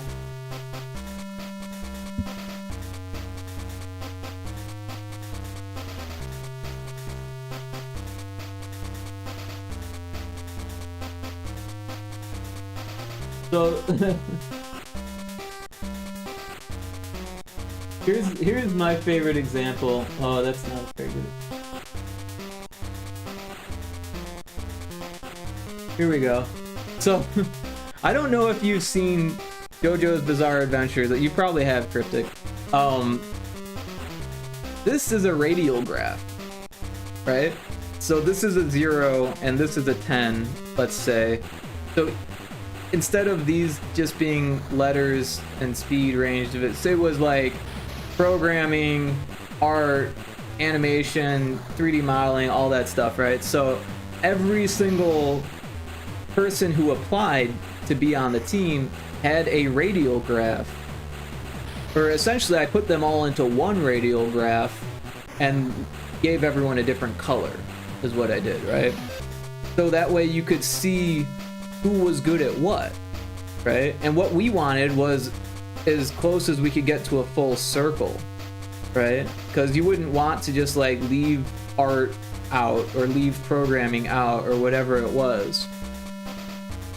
And so that's how I decided who to offer a test was the next step. And I pushed for paid testing because I knew that we were going to test all of those 12 people or whoever wanted to continue in the interview process. I think a couple people did dip out because of either they had work or they changed their mind or whatever. So we did I think it was like a 2-hour test. I said, you know, we're not gonna like force you to record your screen, which with fucking AI and shit, it probably would be wise to like require screen recording or whatever, which isn't unheard of. When I tested for Apple, they had a screen recorder for the job or for the test. I didn't get the job, but anyway, so I was like, well, make a playable like horror themed prototype. Could be gray box. If you're a programmer, I'm not expecting you to do art. If you're just an artist, I'm not expecting you to do all the programming for an entire game. You know, like if you don't want to use audio, that's fine. If you're quick with audio, then go ahead and throw some stock sounds in there. You know, whatever you think is going to like push your skills the best, that, you know, like whatever shows off your skills best, right? So put some thought into it, you know, think about it, and then time yourself and only spend a couple hours. And I was like, now we've got no way to tell if you're cheating, but we're only going to pay you for 2 hours. So if you want to work over that, we're going to ask that you don't, and that you just do what you can within 2 hours. And then when the tests came in, there were a couple people that were like, yeah, I gotta be honest, I spent over 2 hours, but I was really excited and I really wanted to do it and I really wanted to make this good. So I was like, well, that's okay, but we can only pay you for 2 hours, you know? And it was like, I think it was like $30 per hour. So like $60 just to take a test is actually pretty good. So, and you know, the people who didn't pass, they got paid. So like they had nothing to complain about. Their time wasn't wasted. And like, honestly, it probably helped them because now they know how to rapid prototype and they even have something they could show people, right? Depending on how well it turned out. But yeah, one of the people I had to turn down, their focus was graphics, and they could have made the game a lot cooler looking than it was. But they lacked communication skills entirely. It was kind of messed up. 30 an hour as well. Yeah, I mean, when it came to the actual project, people were getting paid more than 30 an hour. So, like, it's not that wild. I mean, it's a game studio, you know. But yeah, it was hourly, no benefits, you know. So like, but yeah, anyways, the one guy who I had to say no to, who did really great work, he was like, what the hell, why he was upset. He's like, why, how come you're not hiring me? I'm like, well, the thing is that like I could understand you because I've worked at like call centers, and I've dealt with people with really thick accents, from other parts of the world, and it was very tough for me to understand what he was saying. But the thing was is that because everyone did an interview with me for the test, and then they also did an interview with the owner, if they passed the interview with me. And honestly, I thought he was good enough, and I could understand him, so I didn't really have a problem with the guy. But the owner said no, because he couldn't understand him at all. And for the interview, it sounded like he was in a fucking internet cafe, right? The microphone was the shittiest of shittiest. All types of vocal sounds were coming through that was making it even harder to understand him. You could hear people in the background that were almost louder than him. It wasn't like everyone else was very professional, and it sounded like he was chewing on something while he was trying to talk to us, and we couldn't understand him. So game over. Game over.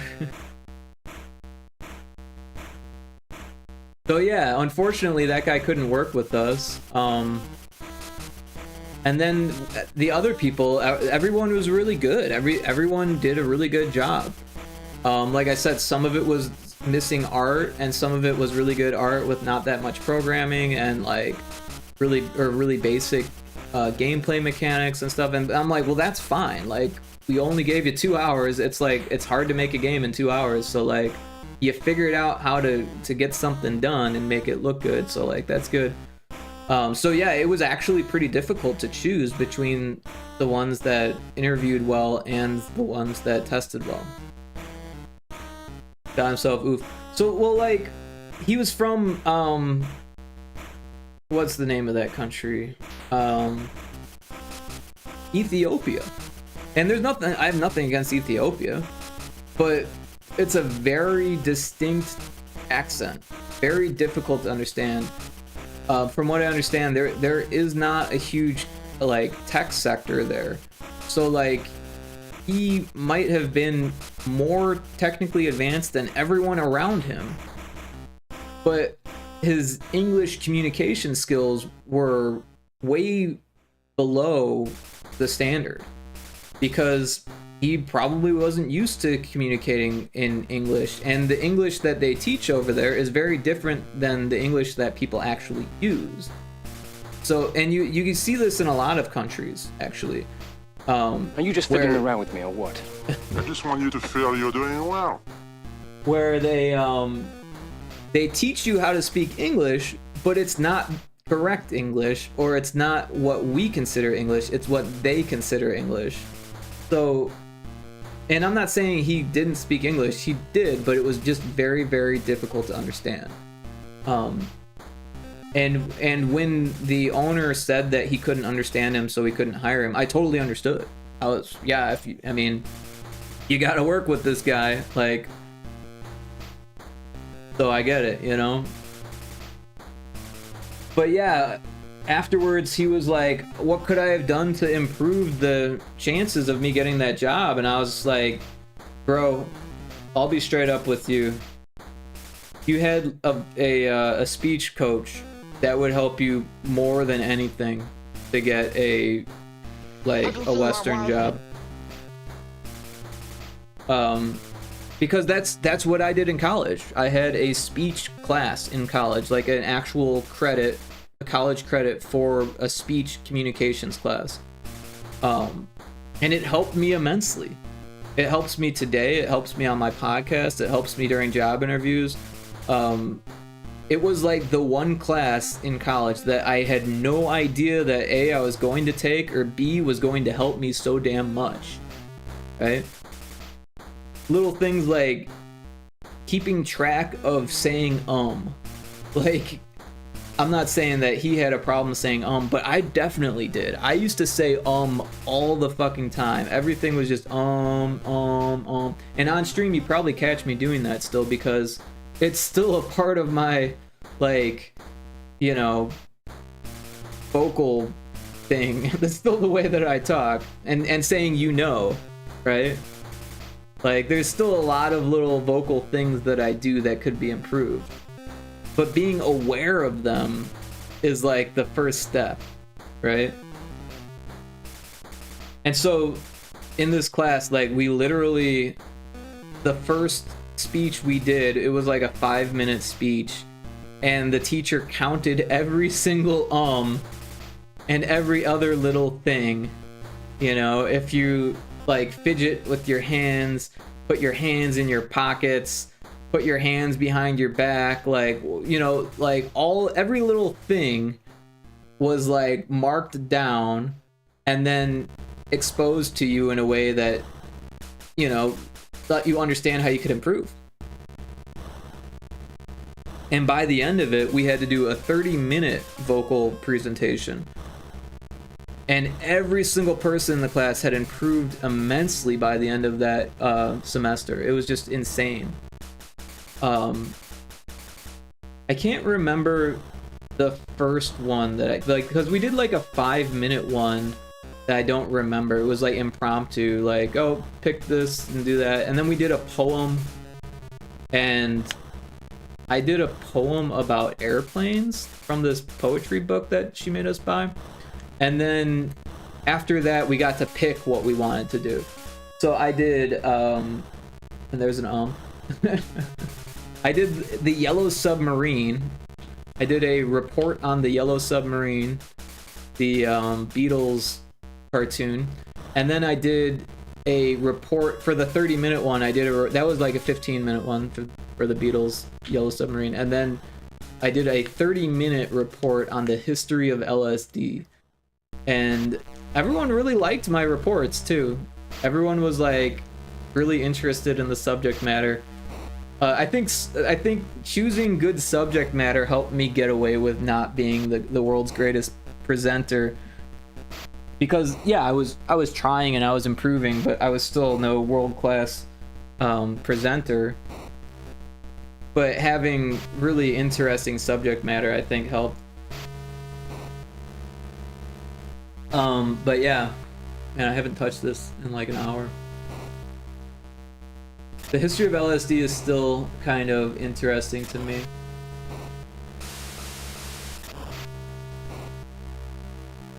But yeah, it's an art school, so like a lot of people are already kind of interested in that kind of stuff.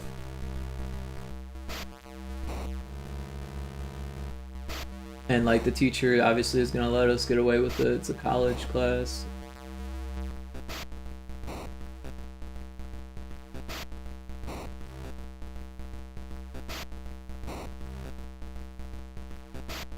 What levels did I say? I went to green. Oh, I didn't do this level. So each of these still need to be. And we can turn off the player. Sound effects aren't being made. Although I should make sure that they're the right thing.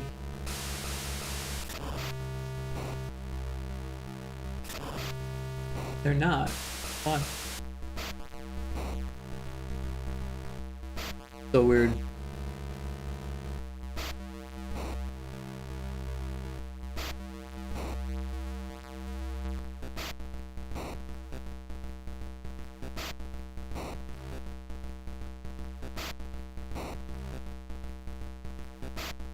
Teacher brings in the samples. Oh. Nah, I couldn't have gotten away with that. It wasn't that cool of us.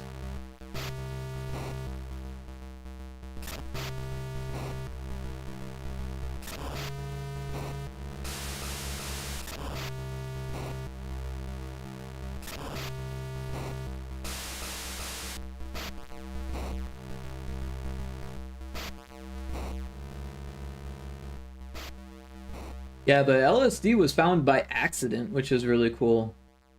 So for like millennia, people have been using ergot, which is a fungus that grows on rye, which, you know, was found accidentally as well, right? Because people used to harvest rye for bread and liquor and all types of shit back in the day, right?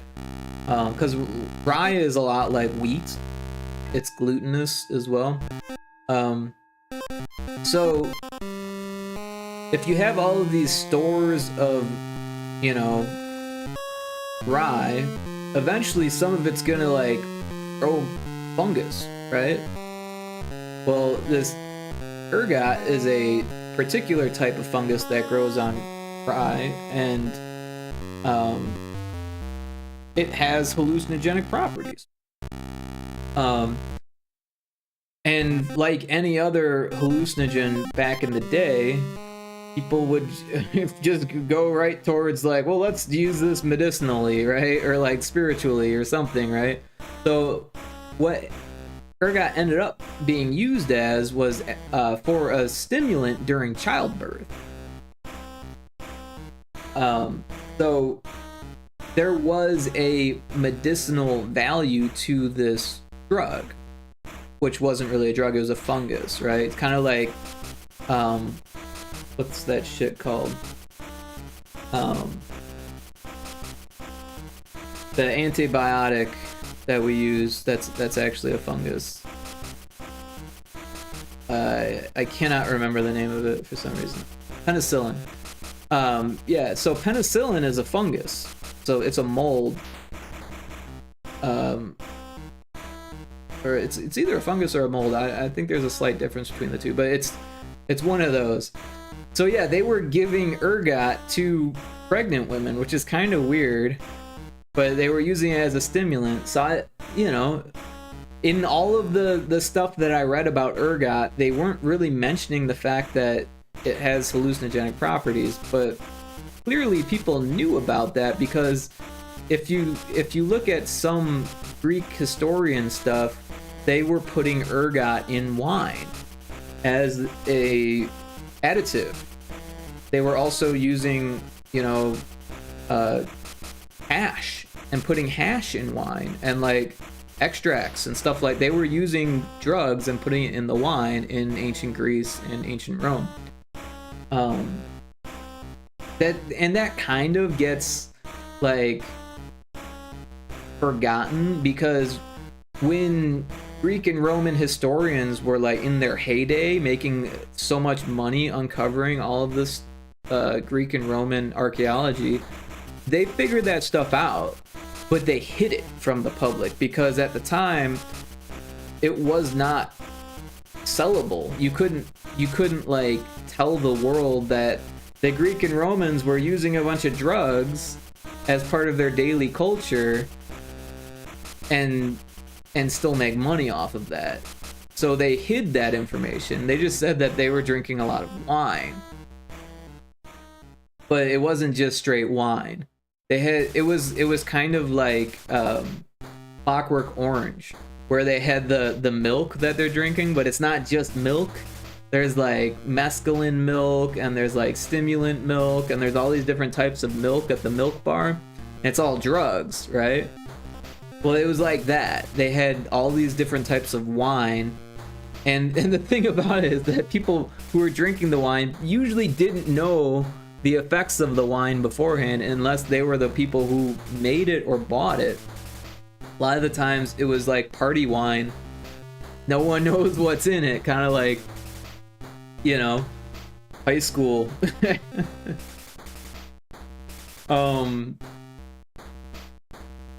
But yeah.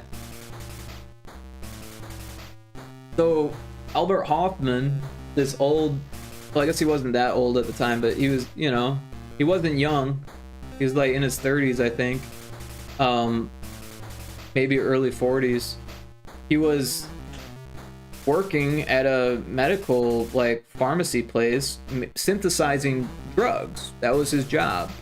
He would find something that had like a natural medicinal use, synthesize the chemicals that are medicinal, and then figure out a way to mass produce them for this company so they could make drugs synthetically.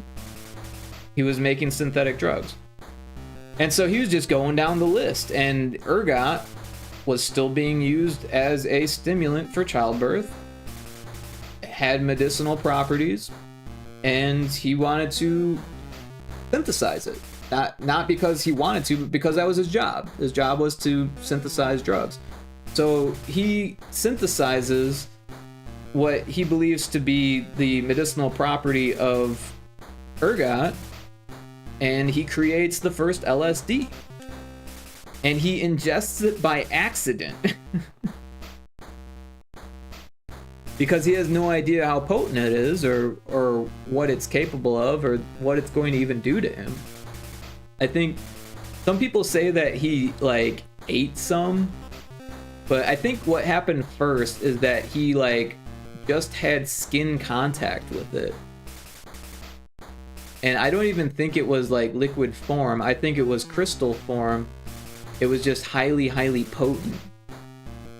And he may have washed his hands afterwards, and then that like liquidized it and it seeped into his skin. But because it was so highly potent, he couldn't do anything. He was like incapacitated, had to go home. And he rode his bike to work. So he had to ride his bike home on this trip. The first LSD trip ever. So there is like this bicycle day, like quote holiday, that was the first time that someone had tripped on LSD. So yeah, a lot of people in like where was he based? I think it was in not Germany, but the hell is it? The other country that's just like Germany.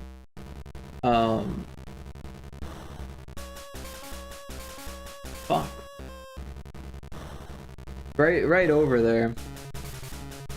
Well, anyways, they still ride bikes in that country. It's like on the tip of my tongue. I think it starts with the B, Bavaria?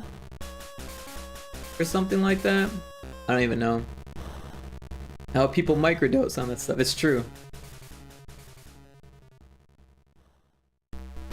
Although, honestly, I don't think microdosing is that new of a concept. I think that it's kind of always been done, just like wasn't mainstream before. Now it's more mainstream.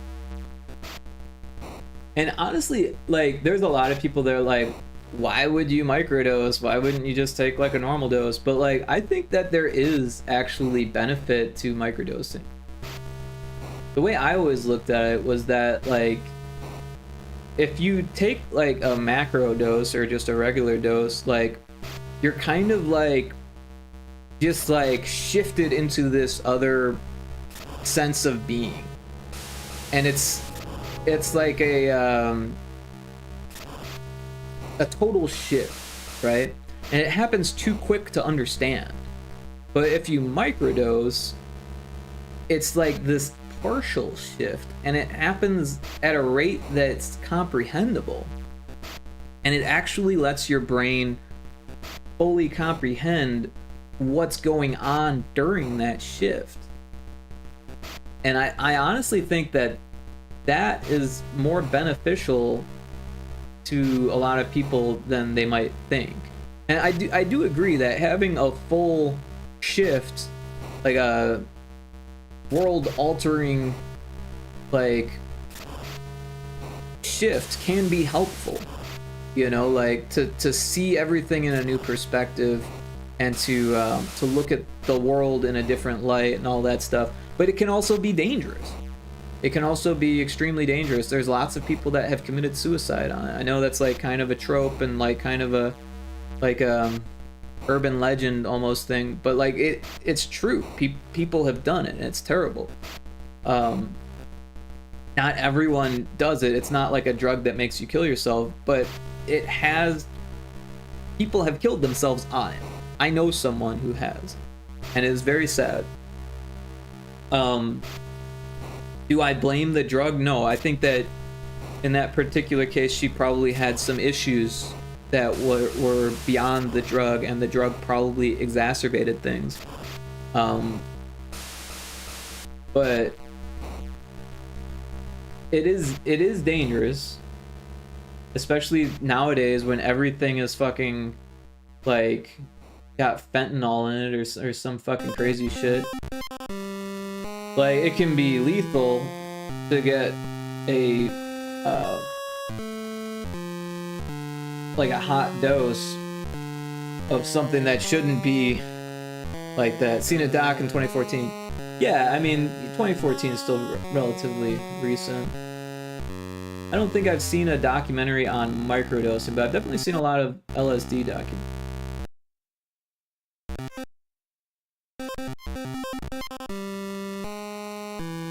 I already did this one. Did.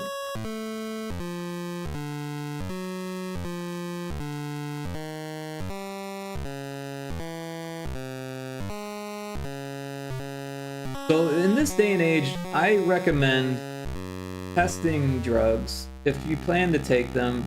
If that's like your agenda, like it's you know, illegal, so be careful obviously, but like also test that shit because it's dangerous. And then I also think that you should have what they call a sitter, you know, someone who's not on the drug that can help you if things go wrong. Because things can go wrong. Like, you don't know, even if you test that shit, you don't know what the exact effects it's going to have on you are. But you should test it because it could have other shit in there. It might not even be what you think it is. And I definitely don't think people should take the analogs.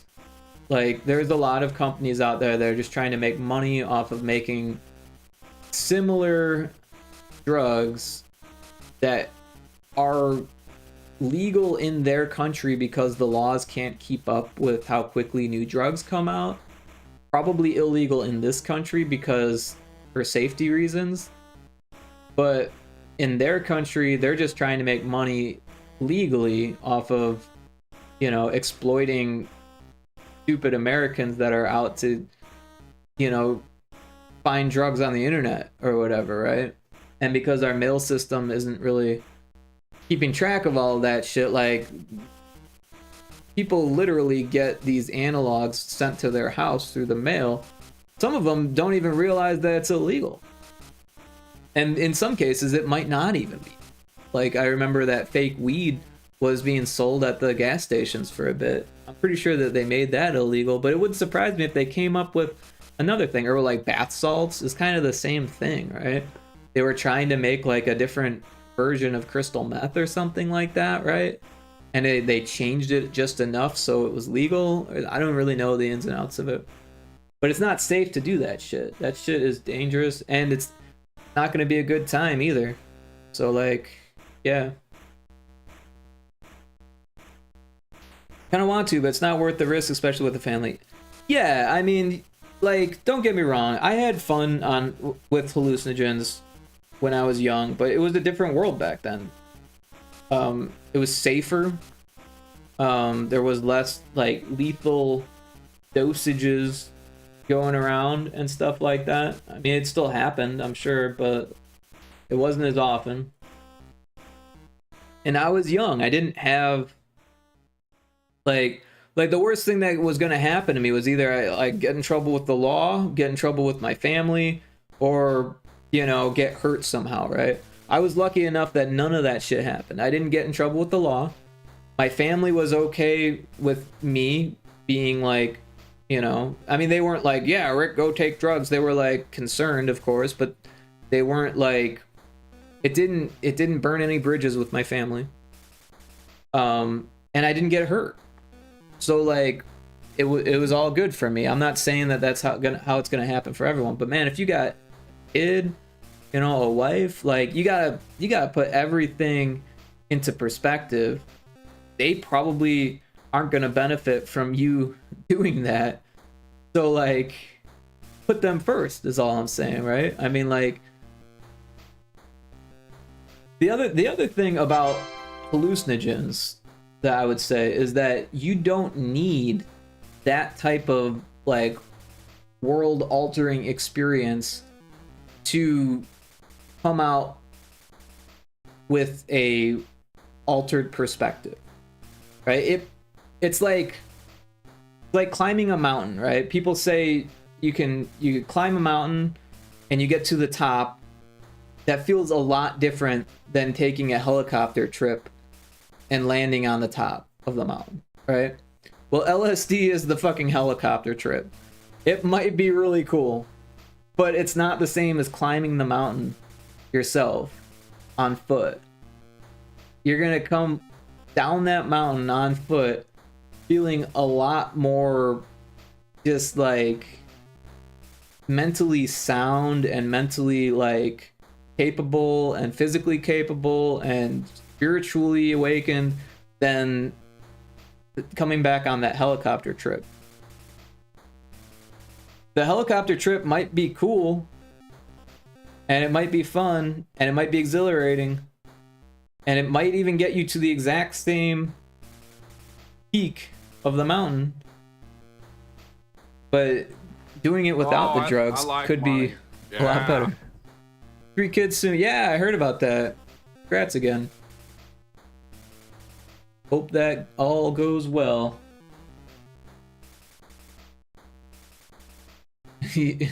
I like money.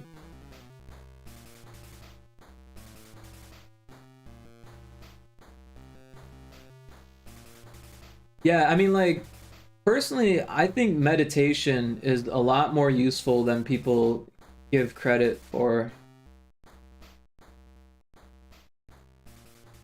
Like, it's not easy to do, but it's a lot less dangerous than drugs.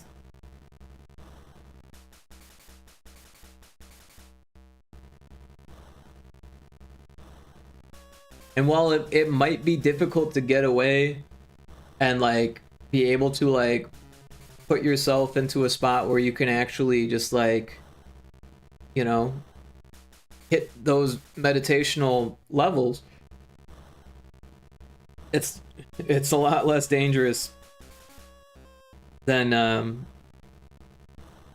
like, I don't know, hiding it from your family, or like, you know, possibly upsetting your family, or like expecting your family to take care of everything while you know, go out and party, basically, right? Like, I mean, like, I don't know, there's just a lot of shit that can come with that. And I don't know, I've definitely met people that had families, kids, they would like bring their kids to festivals and stuff like that, and like nothing against that, right? I mean, there's definitely right and wrong ways to go about it. I've definitely seen some people who went about it the wrong way, you know, and I've heard some horror stories, you know. Like I was camping with this one guy, and he was, you know, an older hippie dude. He'd clearly been around for a while, but you know, he had his family there, and he was being super chill because he was a bit older, but he was talking about how he used to make margaritas, or no, it was Bloody Marys. He used to just make Bloody Marys and sell them at the festivals. You know, he'd bring all the stuff to make Bloody Marys. He'd bring cups. He'd have like celery, asparagus, all the stuff, hot sauce, Worcestershire sauce, you know. And people love Bloody Marys, right? And like technically you're not allowed to like sell alcohol, but like no one's gonna bust you for it, right? I mean, you're not even selling drugs at a festival, so like people get away with selling stuff at festivals, right? You know, big Bonnaroo festivals and shit like that. Well, for like years he would be the Bloody Mary guy, but he had his family also, and so like he would go around outside of his tent area, outside of his camp area, have his like, you know, cooler, and just like be like, Bloody Mary, $5, you know, and he'd sell Bloody Marys until he ran out, and then he'd make some more, go back out, and, you know, just make a little bit of money, have fun being the Bloody Mary guy. People love Bloody Marys. He likes giving people what they love. Like, it was he made it sound like he was doing it for the sake of other people, not making a fuck ton of money or anything like that. Just, you know, being part of the community, essentially. But what happened was, one day someone was like knocking on his tent early in the morning or something like that. And when he answered, what you doing? I'm just chatting at the moment, Lottie. How you doing? When he answered, the guy was like, wait, I know who you are. You're the Bloody Mary guy. Make me a Bloody Mary right now. And he's like, dude, I'm out of the stuff. I just woke up and stuff. He's like, I know where your family lives, he said. Make me a Bloody Mary right now. And like, he like couldn't not make the guy a Bloody Mary. The guy literally was threatening his family at a festival where like anything could fucking happen, right? So he made the guy the Bloody Mary to get him off his back and never heard from him again. But after that, he stopped making Bloody Marys. He never made another Bloody Mary for people because people recognized him.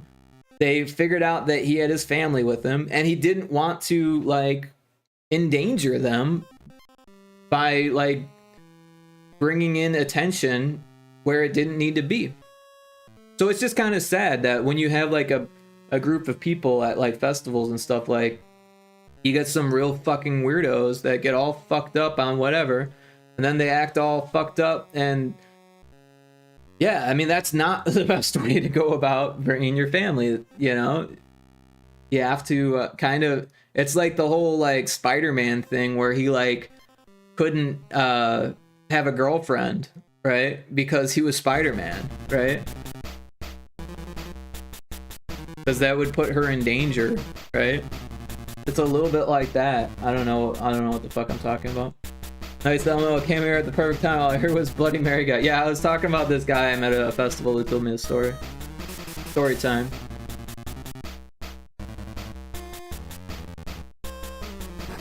If he's the guy that I think he was pretty cool. I think he was the Wisco Jazz guy.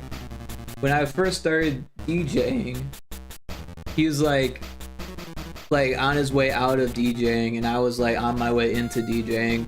And he was talking about how he used to do Wisconsin disco. He called it Wisco Jazz because it was a very jazzy disco that you could only find in Wisconsin. Because it was just like him and two of his buddies that did this genre. And he actually gave me a CD. I probably still have it somewhere. But yeah, he was a cool dude. And I remember his girlfriend, super hot, had these really, really long, thick dreadlocks, like really thick, like 2.5 inches in diameter, thick dreadlocks, and like really long. Like she wore them up in like a do, with like scarves and shit, holding them up. But like, I remember seeing her hair down. It was like to her ankles long. Like, it was insanely long.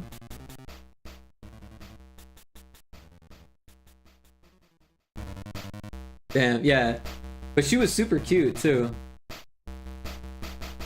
Like for a hippie, she was like supermodel hippie. But also like they were both like really cool and super humble and just like really awesome people.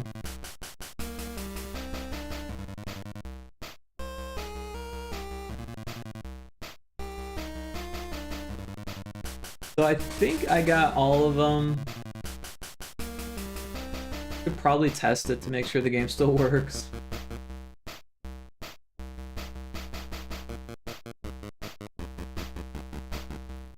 Honestly, I had a lot of fun going to music festivals, but it was, you know, it was an experience almost every time. I met some really crazy people. I'm so upset I missed story time. It's been a while. Well, where were you, Lottie? So, one year I went to this summer camp festival, which I'm not sure if that still goes on. It feels like it still exists, but it gets canceled every year now. Or maybe this last one was the last time it got canceled. I don't really know. You were dropping bodies? What does that mean? Call of Duty or Helldivers? So at this summer camp festival, this is in central Illinois, so it's kind of like podunk, rednecky, like country. People got accents and shit. People pretending to be south of the Mason-Dixon and shit. And the cops are fucking bad outside the festival, but inside the festival they weren't. It was one of those situations where like the festival had its own security, and it was like sponsored by Budweiser and Jägermeister. So really they just cared if you were sneaking in alcohol, which is kind of fucked up. Most concerts you can sneak in alcohol. They were like looking through all of your spots to make sure you didn't sneak in any booze. I managed to sneak in some booze because I had been there before. I knew that they weren't gonna go through all of my stuff. Just had to know where to put it. And even then I kind of lucked out. But yeah, I think I brought like a bottle of vodka. And I rolled it in a tarp. Because I had like these tarps that I brought, because I didn't have a rain fly. So I had these tarps. So I like rolled them up in the tarps. So like you'd literally have to like unroll the tarp to find it.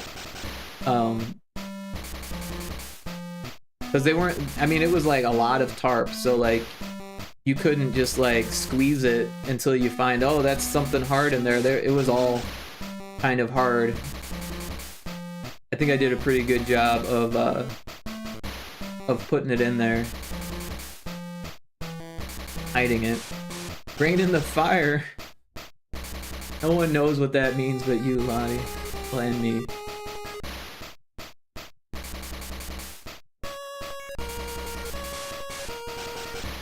I'm gonna test this while I continue story time.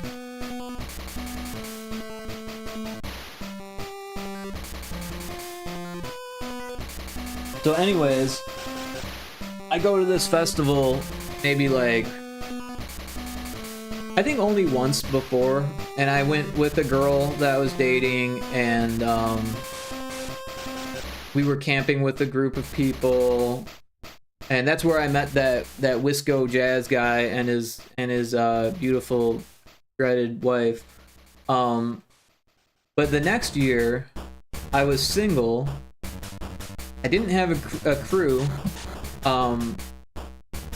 I knew a few people that were there, but they had their own campsites and I didn't tag along. I'm gonna turn off the music and we'll do story mode, might as well. So yeah, I show up and it's Thursday night, the start of the weekend festival. And one of my favorite bands, Cornmeal, was playing a set at the Jägermeister stage. And you know, so I set up camp during the day. I try to make some friends, but I don't really. And then I basically just, you know, started looking for some LSD, right? Because it's like a festival, you know. I had snuck in some weed. But I do not think you would accept my help, since I am only waiting around to kill you. I snuck in some vodka and weed, and I had like the most bare minimum foodstuffs for like the 4-day festival. I had like a bag of spinach and like a bag of sprouts. I don't think I had any real. I might have had some snacks or something. I didn't have any like real food. I had money though, so I could buy some food if I needed to. Very, very minimal. I had like clothes, a few bags of food, and weed and booze. Because I knew the booze was super expensive there, and I was drinking a lot back then, so I like, you know, I think I might have actually brought 2 bottles. Oh yeah, I remember, I brought 2 bottles, I think it was... Inconceivable! Inconceivable! I think it was gin and vodka, and then I also brought like 3 imported beers, because I needed something to make it seem like the tarp was just very tarpy, right? So I needed the whole tarp to be hard, was my plan. So that way if someone did reach in and grab it, they would like feel it and be like, oh, well, it's consistently hard all over. It's not just like hard in the middle, right? That was my plan. I consistently rolled the tarp. Can you turn down the music just a tiny bit? Yeah, I can do that. Sorry, is that a little bit better? Better for story time? So yeah, I was super stealth with that because it was Bud Light and Jägermeister. Yes, thank you. All right, cool. So like they were hardcore. Like there was a puddle of liquor and beer that had been poured out, and this was on Thursday, so not even everyone was there, but there was like a massive puddle next to the gate from where they were like they'd check people's stuff as they went in and just go for the beer and pour it out, right? And because they would check so hard for beer, they would also find pot, because pot is like really lumpy and hard to sneak in. When they're checking for beer, they're gonna find fucking pot, you know what I mean? So, but a lot of people were just dumb. They just bring it in their coolers and be like, I didn't know. And maybe they didn't know, but then there was other people who would bring it in their coolers and like hide it in like water bottles, and so they were checking the seals of water bottles and shit like that. It was fucking crazy. When's the last time you went to a festival? I think 2015 was the last time I did it. I used to sell art at festivals, so like the last few years that I went, I was mostly just going to sell art. A beer cooler, yeah, a bear cooler.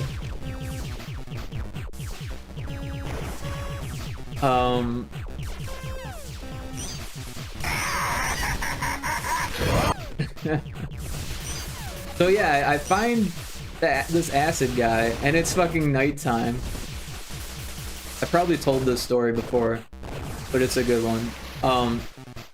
And so it's nighttime, we're like on the trail between campsites, and it's like a wooded festival, which is really cool. There's like trees. And so he doesn't even have a flashlight, I don't have a flashlight, so we're just like relying on the lights around us. And he's like, do you got something to drop it onto? I was like, it's liquid. And I was like, I do not, but you can just drop it in my mouth. And he's like, okay. Let me know if you feel it, because I can't really see. So he drops it in my mouth, and I can't even feel it because this shit was like in his pocket, right? And it's like fucking Everclear and LSD, right? Because they usually dilute it with alcohol because it dries quickly. Everclear is edible, so they use Everclear. That way, if you were to drop it on like a piece of like, I don't know, anything, a cracker, fucking anything, it would evaporate, and then the LSD would stay on whatever you dropped it onto. But people like me, I didn't have nothing to drop it onto. So yeah, he drops it and he says, did you feel it? I'm like, I don't think I did. He's like, well, I'm not sure if it dropped. Let me try again. And I was like, all right. Did you feel that one? I was like, dude, I swear I don't feel nothing. And I didn't. Like, I wasn't sure. Like, literally not sure. And then he's like, all right, well, I saw it that time, like the last time he does it. I saw it that time. I was like, okay, yeah. Hey, if you saw it, I believe you, you know? because I still didn't feel it. But then all of a sudden I'm thinking like, hey, maybe all 3 of those dropped. Did I just break it? Broke it.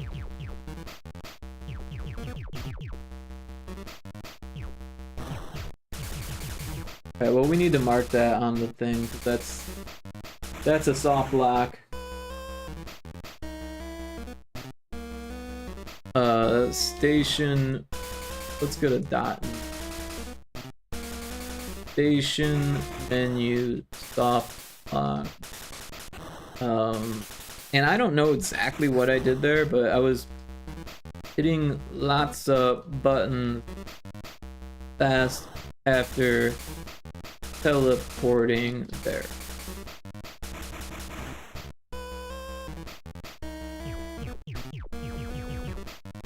Alright, so what we'll do is we'll go back to the main menu. We'll go back to story mode. We'll continue where we were. You ever gonna go to one again? I mean, if I had the right crew, I definitely would. But it's not something I need to do. Oh, you got ads. My bad.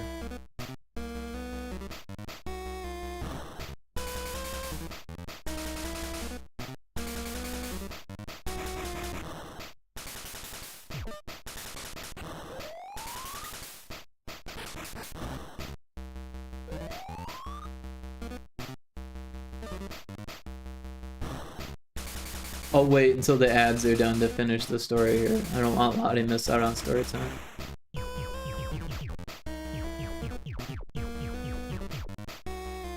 Noted. Wait, can you hear me? Are you still in the ads?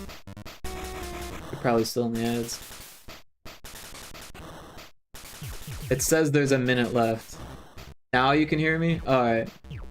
Well, as long as Lottie can hear me, then that's good enough. So yeah, so I can't remember. I don't think I started feeling it like right away or anything, but Cornmeal was about to start anyways. So I think I just went straight to the stage that they were playing at the Jägermeister stage and waited for them to start. There was already a crowd there. I brought some weed, so I was just like smoking weed with random strangers, you know, sharing my weed with strangers. I think I had made like a drink for myself. So I was chilling, you know. And then, hey, we got the new enemy explosion. That looks cool. And then Cornmeal played this amazing set. So I don't know if you ever heard of Cornmeal. Most people haven't. They're a Chicago-based bluegrass group. And if you don't know what bluegrass is, it's a little bit like folk music. And it's kind of got a lot of the same instruments that country music has, but in a way more like stripped down sense, right? So it's got guitars typically. It'll have a fiddle often. Cornmeal had a drum set. A lot of bluegrass bands have like a washboard player instead of a drummer, which is really cool. A lot of them, instead of having a bass player, they'll have like a wash tub bass, which is just like a wash tub with a broom handle and a string, like a bass string connected, and that's really cool to see. But yeah, Cornmeal was more like a regular band that had a fiddle and they played bluegrass style music.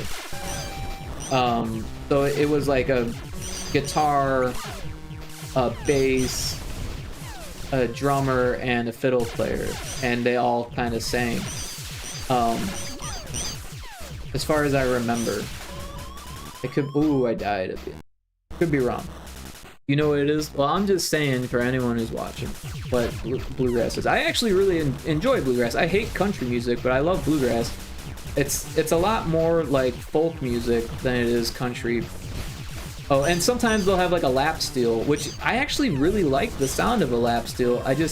really don't like when it's used in country music because I feel like they do a terrible job of it. Anyway, so Cornmeal put on an awesome set. They played a whole bunch of songs that everyone knew, was singing to. This chick who was like clearly on ecstasy was do-si-doing with me, and I should have got her phone number, but I was really messed up, and because at that point like the acid was like full force, you know. And then they played Pink Floyd's Sheep, which was amazing. It was like a fucking 13-minute song. I think, I don't know, it's on the internet still, which is pretty cool. Like someone recorded it, them playing it there at the show, and you could probably hear me in the audience because I was having a fucking blast. I was being loud and fucking dancing, and I probably looked like I was on acid to anyone who looked. I was wearing a bright yellow shirt and had my retro style hat, my retro style patchwork hat that everyone could recognize. Everyone thought it was the coolest hat. I think I still have it. I think it started falling apart. I don't really wear it anymore. It doesn't really match my attire anymore. It never really did, but it matched my personality back in the day. I don't know. Patchwork kinda has a bad rap now. Anyways, after the Cornmeal ends their set, which I wish would have never ended, the night was like over, right? It was Thursday night. They weren't gonna play until like fucking 4 in the morning, and it was already like 1, so like the night was over. They were like the last band, and so everyone just like makes their way back to their campsite, and like I'm like, well fuck, oh wait, there's something weird going on there. You see that? They're calling funny.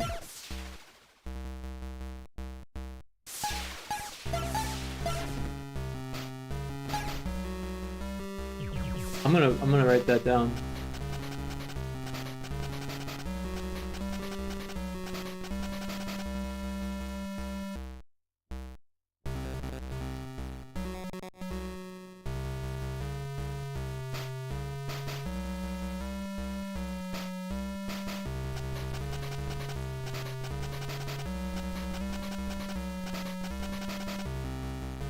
So yeah, I go back to the campsite, and you know, a lot more people are filling in still. People are still getting there. Oh, you see what happened there? The ball exited the zone, and then I tried to attack it, and I couldn't because the ball exited the zone. So I'm actually gonna add that to... Oh, here.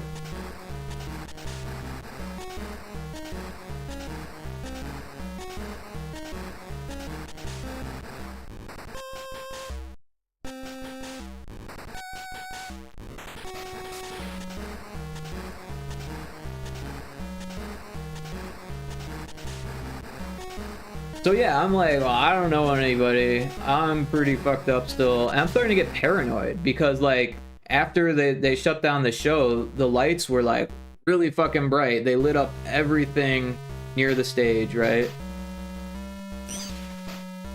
And like I was certain that whatever security was at the show was at that stage because it was the last stage, right? And anyone who was there probably could tell that I was on some fucking drugs if they were paying any attention to the funny looking guy with the funny looking hat and the funny looking shirt. Like, I was like a sore thumb in that audience.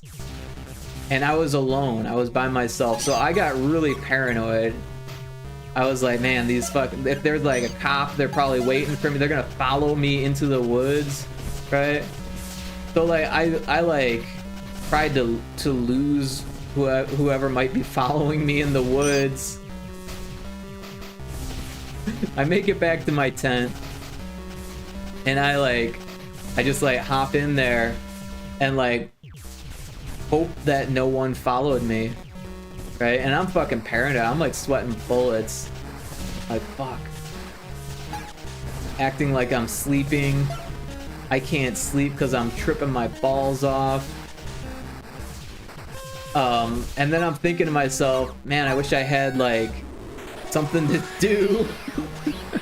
I couldn't even focus on my phone. It was just like a blur. And I'm like, man, I wish I could like draw or something. Why didn't I bring like a sketchbook or something? I was probably honestly too fucked up to even, well, I don't know. I could always fucking draw. It probably wouldn't have been a great drawing, but I probably would have had fun doing it.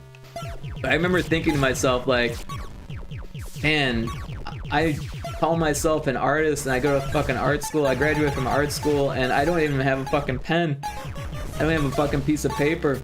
All I have is my fucking bag of spinach, my bag of sprouts, and some clothes. Like if the cops came in here, I'd look like a fucking, I don't even know, like they'd definitely arrest me, you know, like I was having a fucking existential crisis in this tent. And then I hear voices of like a guy and a girl, and it seems like they're like walking around my tent, walking around my camping area, and they're like, did you see it? It was bright yellow. I think it's over here. And I was like, oh my god, they're fucking talking about me in code.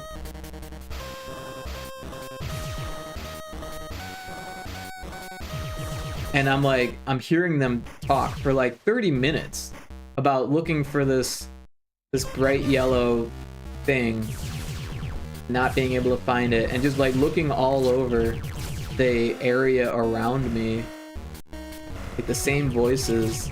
I'm just like, they're gonna find me. And so about an hour goes by, and I'm just like not even really tripping anymore at this point. Like I'm still like tripping, but I'm not like freaking out anymore, you know. I'm not paranoid anymore. I'm like, you know what? I am like so sick of being in this tent. Like, I'll just play it off like I was sleeping, like I wasn't even at the thing. I think I changed my shirt. Yeah, that's what I did. Well, I'm gonna fucking take off this shirt. I didn't wear the hat. Like, I convinced myself I look like a completely different person, and I am acting sober now. Like, they won't even think that that was me. Like, I've outsmarted them.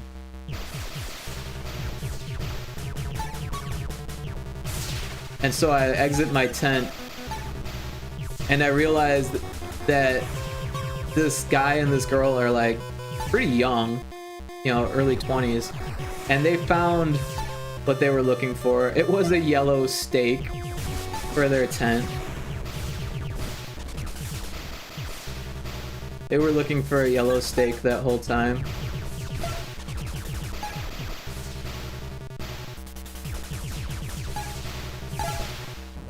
So I felt pretty stupid. You're so smart. Yeah, I felt pretty dumb after that. But yeah, and then I just kind of like hung out and met a few people, and eventually went to bed because it was like, you know, had to wake up for the next day.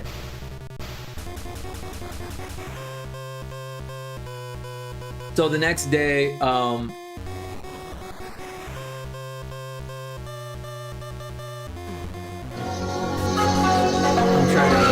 I think I'm Eon Flux.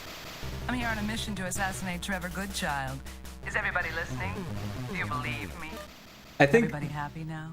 On the second day before the music started, I met up with a photographer friend of mine who actually was in the VIP press section, or maybe it was just the press section. He made it feel like it was VIP, but he was in the press section. He had a press badge, which he was very proud of.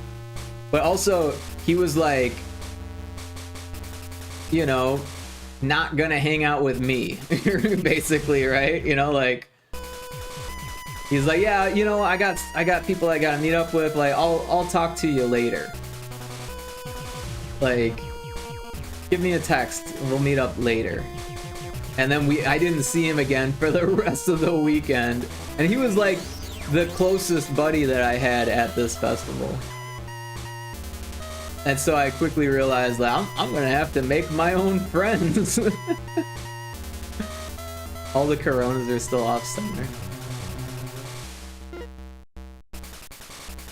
Let's put a star up by that on the list because that is like upsetting me.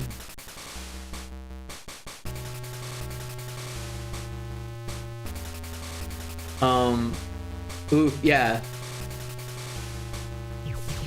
Like that dude was interesting. Like I've been friends with him for years. His dad was a cop. He was a photographer. He frequented my parties. I threw a lot of parties and he would frequent them. I remember one time I found him laying next to the couch that he had slept on, and his pants were around his ankles. And I woke him up. I was like, "Hey, bro, you fell off the couch. I think people were looking for you, but they couldn't find you." Like this kind of kid. Eventually, sadly, he actually ended up dying, completely unrelated to the festival. He apparently jumped off of a local bridge, and his feet stuck in the mud underneath the river. So like, no one knows if he killed himself on accident or on purpose. But he was probably drunk because he drank a lot. But yeah, everyone felt pretty bad for him and his dad, who was like a big time cop in the area. So that took a turn. Yeah, I mean, so yeah, it was, you know, it was one of those things though, like not to speak poorly about the guy who's no longer with us, but like when he died, a lot of my friends didn't really find it all of that surprising. Like, we were shocked, don't get me wrong, like it was shocking to find that one of your friends had died, but at the same time it wasn't like the world's greatest shock. Not to sound like an asshole, he was a decent guy. But anyway, so yeah, that was just a tangent. So I didn't see that guy for the rest of the festival. You know, I did see him. You know what? Actually, man, I'm really not sure. Yeah, I feel like that night I did run into him again. Now that I think about it, we were so like the next thing is that there was a barn that needed a special ticket to get into. You had to spend extra money to get into the barn, and it sold out because it was like a smaller venue than the other stages. It was indoors, and you needed a special wristband to get past the security guards. Well, the wristband was bright pink, like neon pink, like fluorescent pink wristband, right? And there was a wristband to buy alcohol, and a green I think it was like a white wristband to buy alcohol, and a green wristband to get into the festival. So anyone who went into this place usually had 3 or more wristbands because it's summer, festival season. A lot of people, they keep their wristbands from all of the festivals that they've been to, so that way at the next festival they can show off all the festivals they went to, right? So you've got a whole bunch of hippies with like wrists full of fucking bands, right? Which is security guards like biggest pet peeve, because they gotta figure out if you've got the right band, and you've got all these fucking bands, and they gotta let all these people through, right? So I go to there because I hear that sometimes the security guard just lets people in without checking their bands, right? They're pretty chill sometimes, right? So I go there and witnessed a bunch of people trying to get in without wristbands and getting turned away. Well, while I'm there, I also noticed that the wristbands are bright fucking pink, because I see people getting let in with their bright fucking pink wristband, right? Well, the people who staked out the campsite areas used these wooden stakes with bright fucking pink tape. Like, not tape, but like rubber, right? This like strip of rubber that was bright fucking pink. The same fucking color as the wristbands. The same width as the wristbands. So I just found one of those and made my own wristband, and I tucked it behind the green one and the alcohol one. And I got in. I came back and I got in. And I used that all weekend long. So I watched, what the fuck was the name of that band? They were really good. They were a reggae band that did, they were the Easy Star All-Stars. They did reggae covers of Dark Side of the Moon and Radiohead. So they called it Radio Dread when they played the reggae versions of Radiohead. And then, what did they call the Dark Side of the Moon? They had some name. Dub Side of the Moon. Dub Side of the Moon. Yeah, so I watched them play Dub Side of the Moon and Radio Dread. I don't think they played the full albums of either, but they played like the best songs of both. So it was fucking awesome. And then Ioto. Oh shit, I died there. Ioto is this like super... It's like two DJs, and I can't remember what band they're from. They're from some jam band, but this was like their DJ solo or side project. So like one had like a synthesizer and a computer, and the other one had like just a K oscillator, I think, when I saw them. I've seen them a couple times, 2 or 3 times. They're a good show. Kind of dubsteppy, but not like over the top dubsteppy, more just EDM. But yeah, they were pretty good. And I can't remember the third act of the barn, but there was some third act that I only caught the end of. But yeah, I had a lot of fun at that barn. And yeah, because I had brought my own booze, I didn't really use that booze wristband. I got it just because just in case. But I didn't want to spend like $9 on a fucking 12-ounce cup of fucking Bud Light, you know? People were. But yeah, I had like, Jinkos, my Jinko cutoffs. I don't know if you guys remember Jinko pants. How dare he got in an underwhelming way. Hey, I thought it was slick. No one questioned my pink wristband that whole weekend. But yeah, I had these really baggy pants, and they were cut off, so they were like not too hot or anything like that. But they had these huge back pockets, right? In fact, like when I cut them off, I had to make sure I didn't cut off the back pockets, so they went down to like my ankles, because that's how big these fucking back pockets were. Oh, that was about your friend who died. Ah, okay. How dare he go out in an underwhelming way. Ah, I see what you're saying. I mean, he did jump from a fucking 25-foot bridge or whatever. So, I mean, I don't know. But yeah, he landed in just the wrong way, apparently. I was saying what you were saying. Yeah. You read that mad late. I'm sorry, Lottie. I read things mad late sometimes. You know this. This should not be a surprise. Yeah, it was like a railroad track bridge across a big river, the Illinois River. I gotta kill these guys before they kill my ball this time.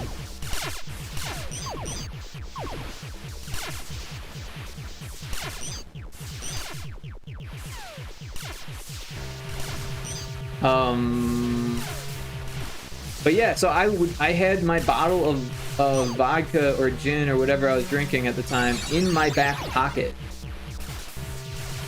So like, if I wanted to like make friends, I would just like start smoking weed and pull out my bottle and, you know, make friends, pass it around, right? Be like, hey, would you care for a shot? Do you want to smoke some weed, right? But by the end of the second night, I was starting to run low on weed. So I was being a little bit more conservative.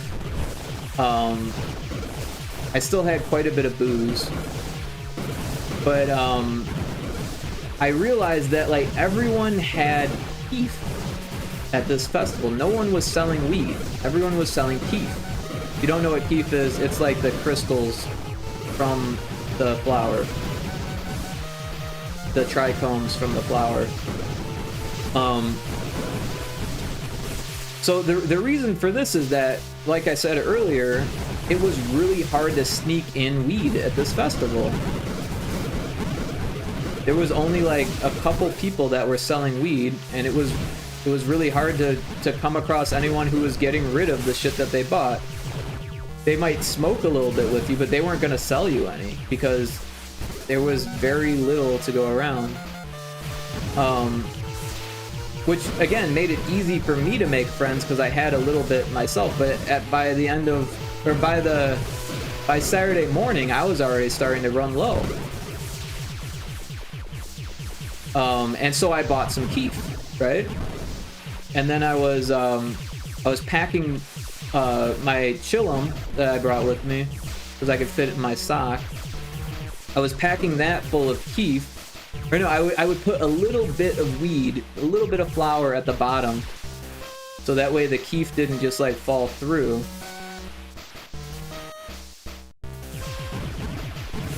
And then at that point I would just like smoke the keef, and then as soon as like it got to the point where like I'm probably starting to burn the flour at the end, I would like knock the keef off, load some more keef on, and just like use that flour at the bottom as long as I could as like a filter to prevent the keef from going through, because I had, you know, I was running out of flour and I needed something to prevent, because you couldn't just smoke it, the keef by itself. It would just pull right through and you just get a mouthful of fucking keef, which is expensive and doesn't get you very high. But when you smoke it, it gets you extremely high. Friends, he kills me. I mean, you know, festival friends, like, have a nice conversation, talk about the bands, feel like you're not completely there by yourself for a second, and then you move on. And, you know, talk to some cute girls, ask about, you know, anyone's selling weed, and no one ever did, but they've got keef. But yeah, I've got some keef, but I'm looking for flour. Yeah, me too. That was like the conversation every time.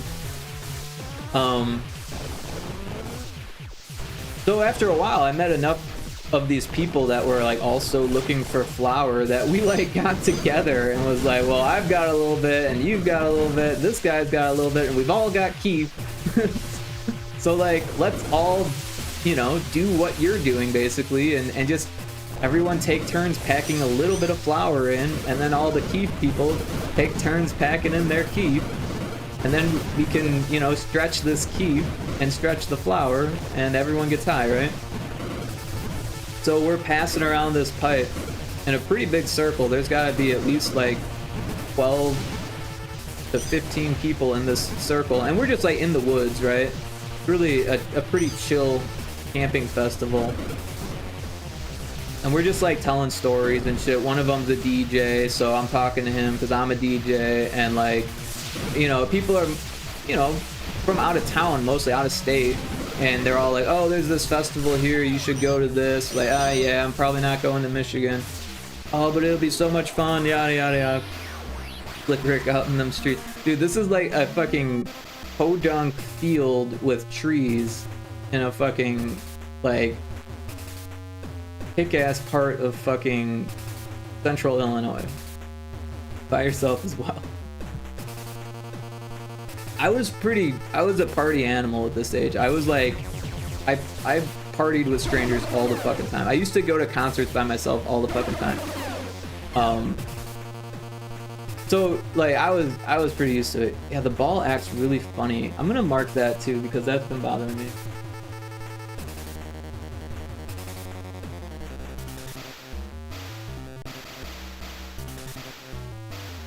What do I call them? Bubble pistons?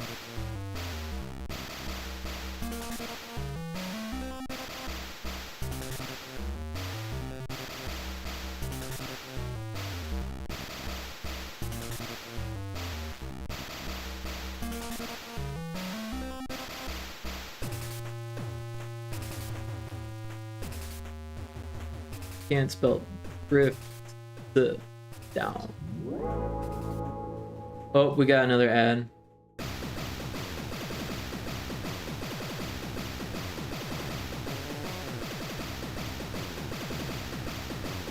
Festivals are like a zombie apocalypse, but it's 90% drugs and only a few get bit.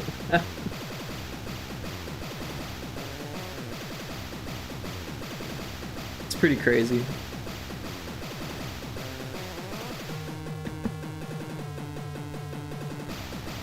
We need to make a festival sim game together. You know, in my drug dealing game, I wanted to make one of the levels a festival.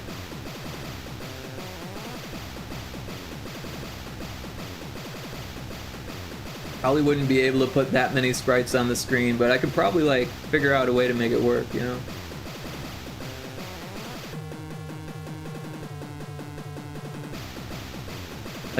Like draw them into the background, that kind of stuff.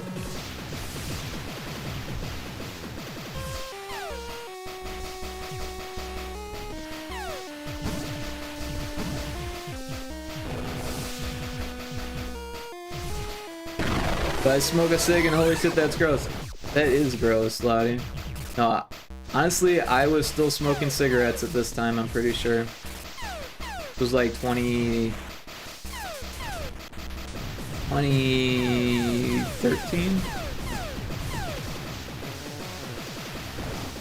No, this was like 2009. Yeah, this was 2009, so I was still smoking cigarettes. And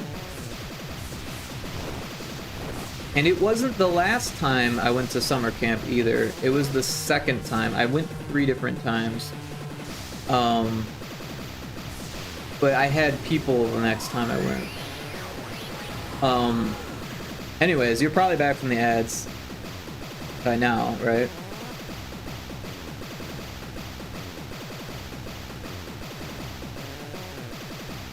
I know you just wrote that you're still in ads, but I heard the sound, so you're probably done with the ads at this point.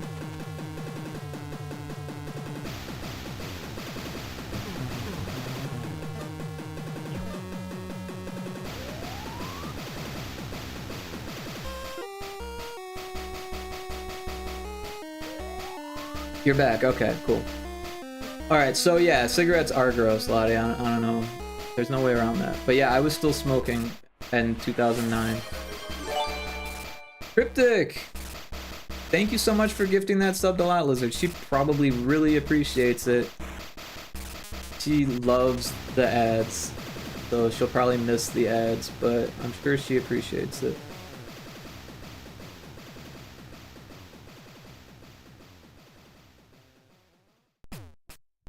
Yeah, that's very kind of you, Cryptic. You're an awesome mod. And, yeah. So, yeah, so I'm in this big weed circle, right? Smoking weed with, like, fucking 15 people. And, there's this one guy who is, like, I don't know, he looks like he's, you know, like, I don't know. Wait, why is that not animated? You see what I'm talking about? The just plant is not animated. I think that's a new issue.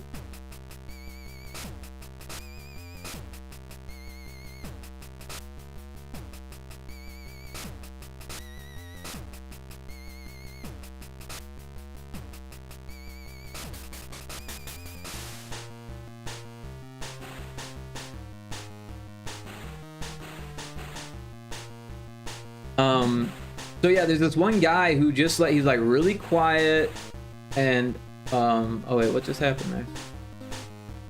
He's really quiet and he doesn't say much at all, but what he does say is kind of weird. And he's like clearly friends. Why is this not working? What the fuck happened here? Oh. Well, that's real weird.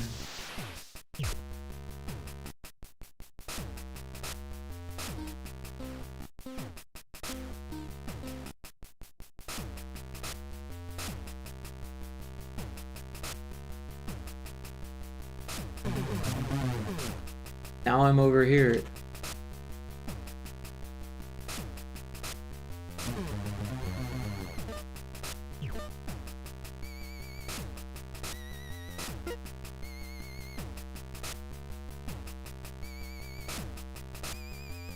I did not even unlock those levels.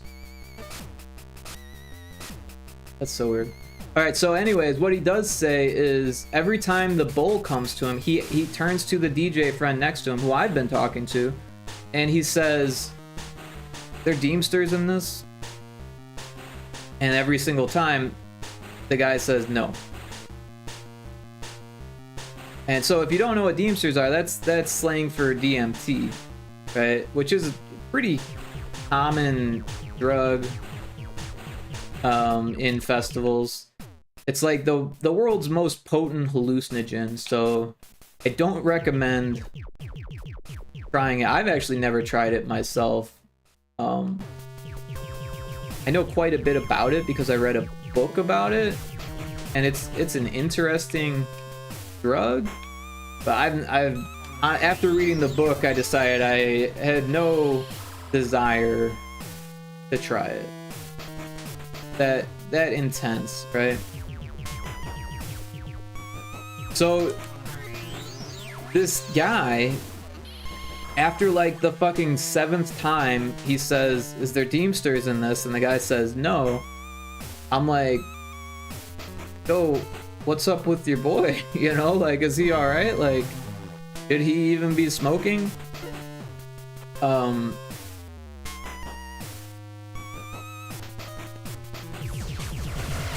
Space right. So yeah, he's like, oh, you know, he's cool. It's just that, you know, he went to a festival and smoked way too much DMT, and now his brain's kind of fried, and he's not allowed to smoke any more DMT. So he's not gonna put a pipe to his lips without figuring out if it's got DMT in it. And like, I looked at the guy and he looked vacant, like he didn't even know we were talking about him. He was like right next to us, just like completely vacant stare. Like, I felt pretty bad for him.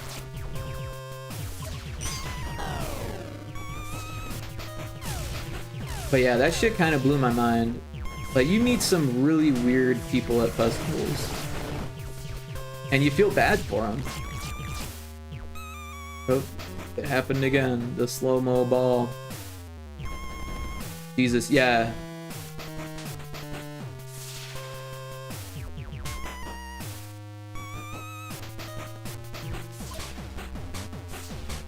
So, the rest of the festival was interesting. I walked away from that group. You know, I was pretty stoned. Everyone was. Eventually, we stopped. Oh, and I heard a story while I was there that someone had gone to the festival a week early, gone to the festival grounds a week early, and dug a hole somewhere in the forest that only they knew about, and buried a huge stash of drugs. And that was the only weed that was being sold at the festival, was the weed that was buried before the festival started. Because when the festival started, they went into the woods and made sure no one was around and fucking dug it up. Which, you know, may or may not be true. It sounds pretty true. But you never know with a fucking festival.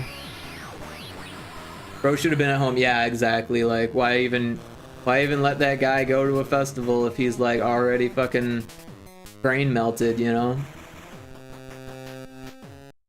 Have you ever got high as hell, then a Glover give you a light show? Yeah. I'm not a huge fan of Glovers. I think that's so weird. It just feels weird.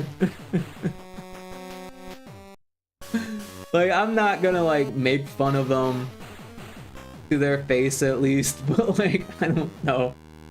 I was friends with like people who spun fire and like, you know, did poi and like the flow arts and stuff, and the Glovers were always like the lowest tier of flow art. I mean, some of them are good. Like, it looks cool, especially if you're like tripping, you know? But yeah, kind of low level.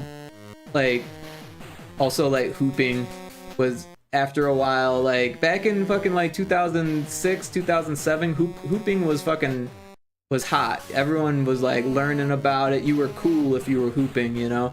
And then by like 2009, everyone, mostly women, was hooping, you know? So it was no longer like a cool flow art anymore.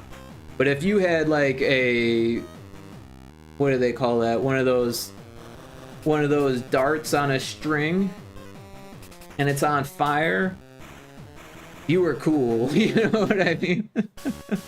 Also the staff, yeah, the dragon staff, that's just fucking crazy. You are a Glover. Oh no. No, like I said, I'm not gonna make fun of it. I think it's kind of cool. Like, yeah, there's definitely people that are really good at it. But yeah, also feel like it would be hard to practice that type of thing. Like, do you do it in the mirror? Or do you do like, you do it to someone else and ask them what it's like? My sister did hoops. She custom made LED ones. See, that's really cool. She fried her brain with meth and heroin. Oh no. Well, that's not as cool. But yeah, like I had a girlfriend who was really into hooping around 2007, and we made our own hoops, but they weren't LED. I was looking into how to make LED hoops, but I did not want to spend the money and like try to learn how to do it. But I was interested in the LED hoops, mostly because I wanted to make them and sell them, because I realized how lucrative it could be, because they were like fucking like $200 minimum online, at least that year. They probably had like cheaper models come out, and probably more expensive ones too, because I've seen some really cool shit now, like fucking 20 years later, 25 years later, or no, yeah, 22 years later or whatever. There's some like really cool like programmed LED shit that like plays almost like video basically as you spin it.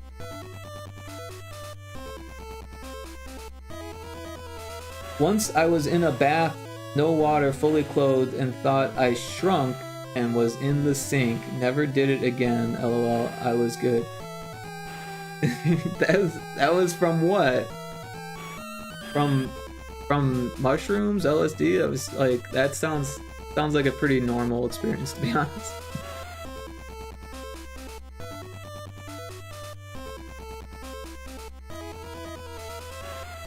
There's a lot of people who don't practice. Mirror and a cam. Ah, okay, yeah, that makes sense. I don't know what it's called, but those LED fiber optic whip things and poi, she made them also. Yeah, I've seen a lot of that. There's some really interesting flow art stuff. I had a friend at the 2000 when I went back to that summer camp festival in 2013. So what, like 5 years later or something? 2009, 10, 11, 12, 13, 4 years later I went back. And there was this girl who had this weird wand that hung vertically and had like this fucking clear thread, like a fishing line. And it would like maneuver around her body. And it looked like it was floating. It looked like she was doing a magic trick. But hers didn't have LEDs, but I imagine that it would look really cool with LEDs. But also at night, like, it would look like it was fucking floating for sure.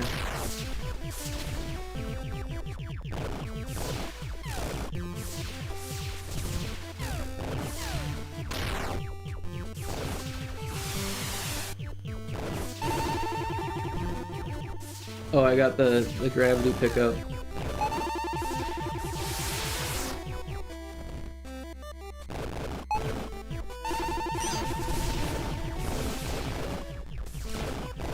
Poi was really cool, like Fushigi on RGB crack. I don't know what Fushigi is, but yeah, I had a lot of fun with Poi. Like, I just did like glow stick Poi. I had a roommate who did fire Poi. He was really good.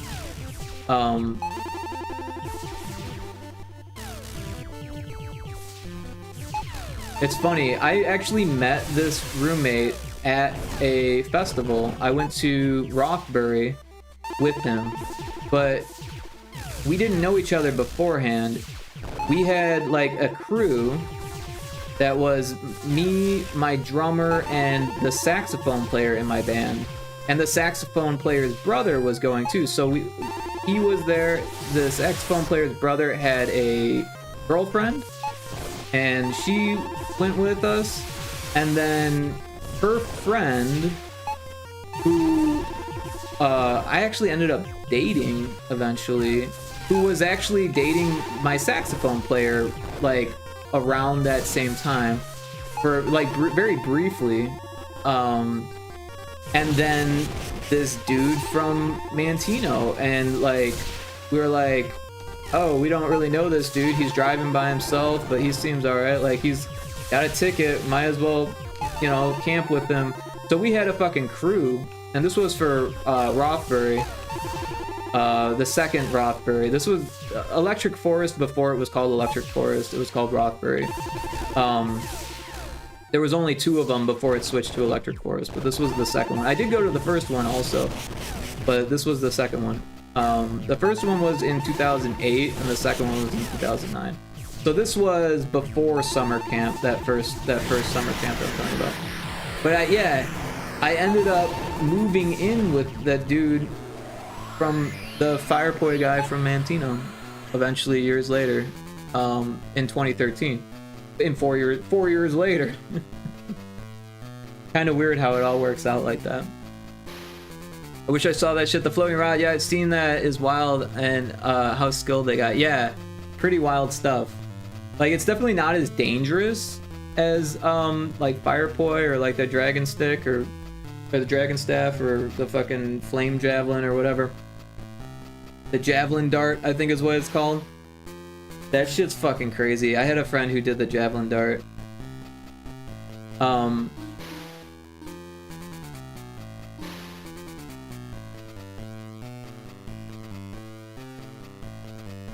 Let's fix the bubble piston.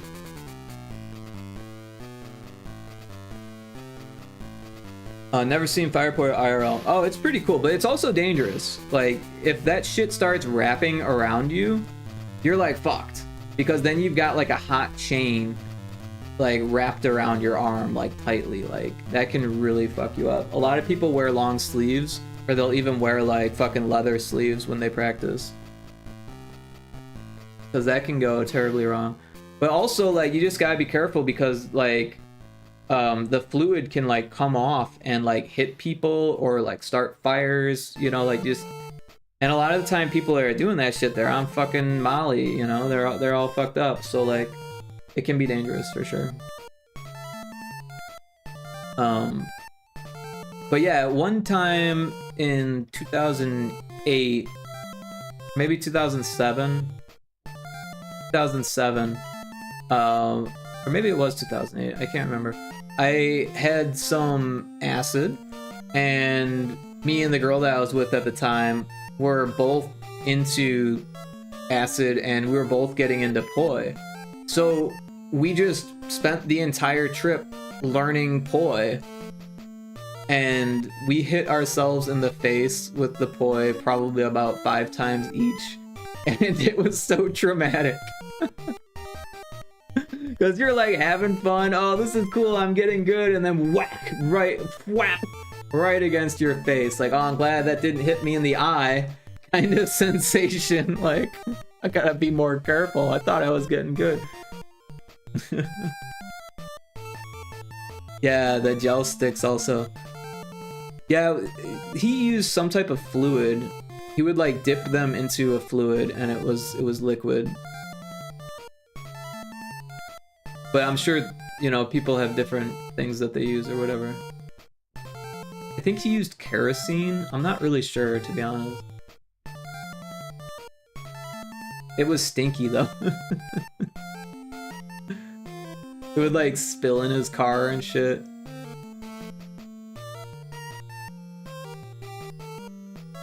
He was a trip, man. Living with that dude was fucking wild. He had this big couch in his living room that took up like the whole living room. Well, so first of all, his girlfriend was like hippy dippy as well. He had like these long ass dreadlocks, right? And I had short baby dreads actually when I moved in. But the last time that I had met him in 2009, I had long ass dreadlocks. So we were like the dreadlocks dudes back in 2009, and we actually ended up hanging out for that whole festival because everyone else had like a significant other, right? Well, except for Brett, who I think the saxophone player, he was like not quite dating that other chick, and the other chick was at a different campsite, so like he was kind of hanging with us, hanging with them some of the time. But me and this dreadlock dude, we were hanging out the whole fucking weekend, you know? So we actually became pretty good friends, just because, you know, by default, we were the only single people in the campsite.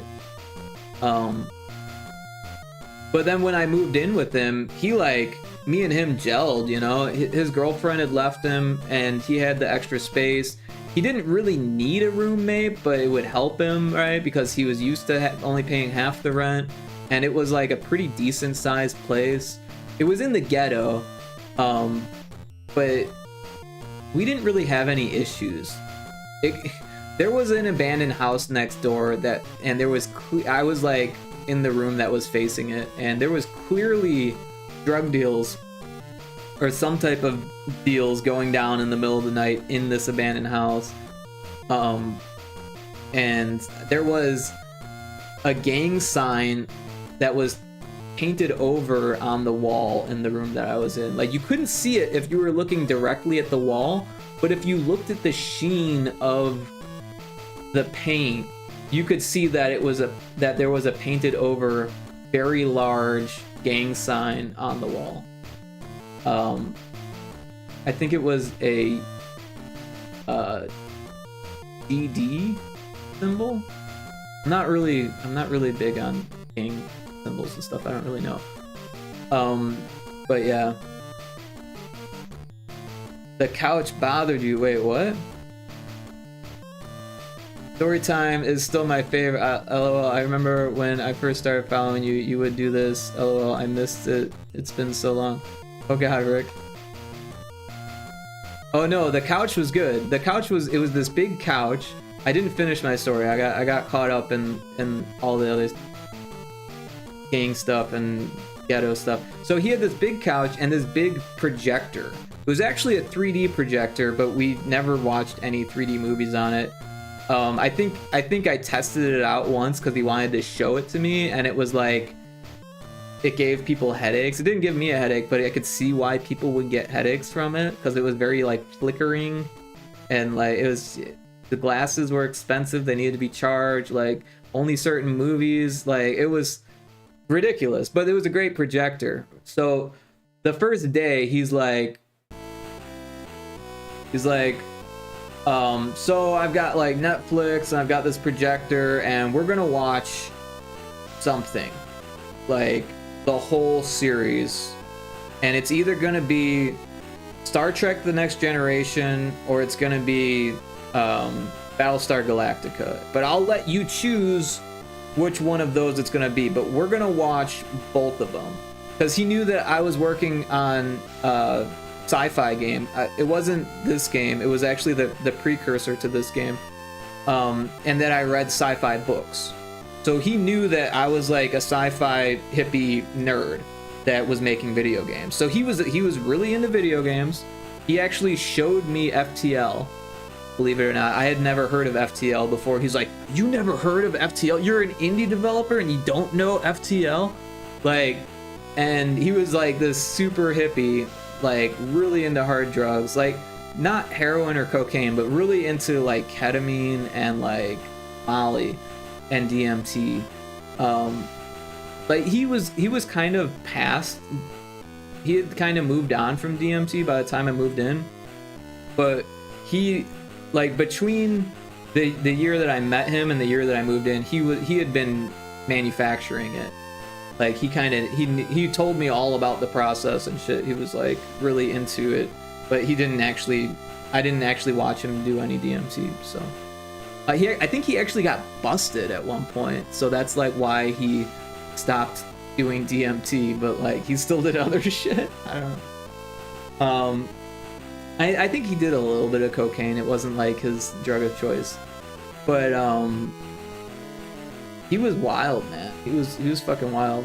But yeah, so I was like, I guess Battlestar Galactica, because at the time I was like, I don't really like Star Trek. Like my dad watched Star Trek, and that kind of put a bad taste in my mouth because he was, you know, like it's not that I wouldn't have been interested in it, it's just that like he never explained anything about it. He'd just be like, oh, this is a good one, watch this one, and I'd just be bored, be like, I don't get it, like, and he would just watch it and I'd be like, fuck, this is like watching football, like I'm gonna play fucking video games, and I'd walk away. And like, and now as someone who appreciates sci-fi, like I fucking love Star Trek The Next Generation. I kind of wish that I would have chose that one over Battlestar Galactica. Don't get me wrong, Battlestar Galactica was still good, but I did actually end up finish Next Generation, and I fucking loved it. I fucking thought it was fantastic. I would watch it all again.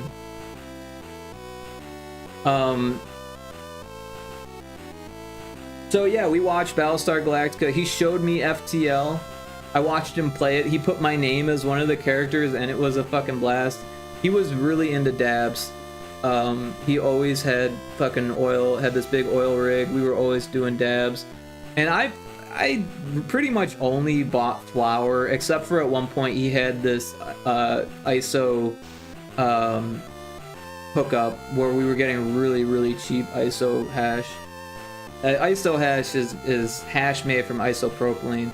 It's kind of like the lowest grade hash you can get, but it gets you really fucking high.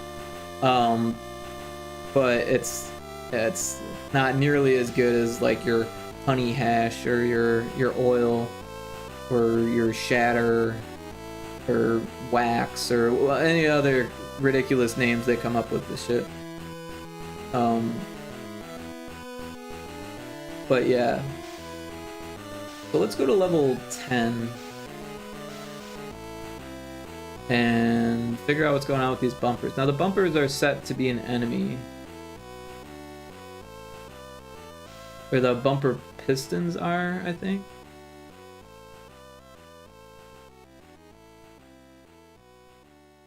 Yeah, just the piston.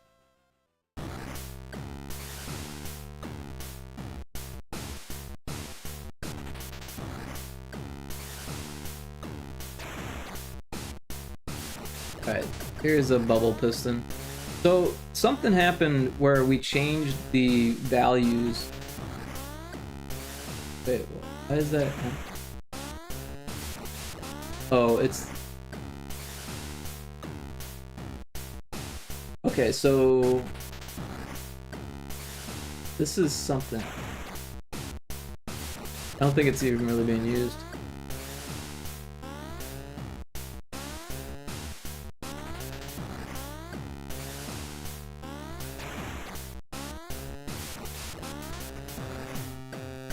Alright, so here's the script. And we've got this find delay time, preset wait time, and then I think this isn't actually being... And then we've got those hold time. They're all set really low.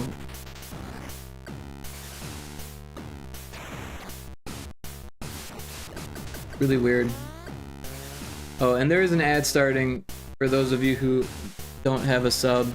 And Lottie, if you need to refresh to get rid of your ad, you might need to do that, but it's about to start.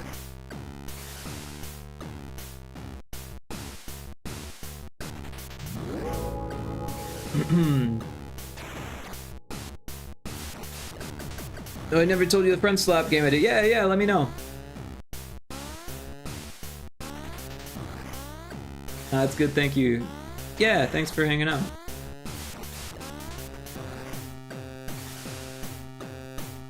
So, when it's in the gravity, it does that thing.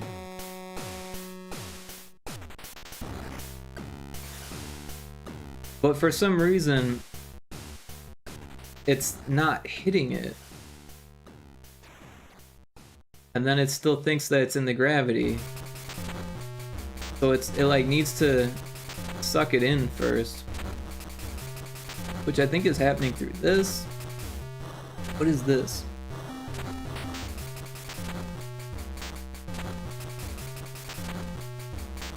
The gravity script. Where is that gravity script?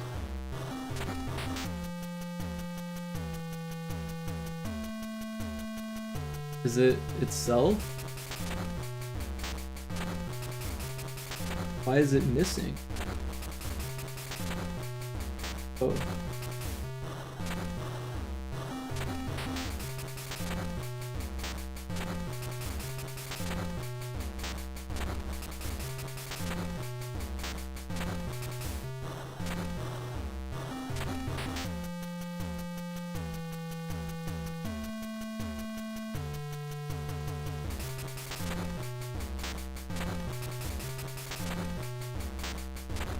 I don't understand. Is this not the script that it's looking for? Pinball piston grab. Oh wait, no, that's actually on the pinball. So that should be like that. So did I just miss some of them? Script says ragdoll physics tag. Momentum based tags slide and bounce off walls and pick up special items like an explosive dodgeball in headshots. Use the terrain to escape or set a trap with blocks. Just don't get tagged. I don't fully understand what you mean here. What type of camera setup is it? Is it first person, third person? And then so it's like it's tag, you just like have to tag each other. But what part is physics based? Just the ragdoll, or is there more physics going on? And also like what is it ragdoll when you get hit, or is it like ragdoll all the time? Like if it's because like when things typically go like in ragdoll mode, you basically lose control. Like in Helldivers, you get ragdolled into a crusher or a Hulk or a charger, and then you get crushed because you lose control because you're ragdolled. But yeah, like ragdoll is also like used for like limbs. and maybe the legs are still working like normal, but or like the character's animation or like the character's movement still works like normal, but the animation is ragdoll. Like jiggle physics on the bones. I don't know. I need more explanation.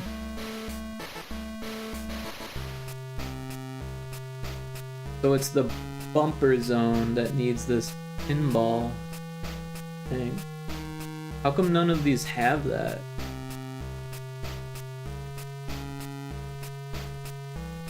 We just do it to all of them.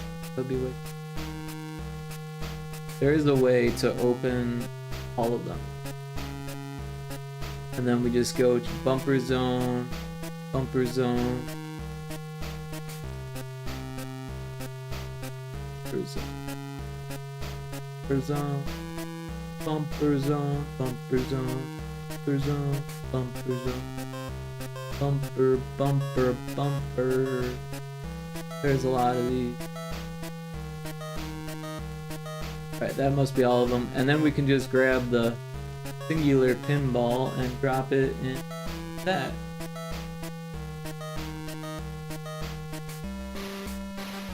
And I think that should work. The tag person in first person, the runners in third. Getting hit hard puts you in ragdoll, making it easier to tag you. The faster you go, the harder you can hit someone, launching them across the map. Ragdoll your friend and toss them at the tagger to get away, launching them. Okay, so you are in competition with everyone and trying not to get tagged. You become it when you get tagged, I imagine, and then the tagger becomes a ragdoll person, or they're out, or are there two taggers then? But yeah, I mean, the idea sounds interesting. I have lots of questions. Yup to what? I said a whole bunch of different things there. All of them?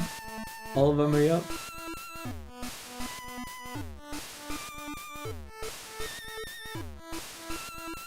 Let's test this out and see if it works a little bit better.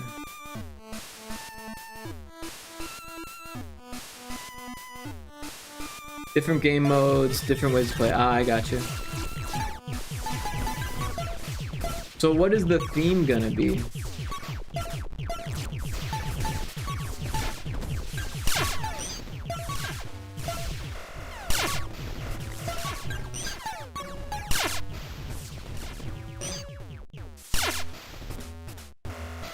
Well, that still worked funny, didn't it?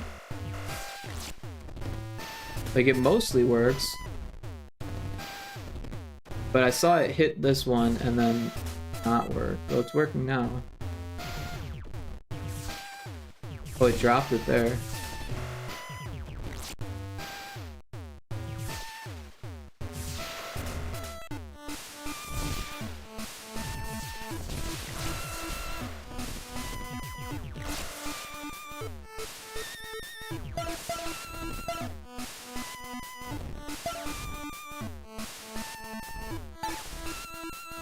Didn't these ones used to throw it to each other? Oh no, that was these ones.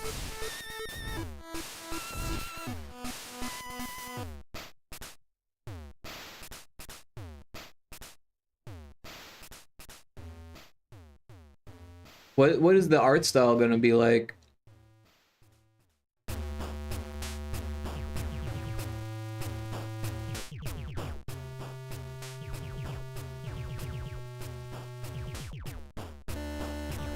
Low poly and bright like Peak.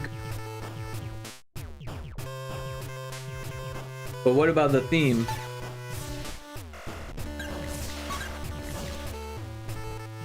Is it gonna be like horror themed or like sci-fi themed or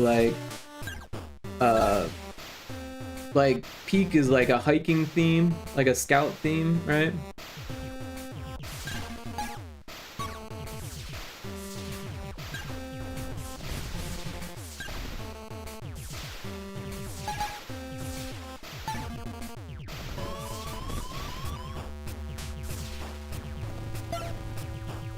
Although honestly, Mecha Chameleon is interesting because the theme is like less of a theme and more of like a per level theme, right? Like all of the theme is in the level and art, I guess. Art themed, where it's like sculptures and fucking art and paintings and figures and everything seems to have some type of like art, unless it's like a modded level from a game, which is in itself art. Although some levels have like a distinct theme as well, like the Viking cafeteria or the Viking diner, Viking dinner, Viking dining hall. Thinking Frutiger Arrow for the base game. I have no idea what that is. Would love to have community maps also. Yeah, so community maps is something that everyone would love. It's what you call what do they call that? User-generated content. So user-generated content is like a gold mine, right? Because that means your content is being outsourced for free. However, you only get that if you're already popular. If Mecha Chameleon had just come out and no one heard about it, excuse me, and it was like not selling 15 million copies, let's say it only sold 100 copies, it wouldn't have user-generated content maps. Unless like someone was just like randomly interested in doing that. But yeah, you sell 1 million copies and then all of a sudden you get the mod community involved. Yeah, that's the hope, right? Yeah, exactly. So, but what I'm saying is you can't really rely on user-generated content because it's not going to be there unless the money's already there. So yeah, it's one of those things like, yeah, it'd be great. Like, fuck, people could make their own retro Spaceball levels, and I could even spend a whole bunch of time making like a level designer, and I even thought about doing that. But I decided not to because it's probably, there's a huge chance that it's not going to get to that level of like, people are gonna want to make their own levels. And if it does get to that point, people are gonna want to make their own levels regardless of if I spend a bunch of time and my resources making a level designer. Granted, if I sell 1 million copies and people aren't making their own levels, I might look into making a level designer. That's a hard thing to add. Yeah, I mean, it can be. It doesn't have to be. I mean, if you've done it before, it gets easier, right? With a 3D game, it's definitely more difficult, right? But it can be done in 3D as well. If it gets successful, I would add the support. Yeah, for sure. Although, if it's happening already on its own without the support, then maybe you don't need to. I mean, after all, this is a Unity game, so it's already really easy to mod, right? If someone really wanted to, they could mod Retro Spaceball as it is. They could just grab the file off of itch.io and start modding it if they wanted to. Because it's a Unity game. It's insanely easy to mod Unity games. I mean, don't get me wrong, each game is different, and modding in itself is not super easy to do. But as far as modding goes, modding Unity games is like really, really low barrier of entry compared to other mods and other platforms, engines and shit like that. Sorry, let me drink some water here.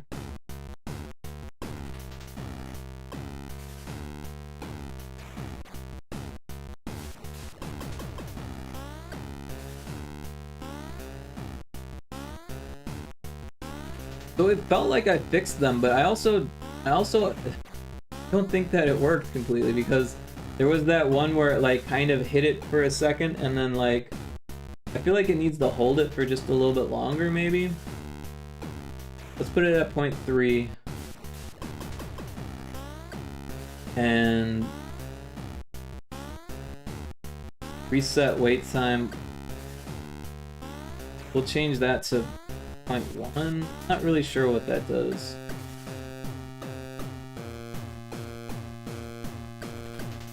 Issue is I know Unreal, so I don't know how well that would work for my slap game.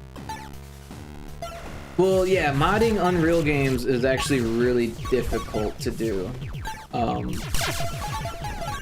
If the game is not encrypted, it makes it easier, but if you don't encrypt your game, people could steal it and steal your assets, and hey, look, it's still fucked up. They could do things to it that you don't want them to do. Of course, that kind of happens in mods also, right? So, I don't know. I don't recommend distributing an unencrypted Unreal game because there is, for instance, there's this video that I found online. Someone showed it to me. I can't remember who, and it was someone had their itch.io game stolen. Actually, this was a Godot game, and it wasn't encrypted. And someone stole it and reworked it as a mobile game, gave it a different title, and that's it. And sold it as a mobile game to make ad revenue. Or they uploaded it as a free mobile game to make ad revenue. And it was like really high on the mobile store. And so they actually did make ad revenue off of this game. Like, they actually made money off of ripping this guy's game off. And there's like a YouTube video about it. So, I mean, that kind of shit does happen with unencrypted games. And like, the less hoops that they have to jump through to do that, the more likely that that's going to happen. But at the same time, it could happen to an encrypted game too. It's just there's more hoops to jump through. But there is a tool that lets you decrypt Unreal games out there. There are things that you could do to make it more difficult.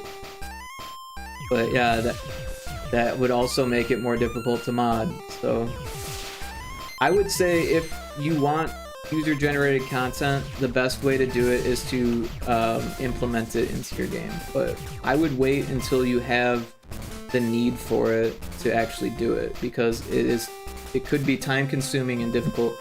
The best way to do it would be to have that in mind when you develop your mechanics. And say like, well, if we did want to do user-generated content, we could do this, but we're not going to do that right now because that would take extra time and effort, but we will leave the door open to it for the future, right? But yeah, a lot of times, I look at it like Doom, right? When Wolfenstein came out, they didn't have modding tools for it. People did mod it, but they weren't like there pushing it to be modded. But when Doom came out, they already knew that people would be willing to mod their game, so they open sourced the tools to mod their game and made it extremely moddable. And then they had one of the biggest modding communities ever for probably the longest time ever, and it's still huge today. Of course, that was back when modding was pretty much unheard of, and it was growing because the internet was becoming a big thing. But it's not like people weren't modding before that. They were. It was just only super nerds were doing it because it was difficult. But yeah, I mean, around 1999, I accidentally started modding. Like, I was literally just bored, had CD-ROMs that had the source code in the CD-ROM, and I just copy and pasted it to my desktop, adjusted it, and then see if it would play, and then sure enough, it would play with whatever asset swaps I made, and I thought it was fun. So I kind of got into it. I didn't really make anything crazy cool or anything like that. Mostly I would just change the audio clips. And I thought that was awesome. But yeah, I mean, eventually I looked into modding Doom and Duke Nukem and using the build engine and Doom Builder and that kind of shit.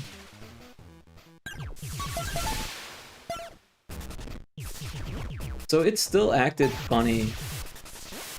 It like dropped it at one point. It's doing a better job.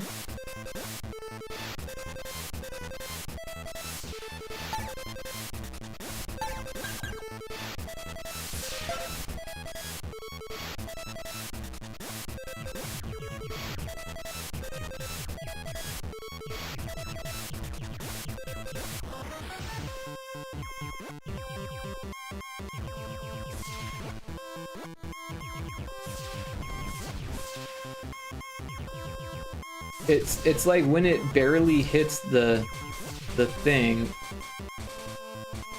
Oh, that one's turned off now. Like when it barely hits the collider, sometimes it drops it, and then the gravity never gets turned on.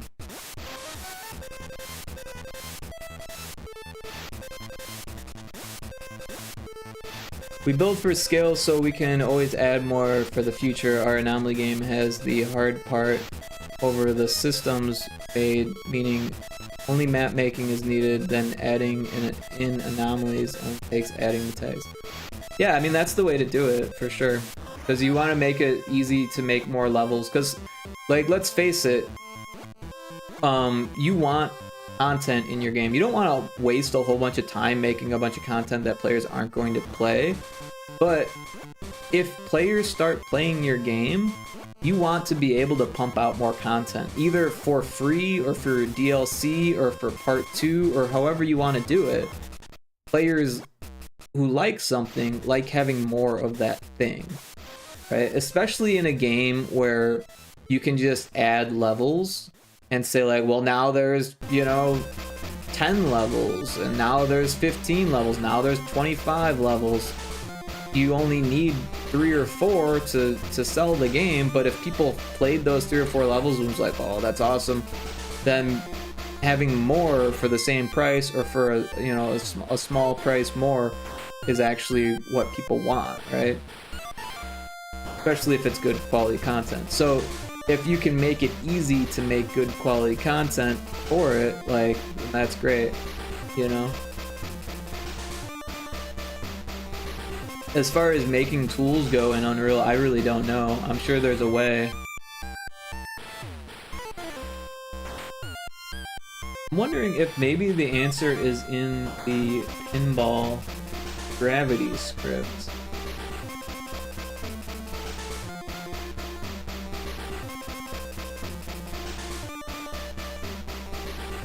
We've got the grav speed. What if we change that and also the delay time? Let's change this to 3. We'll change this to 7.5. I'm just totally just guessing. Let's see if we can still get some bugs.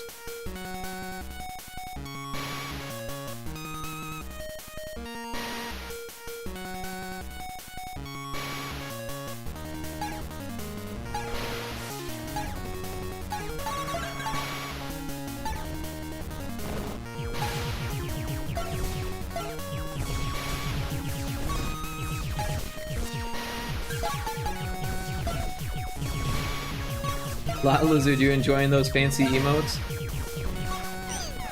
I haven't made an emote in a while now. I think I finally used all of the emote slots that I got for my birthday last year. Unless there's still like 1 or 2 more. Oh, it dropped it.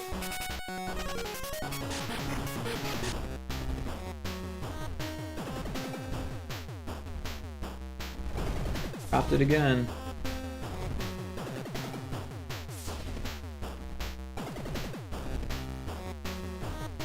I'm not sure what's causing it to do that.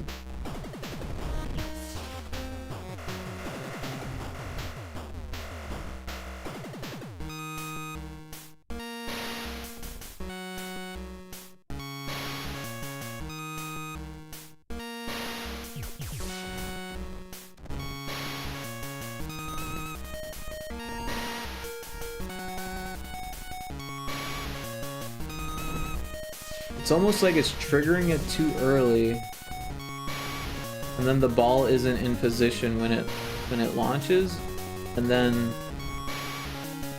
it drops it.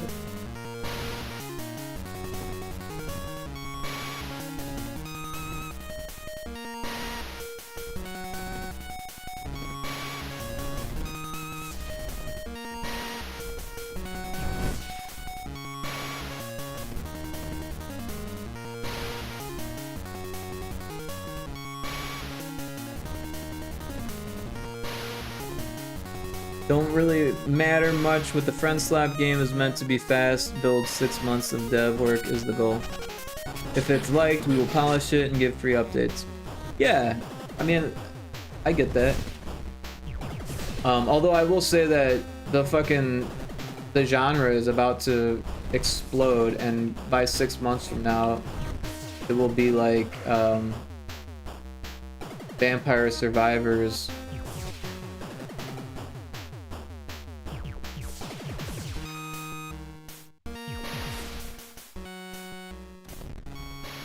So it'll probably be hard to get players.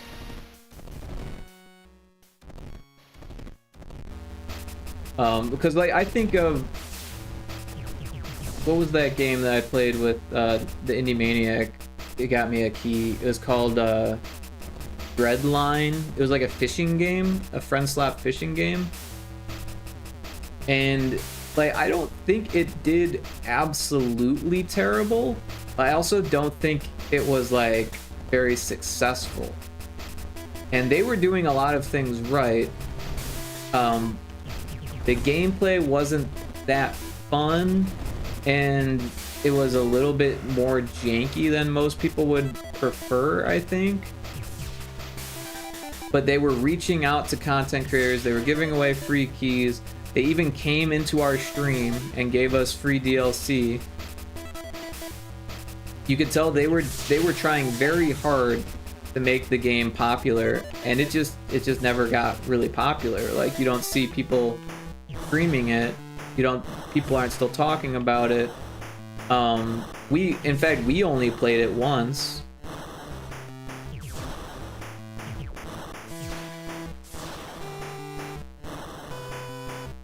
You've been streaming a while, I just noticed. Nice. 6.5 hours? Yeah, it's been a while. Where you been, Lottie? Just kidding. But yeah, I mean, that Dreadline game wasn't terrible. In fact, I kind of would like to check it out and see where it's at now, because it was like still pretty fresh when we played it. I can't remember the title exactly. Oh, Dreadline Net Quota. So yeah, the reviews are mixed with only 157. I say only 157. It is actually really hard to get that many reviews. But like well-known games have at least 1,000 reviews, I would say, and even then it could still be, you know, well-known with quotation marks, like not exactly well-known. But yeah, there's a lot of things this game could have improved on. Like, the UI isn't really great. The gameplay is not that fun. Like, it didn't feel like you knew what was going on every second of it. It's kind of repetitive. The, like, friend slop stuff about the game wasn't all that friend sloppy, I guess, for lack of a better term. you were just kind of there fishing with your friends, and yeah, there were some like jobs you had to do, and you could say like, oh, you're steering the boat and you're fixing the engine, but everyone is like fishing also, right? And then you have to meet the quotas. So like, I don't know, it's not a terrible game.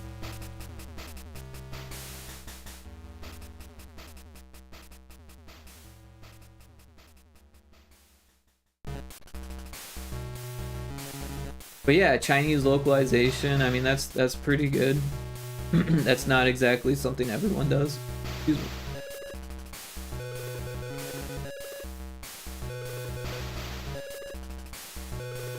That in-game chat, no, I don't think it had that before.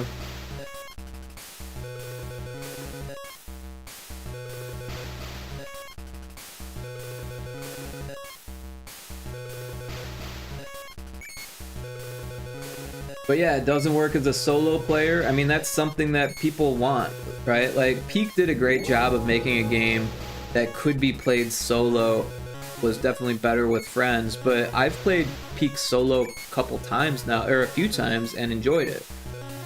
Your really hardcore Peak players will actually sit down and play it by themselves. Well, what you did took incredible guts.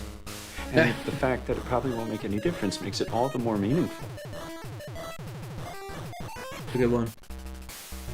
My game goal is clippable moments. Like I can see people throwing a wrench at their friend and then launching them at the tagger at Mach 10.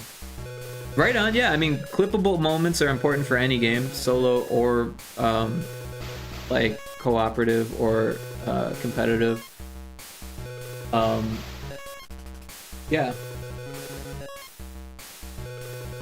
Let's see more negative reviews on this game. Who is my daddy and what does he do? Absolutely no. Like, who writes that as a review? Person wrote a lot. TLDR, frustration, bugs, death, and more frustration. Get the cheese to sick bay. The doctor should look at it as soon as possible. Get the cheese to sick bay. Game can be fun at times, but absolutely nowhere near a full release. Bugs everywhere and little gameplay show. So whenever I work on a game, and I think this is good advice for anyone working on games. Find games that are similar, either in mechanics, in genre, in any respect, right? In player count, in theme, and read the negative reviews of those games, because you can learn from that. You don't have to use them as like a guidebook or like a holy bible or anything like that, but you can figure out how to improve your game by seeing where other people drop the ball. Goal is 5,000 sales. I can dream. Hey, 5,000 isn't crazy, okay? It's not easy, but it's not crazy. Holy Christ, this game is borderline unplayable. The key turn for the ignition only worked 10% of the time. The engine broke down every 3 minutes. Yeah, this game was really frustrating.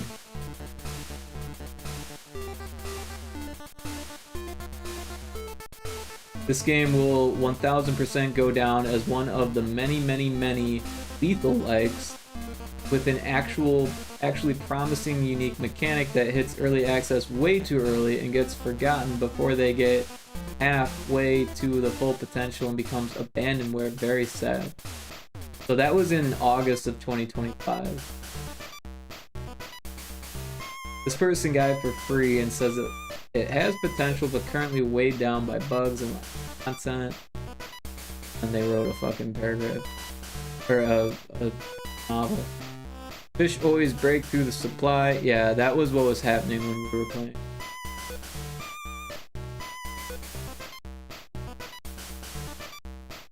So anyways, learn from the mistakes of the games that didn't make the cut, if that makes sense.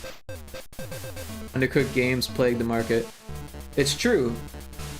But there's more than just like undercooked games out there. There's all types of reasons why friend slap games don't work. But yeah, the reviews are actually super handy to look at and figure out what people didn't like about it. I'll tell you what not to do.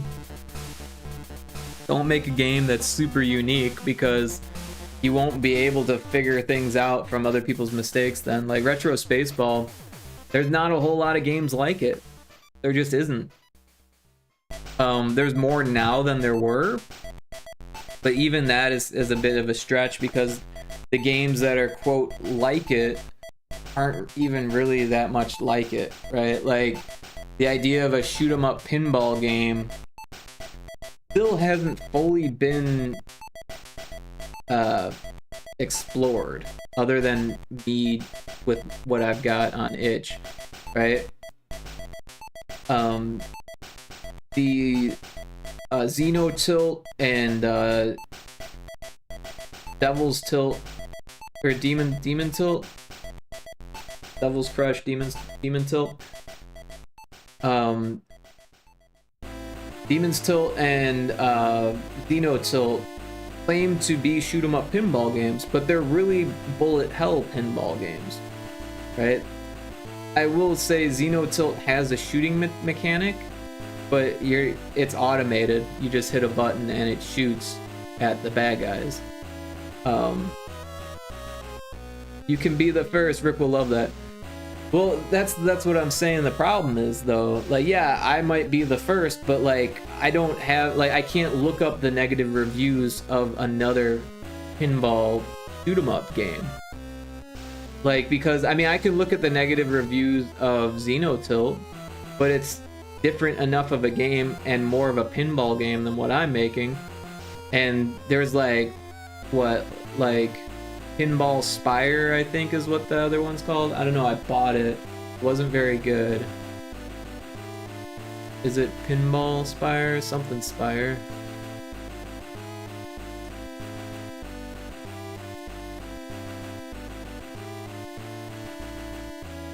I don't know. Spire. Yeah, Pinball Spire. Like, this game is like a pinball kind of like adventure game. It's not very good, by the way. I don't recommend it. But I bought it because like it did okay as far. I mean, like, you know, it's not super popular, but 389 very positive reviews. That says something about it. But yeah, I don't know what people liked about it, except maybe that it's like a pinball game that does something different. But it's so frustrating because if you miss a shot, it like sends you back. And it feels very much like a getting over it type thing. Where mine, it started to feel that way. And then as players got frustrated with it, as a developer, I didn't like the feeling of watching players get frustrated. So I changed the design to not go in that direction. But yeah, we could look at the reviews of this game. I don't know how helpful they'll be to me though. Frustratingly short for the price with a side salad of zero replayability. So I could learn from that. You know, the replayability of my game is not amazing in the vertical mode. It just isn't. But the overworld could actually have quite a bit of replayability to it, right? Because you can unlock different things, explore different areas, and if I had all the mechanics I have planned working, you could then like build a base, you know, go fishing kind of thing. Like, I have lots of things planned for that aren't built. But yeah, that would kind of save it from having no replayability. Where's the rest of the game? You sold me an idea there. Literally anything longer than a demo's worth of content here. Big end of game lead up to a credits roll, a new game plus, and nothing else. 12 pinball tables and $20 would have been a better night spent. Holy frustrations, yeah, that's the way I felt about it. Why is everything such a chore? I didn't like the game at first one bit, but I kept playing it on my Steam Deck. Something easy to pick up and play, but ugh, every time you move stages, it's just more frustrating. Fuck this shit. That's what that said. Afterward, you'll think about your life choices. let me know. Wait. I don't know what that's in context of. Hit this frame perfect shot to progress for basically every room. Yeah, I felt that too. So what did people like about the game? Because it got a lot of positive reviews. Pretty short, under 3 hours, but it's not a bad thing. The idea is interesting and you unlock enough abilities so it doesn't get too stale. I also don't think I agree with calling it a Metroidvania. You do collect upgrades that allow you to progress further, but the overall structure is very linear. Yeah, it's extremely linear. I didn't even realize there was... I think I only got like 1 or 2 upgrades and they didn't feel very upgradey. I honestly believe RSB will be a hit. Well, I appreciate the enthusiasm. I used to think that, but the longer I tested it with people, like, the more I realized that, like, I had to do all the footwork to get people excited about it. Like, people play it and they like it and they're like, oh, this is cool, but like, people don't really find it on their own. On itch, it's been kind of like okay, like, because it's one of the top pinball games. But yeah, I don't know. I would love for it to be a smash out, breakout hit, you know, a smash hit, but I'm kind of realistic in my thinking that I'd be lucky to get 1,000 sales. Final boss was underwhelming. Mixed thoughts, but it's overall positive. It implements pinball pretty well, but calling it a Metroidvania to any degree is a stretch. Thought this game on Win, wasn't really sure what to expect. The actual decent pinball adventure, great ideas, pleasant atmosphere. A lot of these are on Steam Deck, notice, or at least some of them, a couple of them.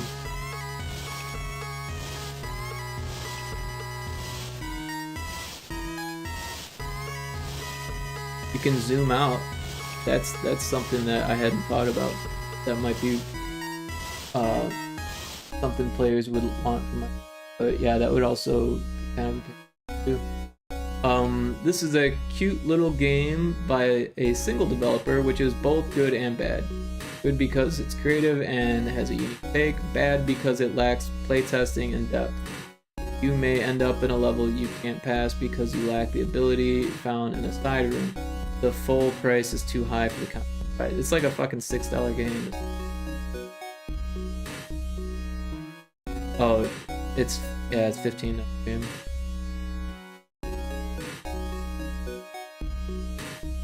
Did they make anything else? Micron, 2014. That's 10 years prior. Or wait, that's the publisher. This, wait, no, that's the developer. This is the.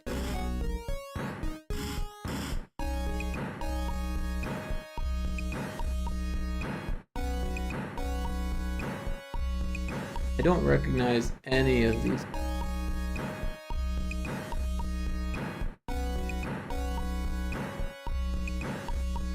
Yeah, I don't think I would work with a publisher that I don't recognize the games. I actually do recognize this game, but only from Steam. I mean, from Twitch, or no, from itch. And honestly, I can't believe it's already out, because that wasn't that long ago that they were like, how do you feel about this logo?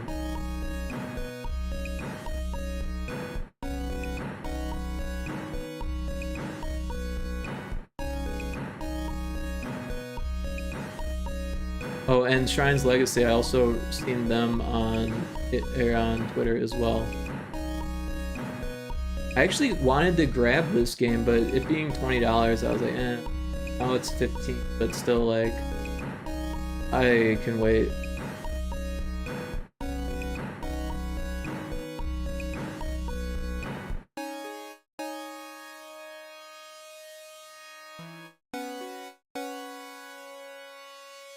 This publisher has a fuck ton of games under their belt, but most of them aren't very good.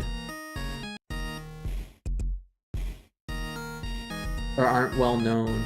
I shouldn't say they aren't good because I have no idea.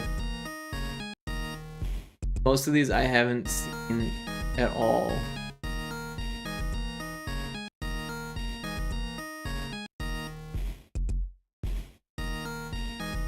I think I've seen, no, wait.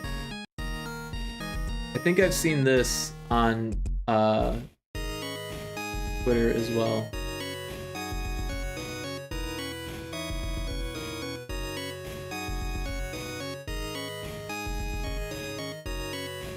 But yeah, it would be really hard for me to work with a publisher like this because I just feel like they just like collect games to get a cut, and then not all of them do very well. Oh, I actually have this game. Again, another Twitter game. I feel like they've collected games from Twitter.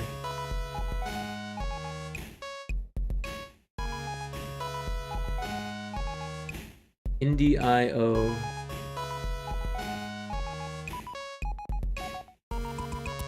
An indie creator platform with the mission to help indie creators succeed by supporting them with innovative ecosystem experts. So I think it's less of a publisher and more of like a club, it looks like. I really don't know.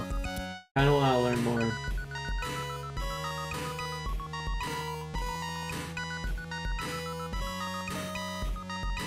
A publishing platform. Maximize your game's reach and revenue. Our platform offers premium tools and services to level up your indie gaming title.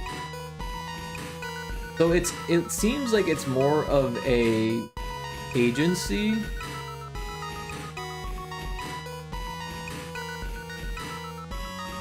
that offers other shit.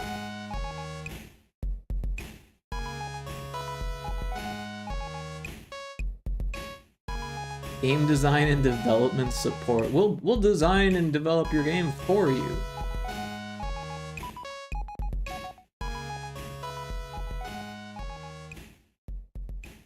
I bet it's really expensive for this shit.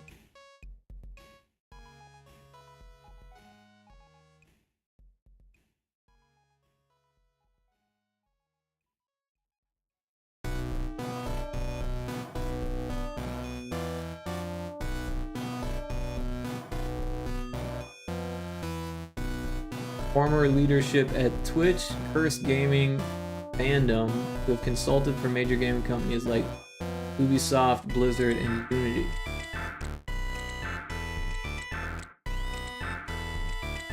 So they are making fucking money.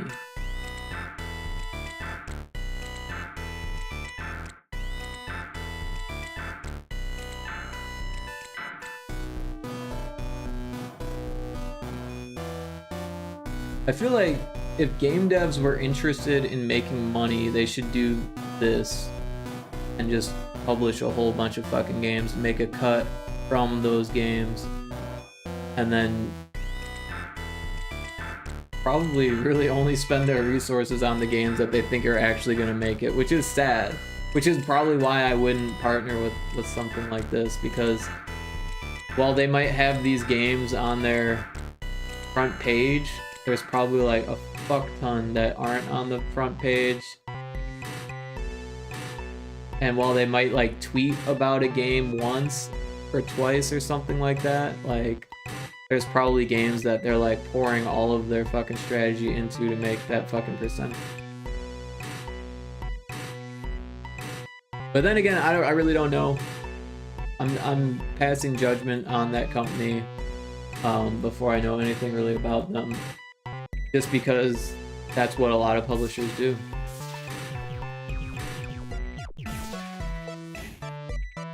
But at least they have a somewhat reputation. Otherwise they wouldn't have real games. They would have like some bullshit mobile games and shit.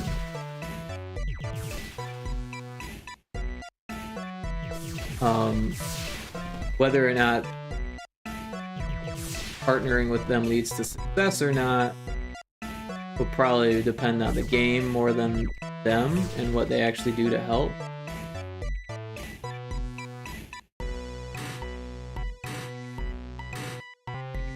Got to get those ads out there and build Twitter and YouTube audience, even a little Instagram. Your game is so unique.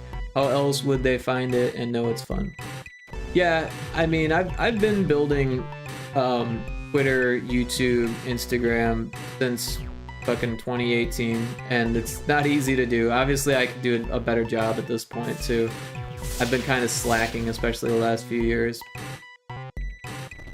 But yeah, before Elon Musk ruined Twitter, I was actually doing pretty good on Twitter. On YouTube, I've never really had any success. On Twitch, never really had much success. I mean, thank you for the follow, Gabriel Wild, appreciate it. I mean, like, don't get me wrong, I'm grateful for what I have on Twitch. And obviously that's why I'm streaming today. I enjoy doing it. I enjoy making friends. I like the community aspect of it. It's nice to get gift subs and that kind of stuff, and meet new people. Welcome in, Gabriel. But like, it's not changing a whole lot for this game. It's not changing a lot for my game studio. It's more just because I like doing it. Like, I like being able to teach people things, help people learn in the process. And honestly, I kind of look at it as like being able to talk to a friend while I work, Yo, how it's going? We enjoy you, Rick. Thank you, Cryptic. It's going pretty good. I'm just I'm testing this bumper piston. These things that shoot the ball. Every once in a while they drop the ball, and I'm trying to like fine tune them so they don't do that anymore. Whatever I'm doing seems to be working because it's happening less, but it's still happening on occasion. Yeah, I don't know exactly how to trigger it. It seems to happen when the ball like barely hits it and then it drops it.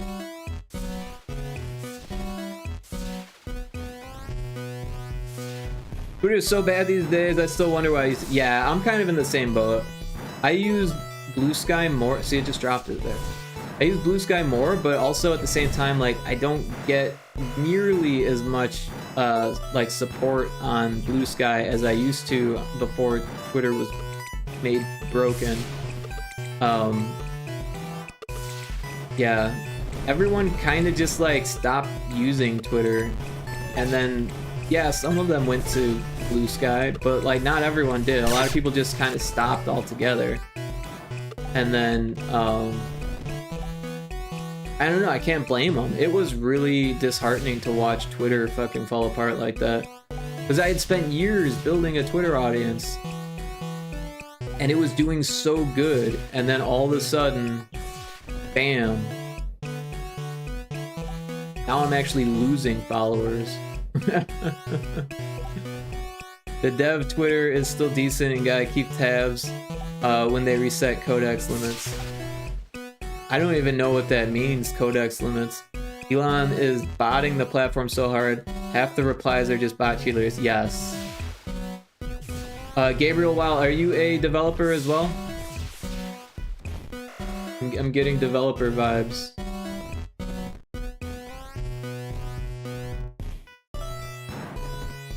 Not sure if he's doing it himself or just through monetization.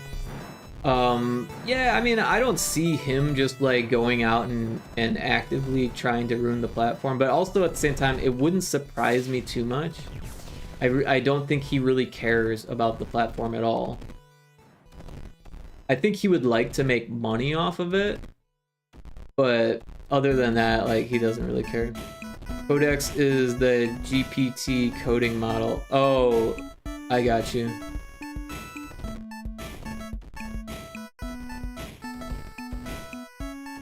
Codex is awesome, highly recommended. Yeah, I don't use any like AI to help me.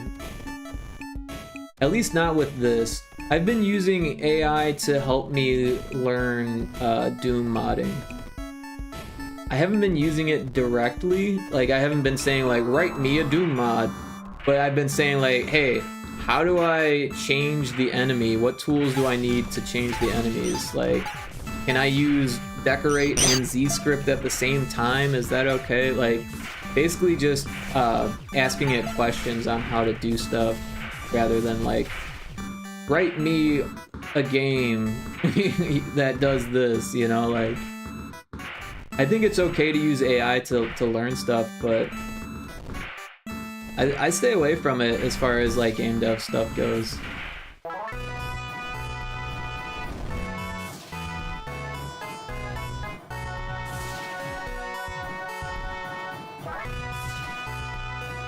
You should try Codex. I mean, I'm not gonna spend any money on shit.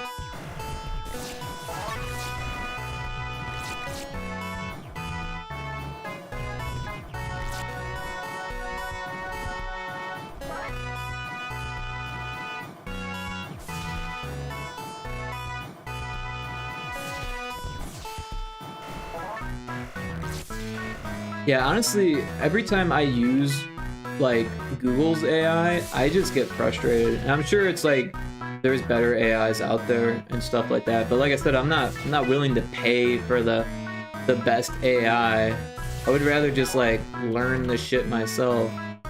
Like, I'm fully capable of using YouTube and Google search without AI to learn stuff. Stack Overflow, feel like that still exists. It keeps dropping.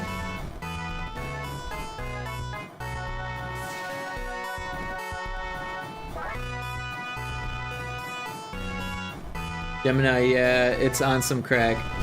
Yeah, it'll straight up lie to you, and you'll be like, and you just have to like say like, that's fucking not true, and it'll be like, you're right, that wasn't true. Sorry, this is what's really going on, and be like, that's not true either. Like, are you sure it's not true? Because I think it's not true, or I think it is true, and then it's like, show me proof that you're right, that wasn't true.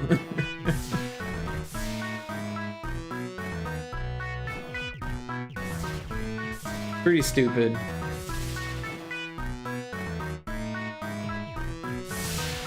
You literally have to check its work, so it's like, what's the point? Why not just like go find the resources yourself? Or just have it look up resources for you, which is what a search engine does.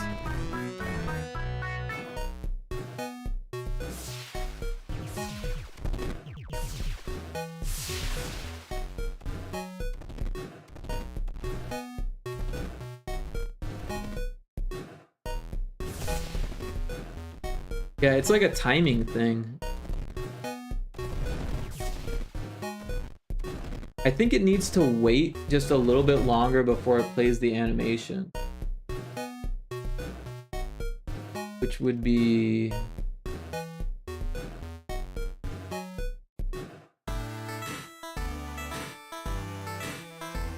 I think it's the hold time. Find delay time?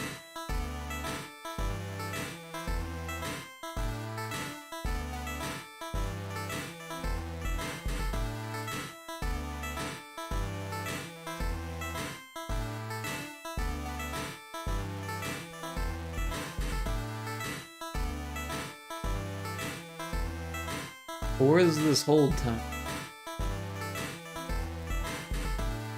Is that not from... Oh, it's...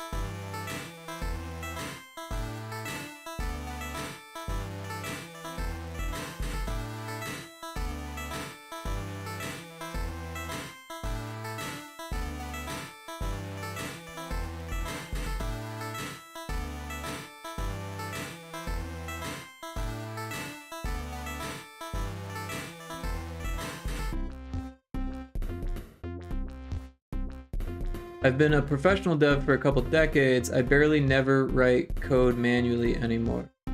I kinda enjoy having an AI swarm do the boring stuff to get focus on big picture, quality, and taste.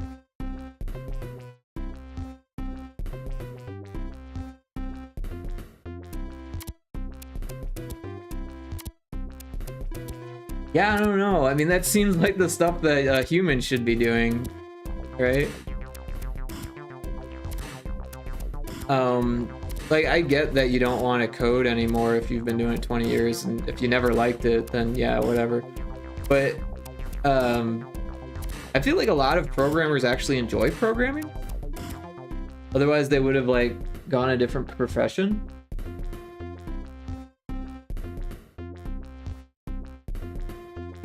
Why humans should do the boring stuff. Well, I mean, if you find game development boring, then yeah, don't do it. But I find it to be exciting. You like building things. Yeah, I don't know. It sounds like you like having other people build things for you.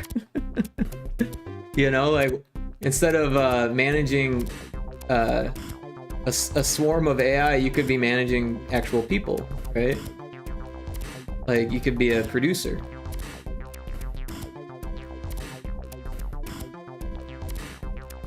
Helped me learn Unreal faster than I would from YouTube. Having instant access to my questions was helpful. You can also tell it to give you the documents and where it got the info so you can verify faster. Yeah, I agree, Cryptic. I think that it can be useful as a learning tool, for sure. If you have questions about software and stuff, it's like asking a person sometimes. But yeah, you just gotta make sure that's not lying to you, because especially with fucking Gemini or Google or whatever, it fucking lies way too much.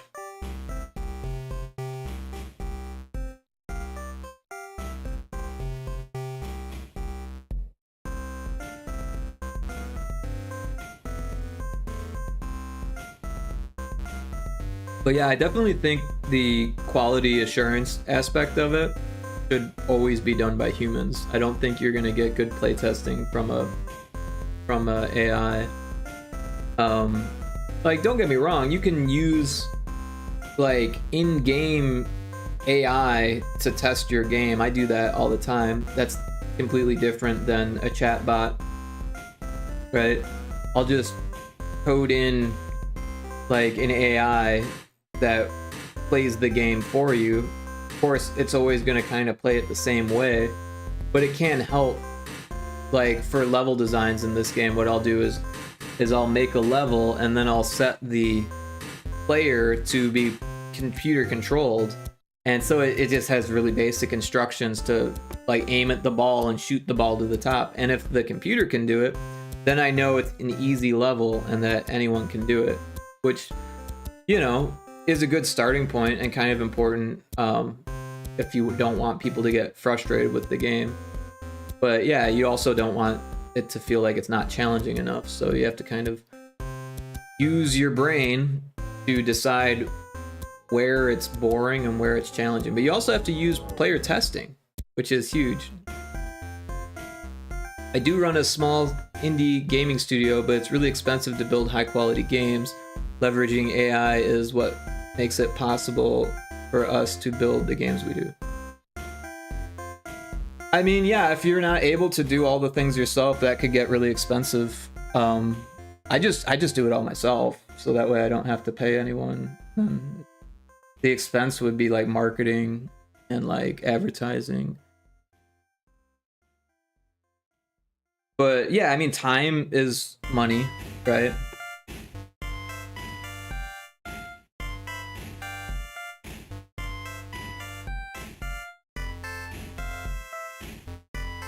And yeah, I'm no AI expert. I find it easier to just code it myself. It's quicker and easier to just code it myself.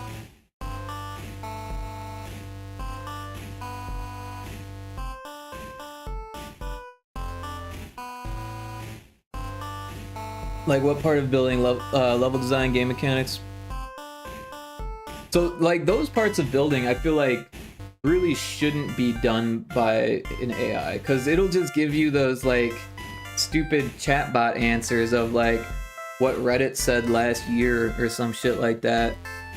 Players like this type of game, you should put this genre and this genre together. And like, yeah, maybe that would be cool and make money But like, are you gonna be passionate about something that a fucking AI spit out at you, and you're like, oh, that's such a great idea, I'm gonna fucking run with it for the next 5 years and fucking make a hit game? I like, no, you're gonna play with it and be like, oh well, the AI, what should I do next? Because you don't even have the passion to come up with the idea yourself then, right? Playtest Sunday. 100%. I'll have AI check over my code to see if I missed something. Even then, it's never 100% accurate. I was asking what their favorite part of building was. Obviously not code. Yeah, I mean, I get the vibe that they're like a, well, if they don't like big picture, and they don't like quality and taste, they don't like boring stuff. Yeah, I don't know. But also it sounds like if they're spending a lot of money on making a game, they're probably hiring artists. I really don't know. Maybe hiring coding team. Because coders are expensive, and they're not always easy to work with. The funny thing about programmers is that they're like, they can be so logical, and this isn't everyone, obviously, like people can't be generalized, but some coders can be so logical that like they don't even think about how the players are going to interact with what they've created. They just think about doing it by what you described as like the rules. Oh, you get to focus on big picture. I read that wrong. My apologies. Yeah, I totally misread that.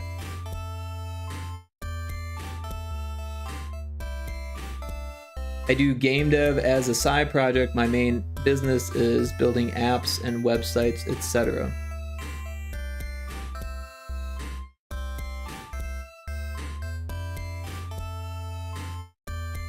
Well, that's cool. Yeah, I honestly, personally, I am only passionate about making games. Like, I love making art and like, you know, traditional art and digital art and that kind of stuff. I would, if I wasn't a game designer, I'd probably be making like cartoons or something like that.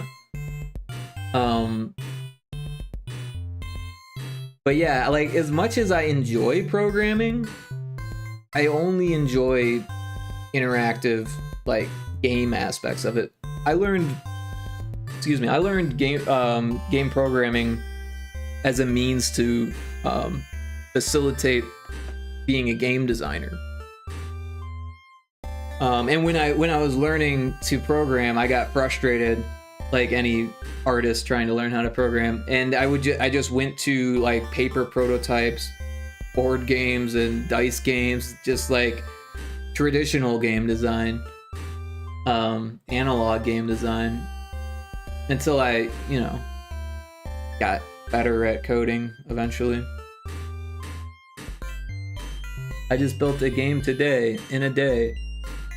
Yeah, I mean, you could build a game in an hour, right? I mean, I was talking earlier about how when I was testing a bunch of teammates that I was hiring for a job where I was managing a studio, how I had the candidates make a game in 2 hours, and you know, show it to us as like as a test, as a paid test. And everyone did something cool. Some people did say they spent more than 2 hours on it, but I was like, well, we can only pay you for those 2 hours.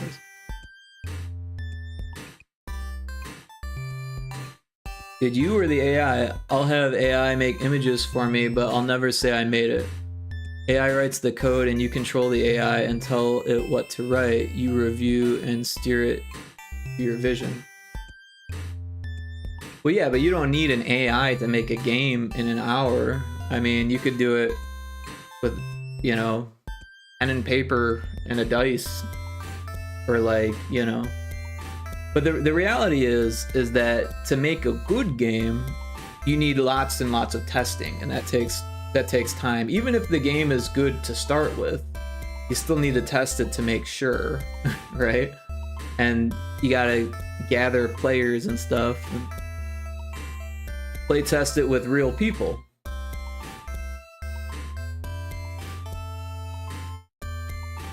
You drive the car, or did the car drive you? You aren't driving, you're the passenger giving directions. Nice try. If you're not driving the AI, you're not doing it right. Well, my car is not self-driving. You direct, not build, call it what it is. Well, I mean, I look at it as like a producer role, right? Like if you're the producer in a game studio, you might not actually be doing that much development at all. You'll be looking over the development, telling people what to do, and noticing when people are doing things wrong, and hopefully steering them in the right direction. But if you're doing that without people, there's probably a lot more room for error, and a lot more work goes into the steering in the right direction. And sounds like a lot more work actually than just being a producer.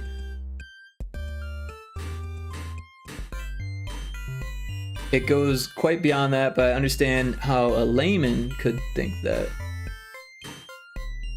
Busting out the fighting words. I don't think anyone here is a strict layman. Maybe Lottie. She's not into the tech world, but she knows games. She could quality test for you.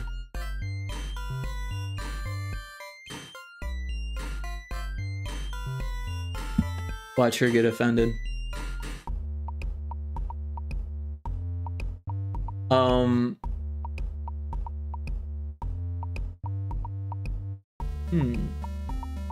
Maybe the pinball fine delay is what's called.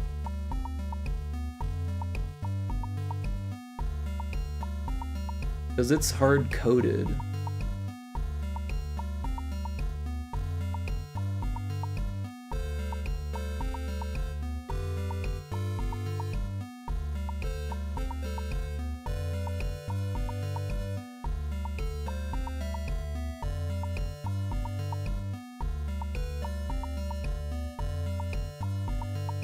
I don't think it's a good idea to hard code this, but also 5 seconds seems like a long time.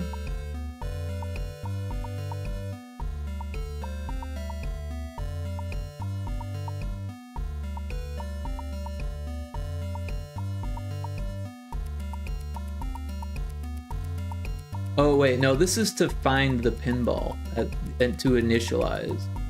That's what's going on here. So after 5 seconds, it knows where the pinball is. It grabs the... Oh, I put this in there so I didn't need to link them, which is what I spent a few minutes doing earlier. Interesting. Which makes sense why it wasn't throwing errors then.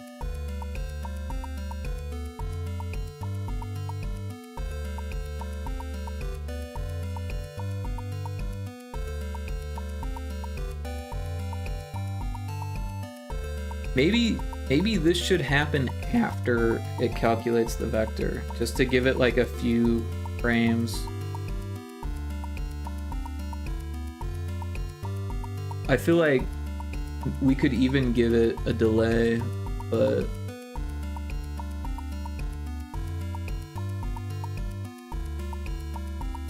not sure if it needs it. Those few frames might be enough.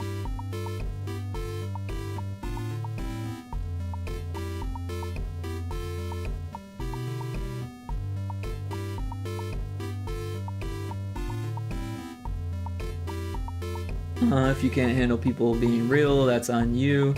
Doesn't take skill, it takes tokens. As a user of AI, I know what it is and its role, its capabilities aren't my own. Also, zero reason name call.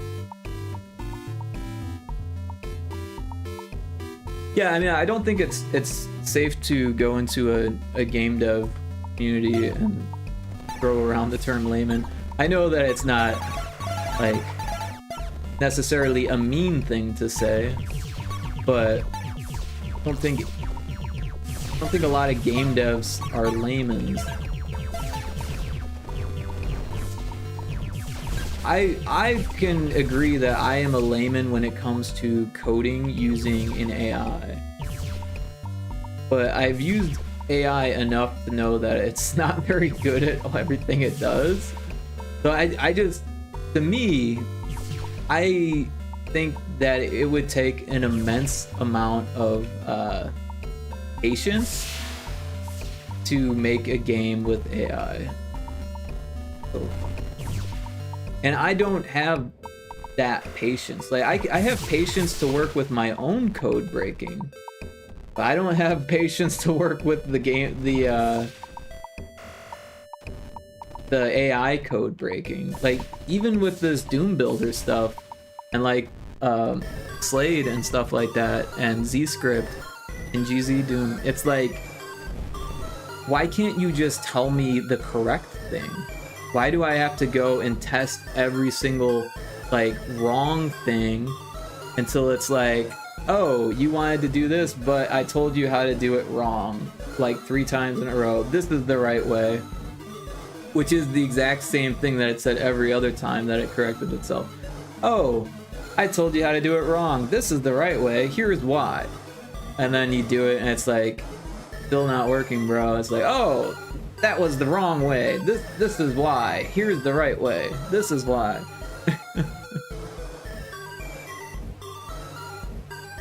It's 100% a mean thing to say because Rick, that's why.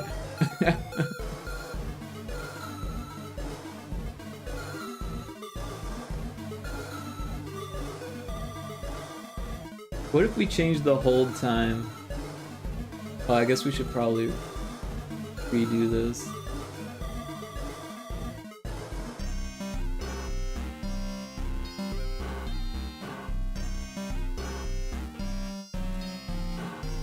Layman is now a mean thing to say.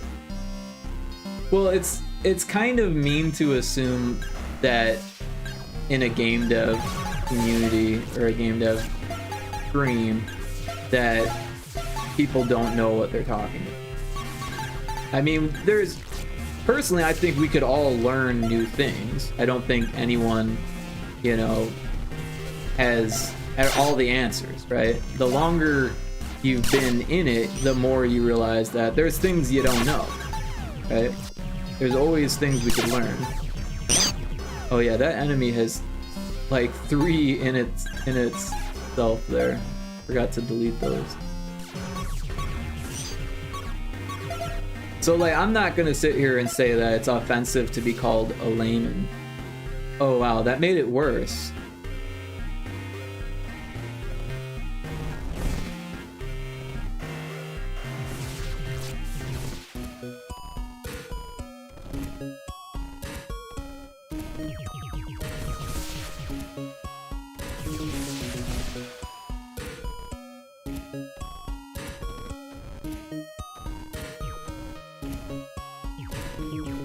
Yeah, I would consider myself to be a layman in coding with AI, but not enough to like not understand how it works.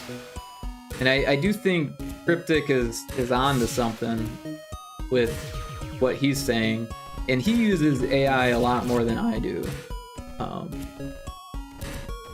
Personally, I try to stay away from it.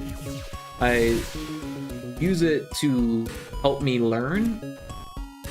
Basically because it's like there when you use Google, and Google was my way of learning for a long time, and so now it's there instead.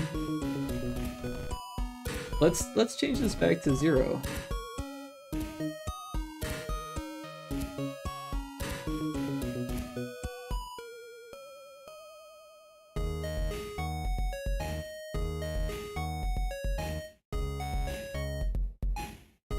You're not professionally building, testing, or advancing AI systems. You are reviewing the subject from an ordinary user's perspective. So you make AI systems, or you make systems using AI?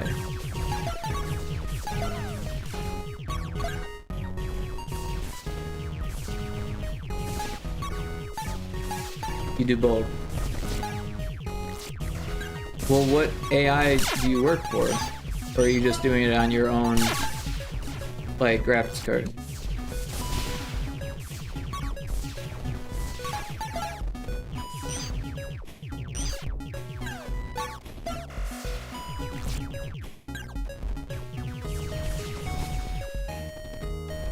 I run a company that's pioneering various AI systems.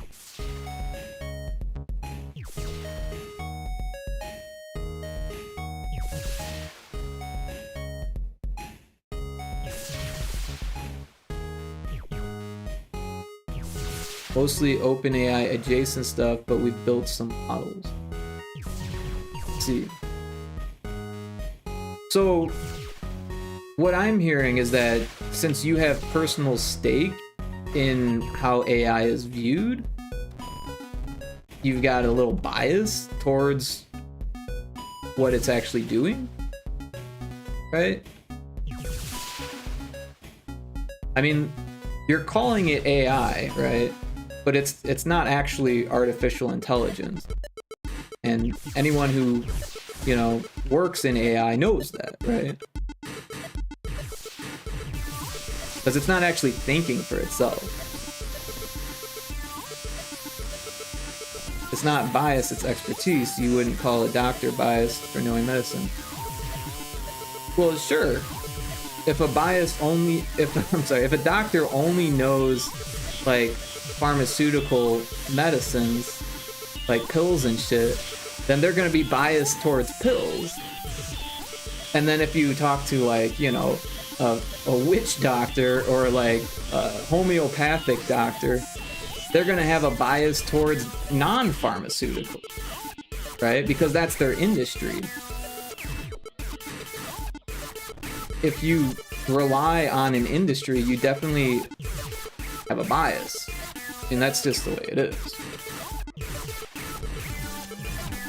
You would call a doctor biased if they try to sell their medicine versus another. Exactly.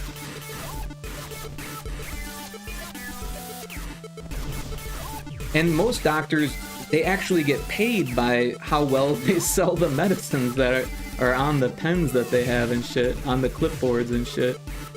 Because they're sponsored. They might not like to admit it. But yeah. I'm pretty sure a lot of dentists go that route too.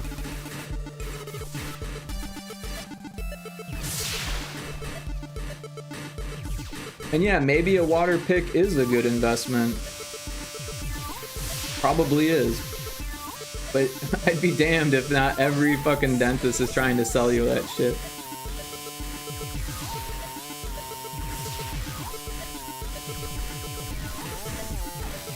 Big pharma, yeah. Well, I mean, there's big AI, right? I mean, I've heard them being like referred to as a similar thing in the media. Even like pro AI media has mentioned big pharma in relation to AI, because it's very much a runaway kind of speculative industry, right? I mean, that's the way people describe it right now, is that it's speculative, because we don't know what the future is going to hold for it. Yeah, a lot of people assume that it's going to be the way of the future, but right now it's not generating a whole lot of revenue as much as it's relying on like people providing money for it, right? Like investors and shit. People who are trying to make that money back, of course, but I mean, you have to get people to pay for it. And like right now we're still in the phase of like, if we force people to use it, they'll use it. If we put it everywhere, they'll use it.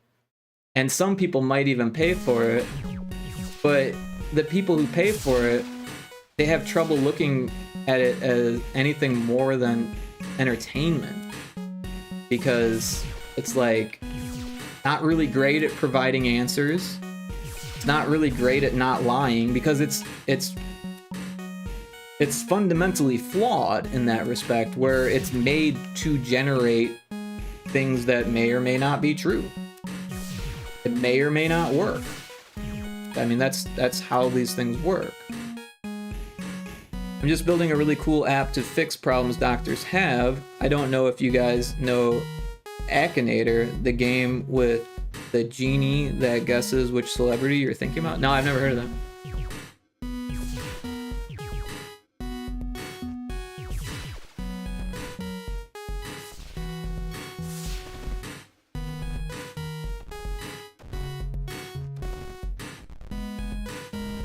So I think removing that helps, but I feel like there's fundamentally something wrong here because it keeps dropping the damn ball.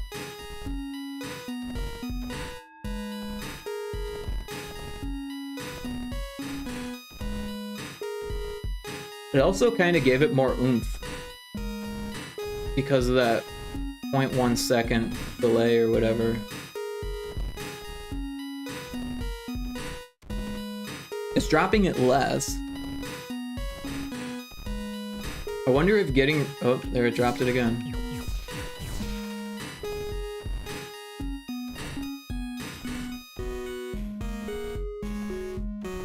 So here's my plan. I think that this collider is too big.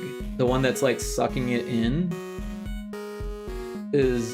The radius is just a little bit too big. I think if we shrunk it down by just a little bit, I think that would help. And then if we get rid of this hold time,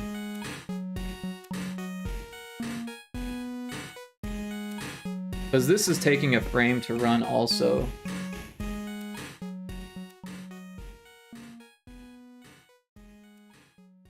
I think that's the only place it's...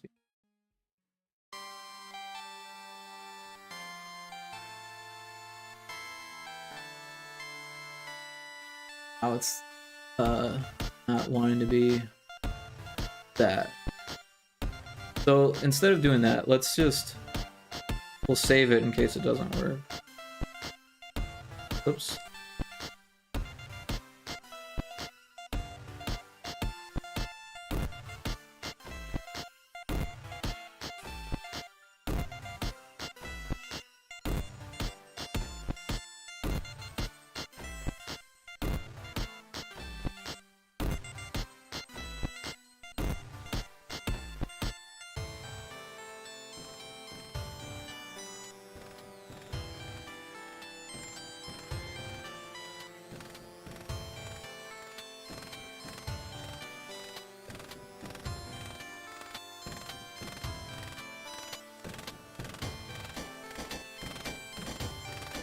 Oops.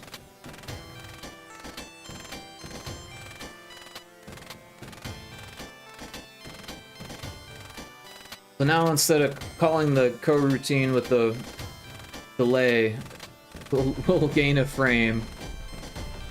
And that might help. I don't know. Worth a shot.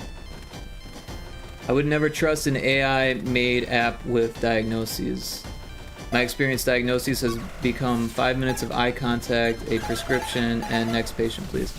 And that is actually part of the problem with doctors today. A lot of it is them looking for... They look at you.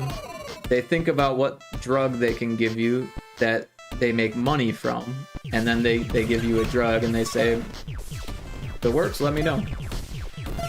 And that's kind of sad because, first of all of the pills are pretty much bad for you, right? I mean, don't get me wrong. Oh wow, that's pretty fucking broken.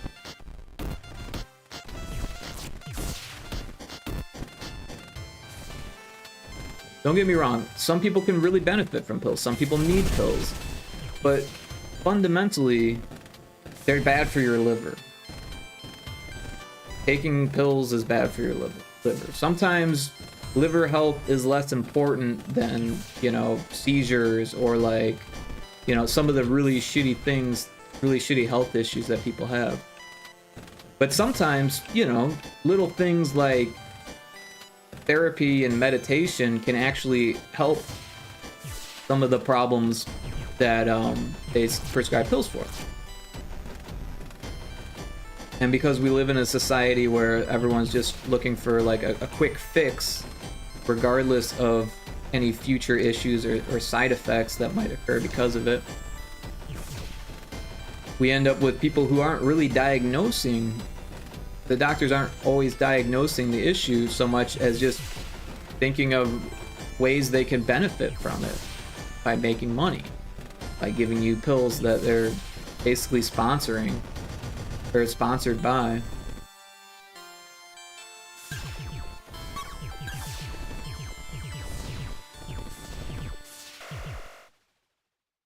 And you have a crap doctor, and I would suggest finding one that cares. My doctor takes everything I say and runs the test needed. Yeah, not all doctors are created equally. That is very true.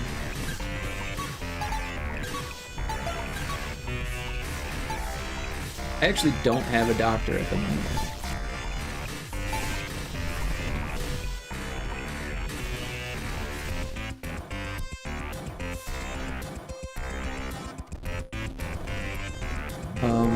I don't know if those exist in a place where I live. I've gone to the cheap doctors and the most expensive doctors, and it's a pretty unfortunate problem across the field.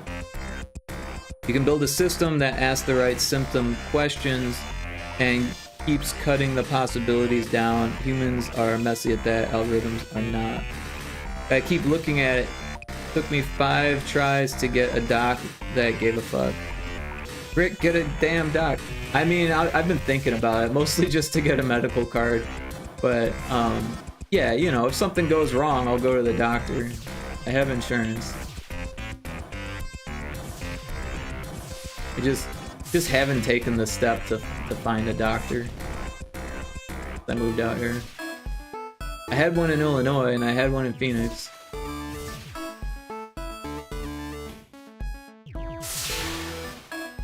But yeah, when I was in Phoenix, they were like, I was like, dude, something is wrong with me. Fucking chronic pain all the time. Can't figure it out. Like, I don't know what it is. They're like, well, do you have any ideas, like, where to start? Because I don't know either. And I was like, yeah, you know, it could be rheumatoid arthritis. It could be fucking tetanus. It could be fucking Lyme disease. I mean, like, I don't fucking know. It could be a lot of things because it fucking hurts. My muscular skeletal shit is fucked up. My back hurts the second I wake up. I'm in pain all day long. It's been getting worse and worse as I've lived longer and longer. And,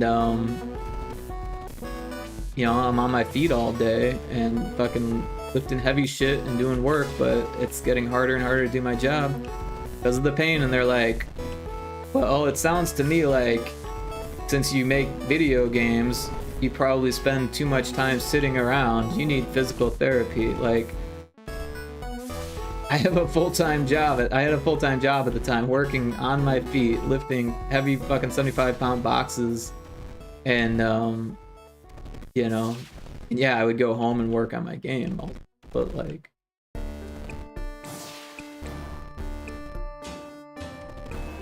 I don't know if that improved anything, to be honest. I feel like it made it worse. Also, it's not grabbing the ball as readily, which I don't know.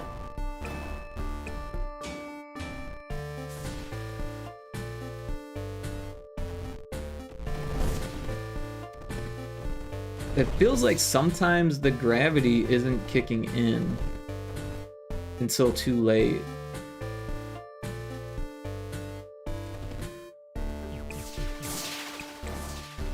There's another thing I could try. So the piston part actually works on an animator, as far as I remember. Yeah, we've got this animator here. Bumper empty. All right, so that's just the outside. But this one has idle and activate.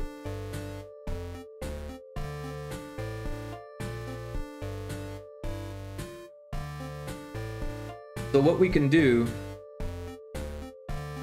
is actually just stretch this out by like 5 frames and give it a longer wind up.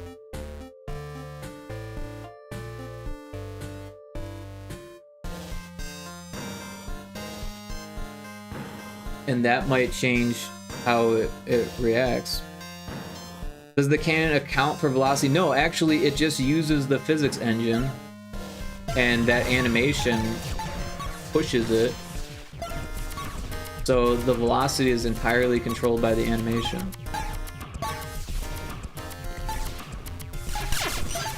And the physics engine. The velocity for the gravity effect that where I'm putting the ball into place, that has a velocity that's adjusted.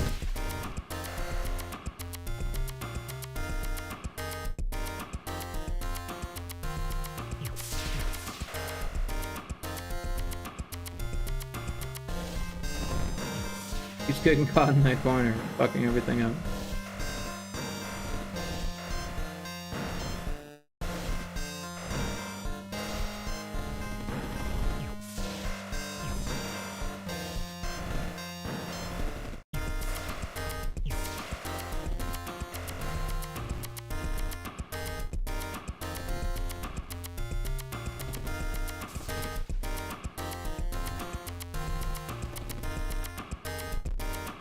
Alright, I'm gonna change the size of the radius of the glider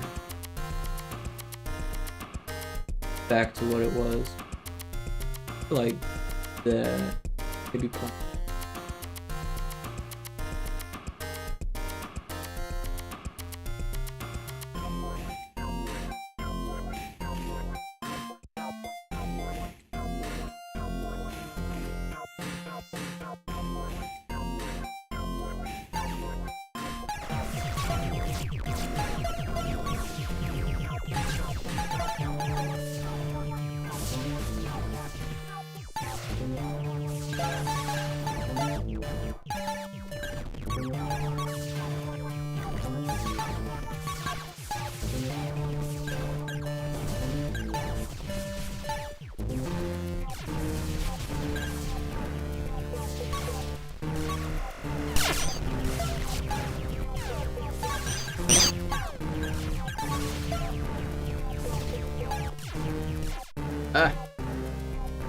First thing it does is not work.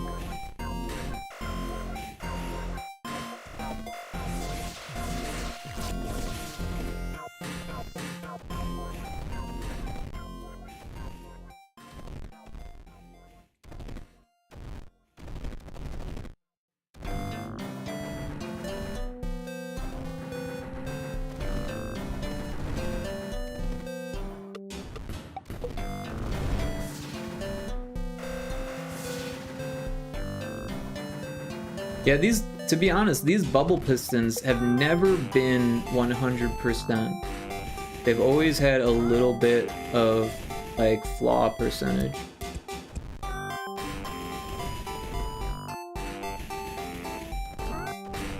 So I'm not completely surprised that every once in a while it drops it. But at the same time, it's actually working better than it used to. So all these iterations are actually helping somehow. 70 Night, yo Rick, long time, welcome in. How have you been? How goes the Railroad Tycoon type game?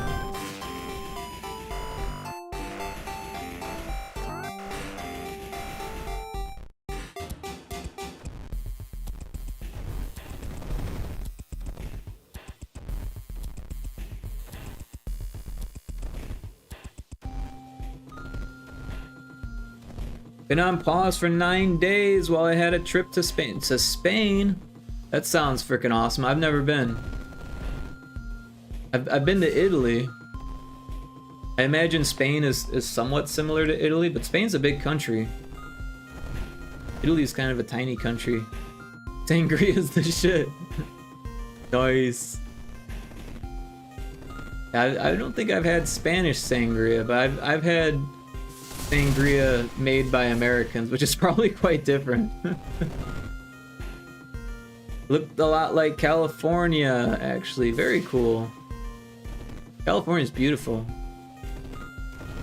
Of course, it depends on what part of California. There's a lot of desert in California also. But I love the desert. Spain is mad if they win the World Cup. They'll have a festival that will last a month. I believe it. Are they playing? Isn't the World Cup on Sunday? I don't keep track of soccer.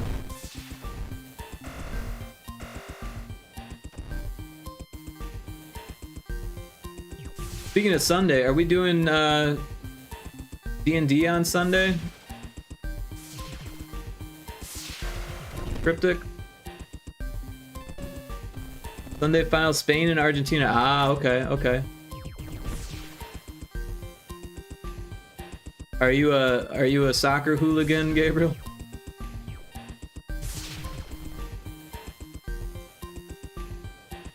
Not sure which time zone you guys are in. I'm in Thailand. Oh, cool. I am in Central time zone in the US. So is that like -7, -8, something like that? I don't even know.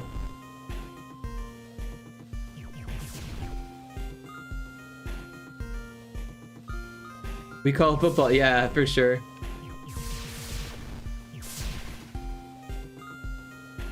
Our football is very different. What do you guys call American football? Just American football? Probably don't refer to it much. +7 UTC, we're at the opposite sides of the planet. Yeah. My sleep schedule is kind of crazy. It's like 5 a.m. here.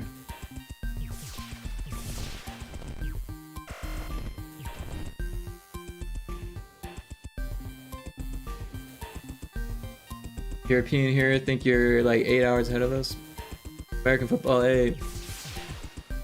I planned on it Saturday. I plan on going over the new system once I get the demo uploaded to itch. Cool. Yeah, because we're switching to a new virtual tabletop. That will be exciting and frustrating at the same time.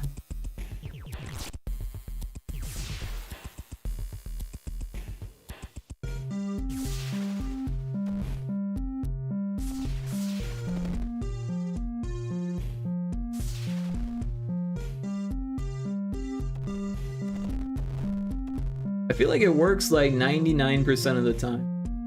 Maybe not 99%, 95% of the time. And then it just drops the ball. Yeah, sorry, Stephanie. We're testing this mechanic. It drops the ball every once in a while, and I'm trying to figure out if I can fine-tune it to not drop the ball ever. And I'm starting to wonder if that's even possible.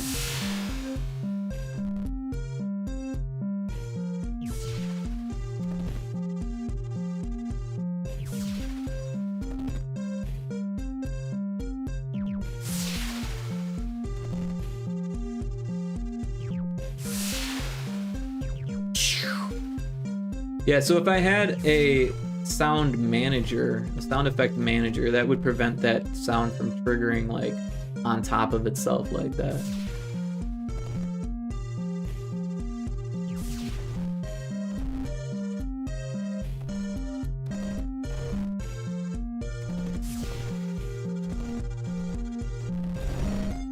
I could probably do it because it's the pinball that makes that sound. I could probably do it by adjusting the script on the pinball itself. So like only trigger a sound effect if the if it's been like a certain number of milliseconds or whatever. The last one. That way it can do it, you know, 0.3 milliseconds, but not on top of itself like that.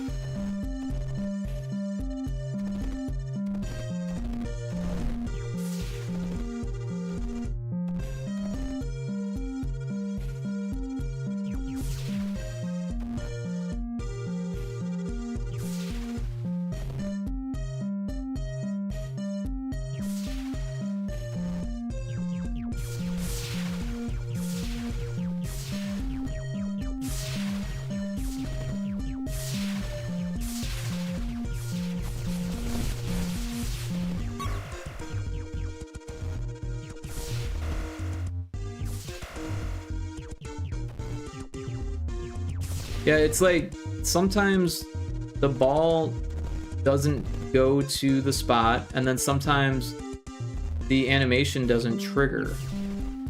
So it's almost like two different failures are happening. Like right there, the piston didn't trigger. But sometimes the ball just like touches the edge of it and doesn't like move in and just like drops.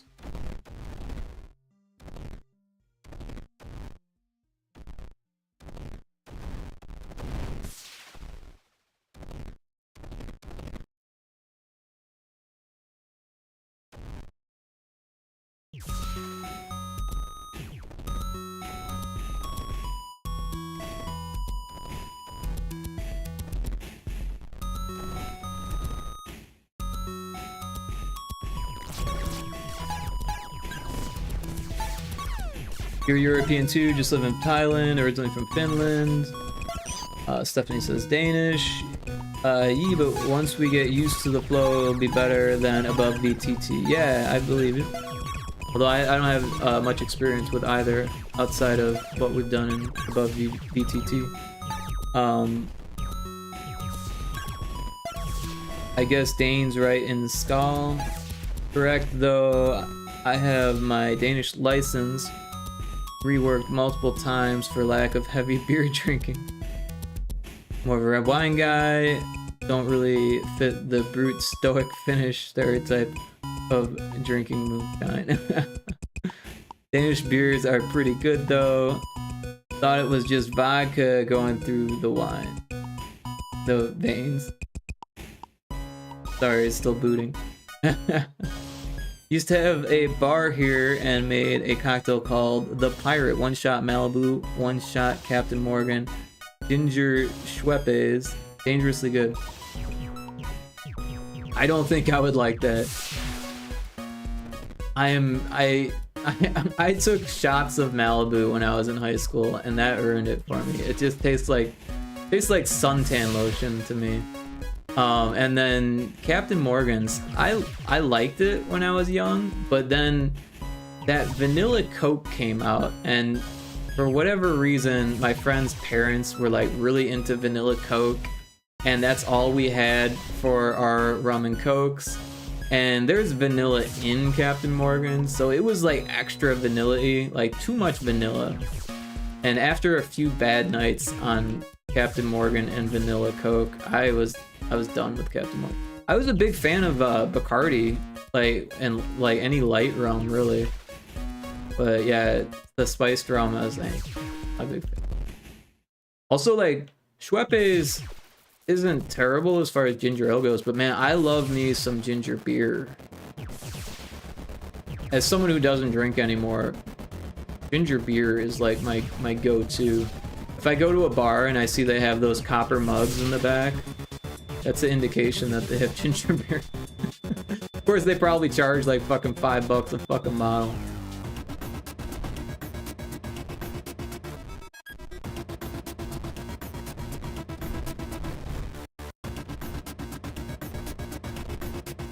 But pina coladas are my favorite. Ooh, yeah, honestly, I like pina colada.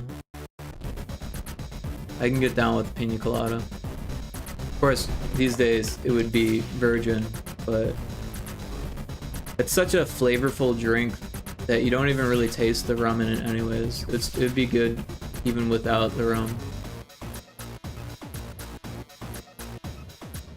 Oh, mead, now we're talking. Rum and mead drinker. Nothing better than proper Nordic honey mead. I don't think I've ever had any mead whatsoever.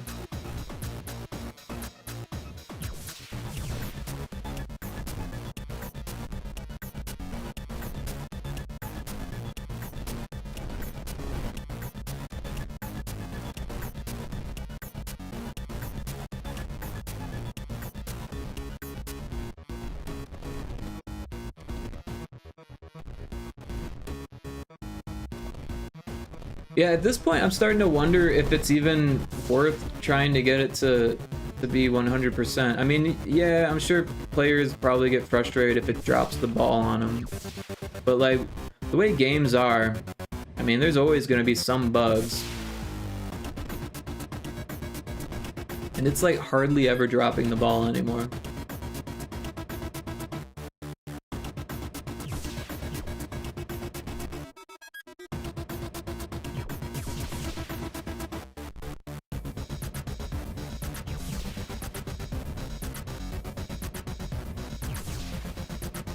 Might be as good as we can get it, at least for now.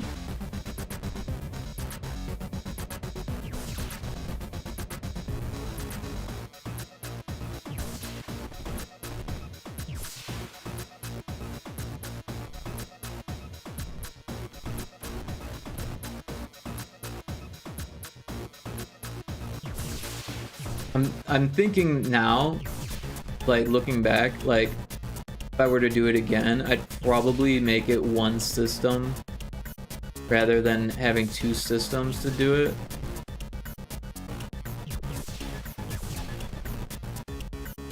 But it really shouldn't matter if the one system is calling the other system.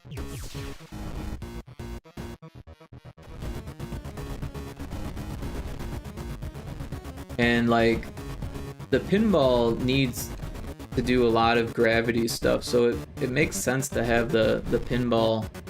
Oh, it dropped it. To do its for the pinball to do its gravity stuff, rather than have every gravity mechanic have its own script. Just use the one script from the pinball.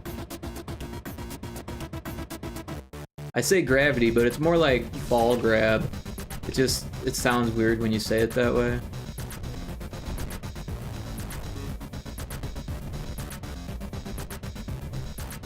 The repositioning of the orb, how about that? The orb repositioning script.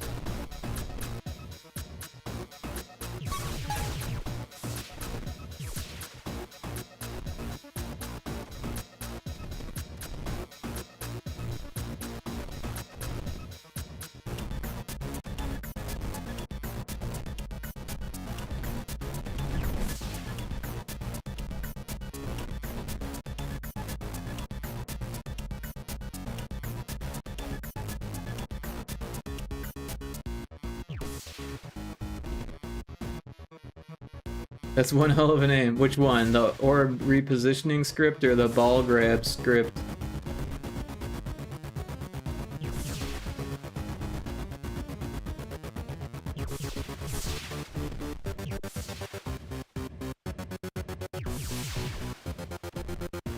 I don't know what it's actually called. I think it's called 2D gravity or something.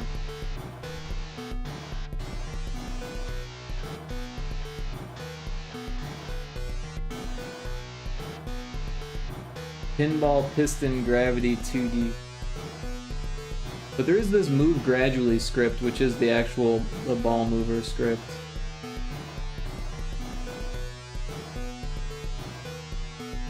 This one is especially for the thing, because it has to, well, I guess it's pretty much the same as this.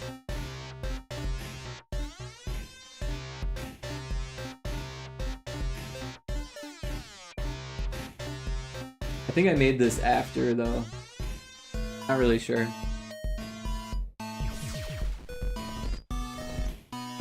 Yes.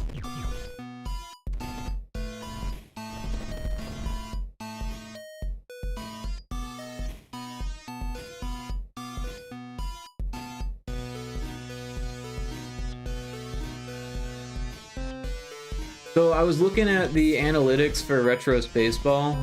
Well, you know, I always look at my itch analytics, right? It's kind of like a fucking addiction.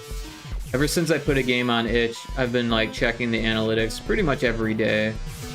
And now that I have like a whole bunch of games on itch, I'm always checking the analytics, right? So, like, yesterday was like the end of like 3 days of like some AI using Google to like scrape Retro Spaceball on itch like 150 times in one day. So my analytics are all like wonked out now. but it's been happening to each of my games for like 2 or 3 days in a row. They'll just get like over 50 like hits, and like not one download or play, usually, depending on the game. And they're all from Google. Just so weird. But I looked it up on Reddit, and there are a lot of people making posts about the same shit. And no one knows what's going on. But the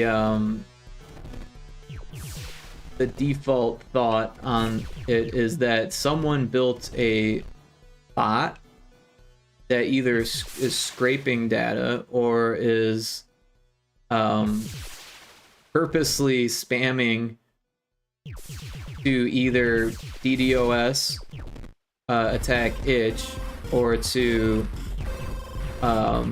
inflate their own view count, and instead of just inflating their own, they're inflating a whole bunch, so it's harder to detect. But that seems kind of far-fetched, because inflating your view count doesn't really do anything for your analytic or for the algorithm. It looks funny on your analytics, but it's not like downloads. And if you were gonna do that, why wouldn't you do downloads? Because that would actually affect the algorithm, or at least I imagine it does. Or like comments, which, you know, again, affects the algorithm. To me, it just seems like some type of AI scraper. But it doesn't make a whole lot of sense. Why would it need to scrape 150 times? I mean, I guess it would need to like refresh the page every time it clicks on every link, but there's not like 150 links. You know what? Honestly, maybe there is, because I did a lot of devlogs on Retro Spaceball, so maybe that accounts for why there's so many more clicks on it. I don't know. The whole thing is weird. The clock is looking fucked up. I didn't expect people to spend 20 minutes, 30 minutes playing one level.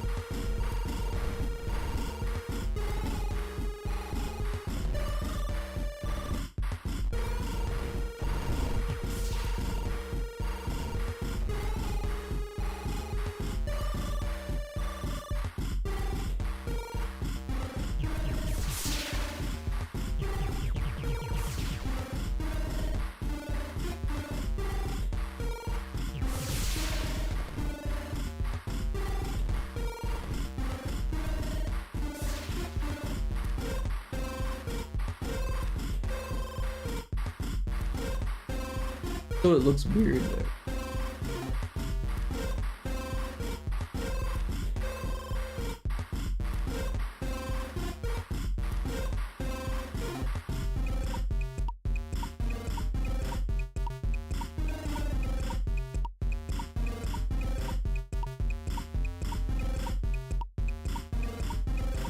Weird. That ball has seen a lot of pistons. It has. I mean, it only dropped it maybe like 5 times in 30 minutes here. Or no, 22 minutes.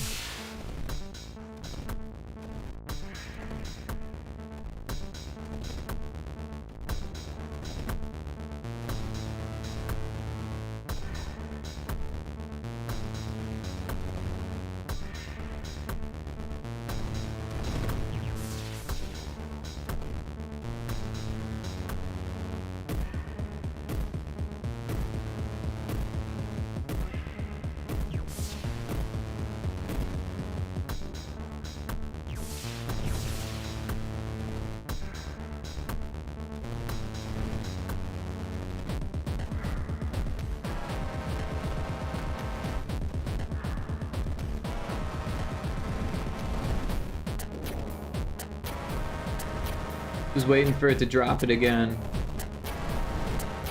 Oh, there it goes. It's weird. It's like if it comes in at just the right speed, then it drops it.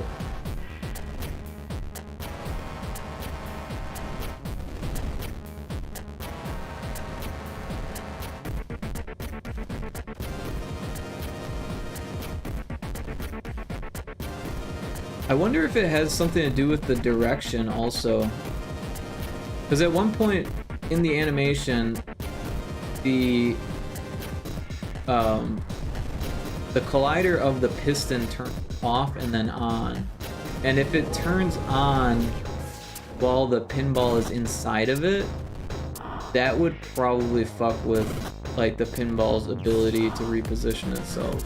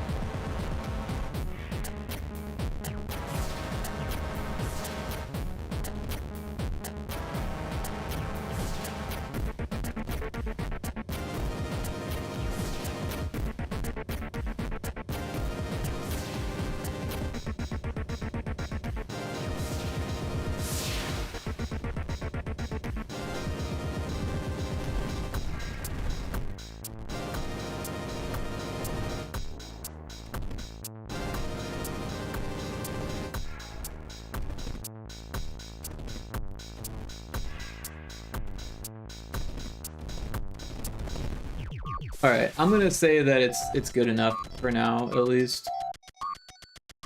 That was a lot of piston testing. Not the most exciting stream. We are at 8 hours. It is 5:30 in the morning, so I think it might be time to call it. As much fun as it's been. Oh, it was fun. We actually did a lot today. We played MECCHA Chameleon with friends. That was fun. Oh, and Cryptic, I just realized that you gifted a sub to Stephanie Knight. Thank you for that. And also thank you for gifting a sub to Lot Lister. And Gabriel Well, thank you for that follow. It's been awesome chatting with y'all. It's time for me to eat some pizza and probably play some video games for another few hours. I don't know. Time to end the stream. Can't go forever. Save the project. See who else is streaming. Oh Mayo, bye Rick, good night, GG. Thank you, I appreciate it. And I hope you have a good night. I hope everyone has a good night. Let's see who else is. Amgwin is streaming. And Admirin. Let's see what both of them. Is that all it does is alright. Wait.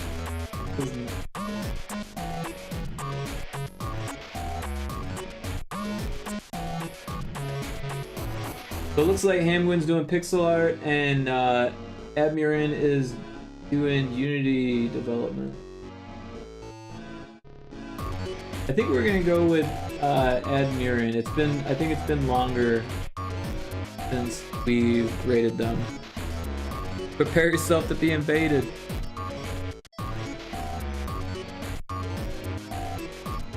Thanks for streaming. Yeah, thanks for dropping in the follow. I appreciate it, Gabriel. Alright. Raid Admirin. Yeah, so this is a Unity developer. and I believe pixel artist as well. It's been a while, but cool person, definitely someone worth following. You can use Cryptic's raid message, or I've got one as well.